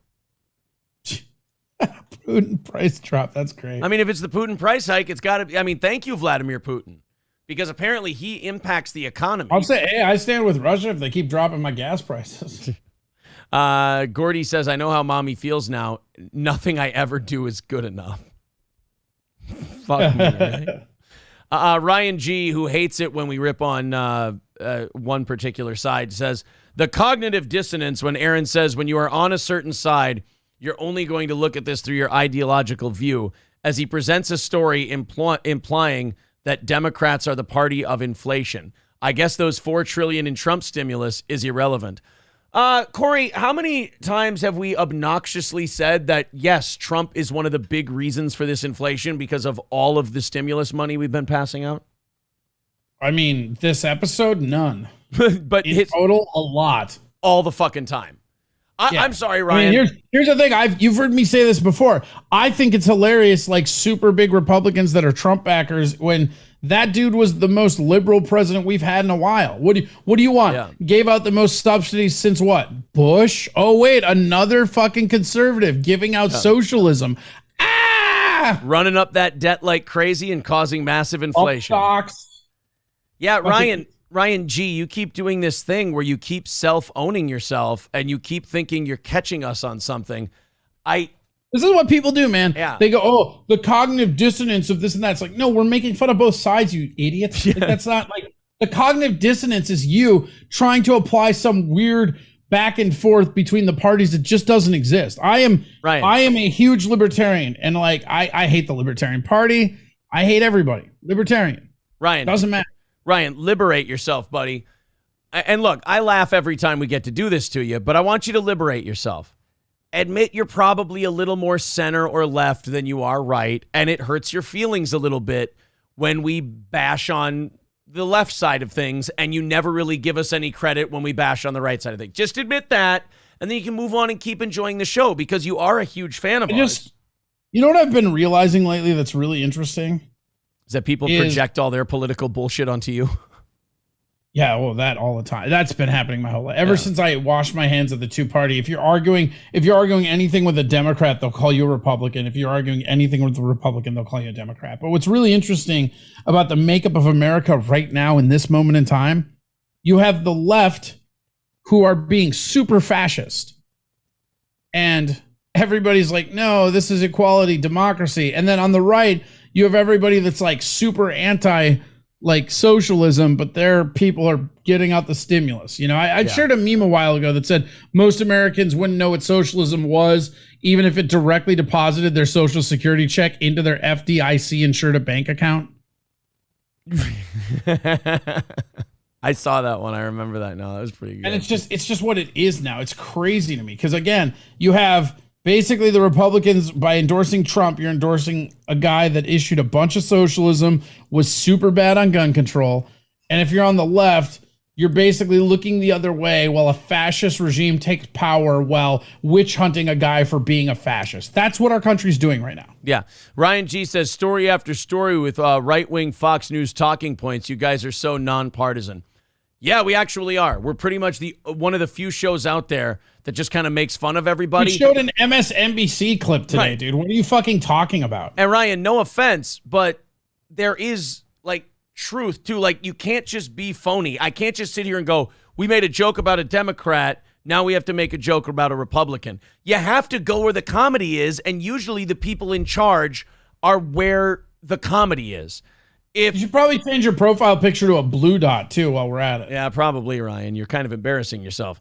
You're humiliating yourself, kid. You can do better than this. No, Ryan, yeah, I'm sorry, but we have to make fun of the people who are being more outrageous. Jon Stewart always said this. He goes, they asked him, oh, Obama's going to be president. Are you going to be able to make jokes about him? He goes, if they do outrageous things, yes, it will be very easy to make fun of them.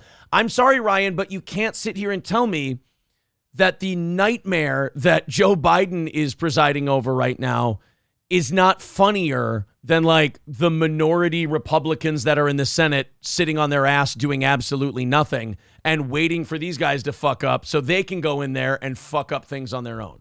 Like, or watching a president not be able to put on his jacket or remember who he's shaking hands is more entertaining than a raid that's not even disclosed why. Yeah, I'm telling you right now, Ryan, the Republicans, the reason you can't really make fun of them right now is because they're sitting on their hands watching the Democrats fuck things up so they can get their turn. What are you going to do? I mean, we played all those, during campaign season, we played all those ads of those crazy Republicans that are doing like the Klan commercials and everything else. I know you're just a butthurt lefty, Ryan, but I'm sorry. We can't force jokes that aren't there. And right now, yeah, the jokes are on the left side. Sorry, buddy. And we can do this again the next time you get all pissy, but I would like to think you'll learn next time. We'll see. I do want to say before we have to go today, potentially rest in peace to Royce Lopez's Daywave channel. Wait, what just happened? YouTube, apparently, some of our Daywave listeners, our crossover people, are telling us that Royce got a strike. That kind of sucks. I mean, his channel's still there, but yeah. Hey, Team YouTube, why did you take down my live show again for spam? I've been doing my show for 887 episodes. Please remove the strike. This is the second time this has happened. Our team has reviewed your content, and unfortunately, we think it violates our spam, deceptive practices, and scams policy. Oh, they just removed the video.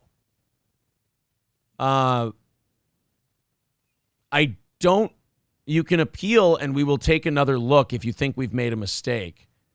It doesn't say anything about him not being able to do anything, though. We've detected content in your live stream that may belong to somebody else and was not corrected following repeated warnings of possible abuse. You may not have intended to include this content, but live streams should be actively monitored by the channel owner, and any potential issues should be corrected in a timely manner. Well, okay. You know, I will say this. I do like that at least YouTube tells you what you did. Yeah, I mean, it's way better.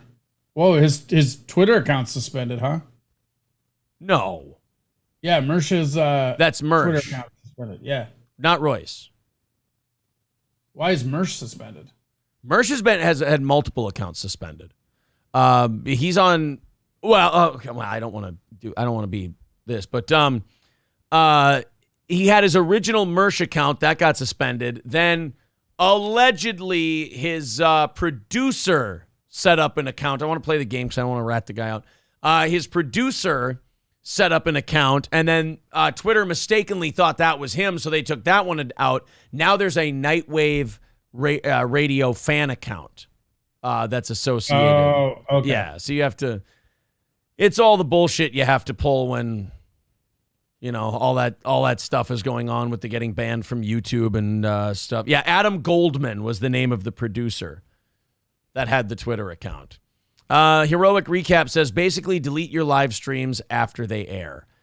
Nah, not necessarily. I just think, I don't know what happened specifically with his show today, but sometimes you just play the wrong thing at the wrong time. And a lot of times, I'll give YouTube this, they reverse that shit when you appeal it. How often do they cut your stream? Not often. I don't hear that very often. You're right. That's what I'm saying. Like, that's weird. I know that we get a lot of limited monetization videos, and Stuck in the Middle podcast actually wrote to me and helped me out with this, said, hey, man, just appeal those, and most of ours get overturned. I'd say about 50 to 60% of ours get overturned. So YouTube is pretty good. I think their algorithm catches something, and then if you appeal it, they take a look at it personally, and then they go, no, this is okay, this is cool. So I do like that quite a bit. Corey, that's going to do it. Better. It's definitely better than like the weird shadow banning, Yeah, I like that a lot better. All right, Corey, thank you very much. Awesome show. Where are you headed to now, YouTube? No, actually, no YouTube today. We'll be over at Twitch at 11. All right, twitch.tv/Corey Adam Comedy. There it is. Boom. Link in the chat. Go ahead and follow Corey on over to Twitch at 11 o'clock. I'm going to go get everything all put up on Patreon. Of course, we put an audio version of every show on Patreon. I'll get the members-only show up on Patreon today as well. Corey, thanks a lot. Great show. That's fair. And to the rest of you, we will talk to you tonight at 7 o'clock for the last evening show of the week. Take it easy.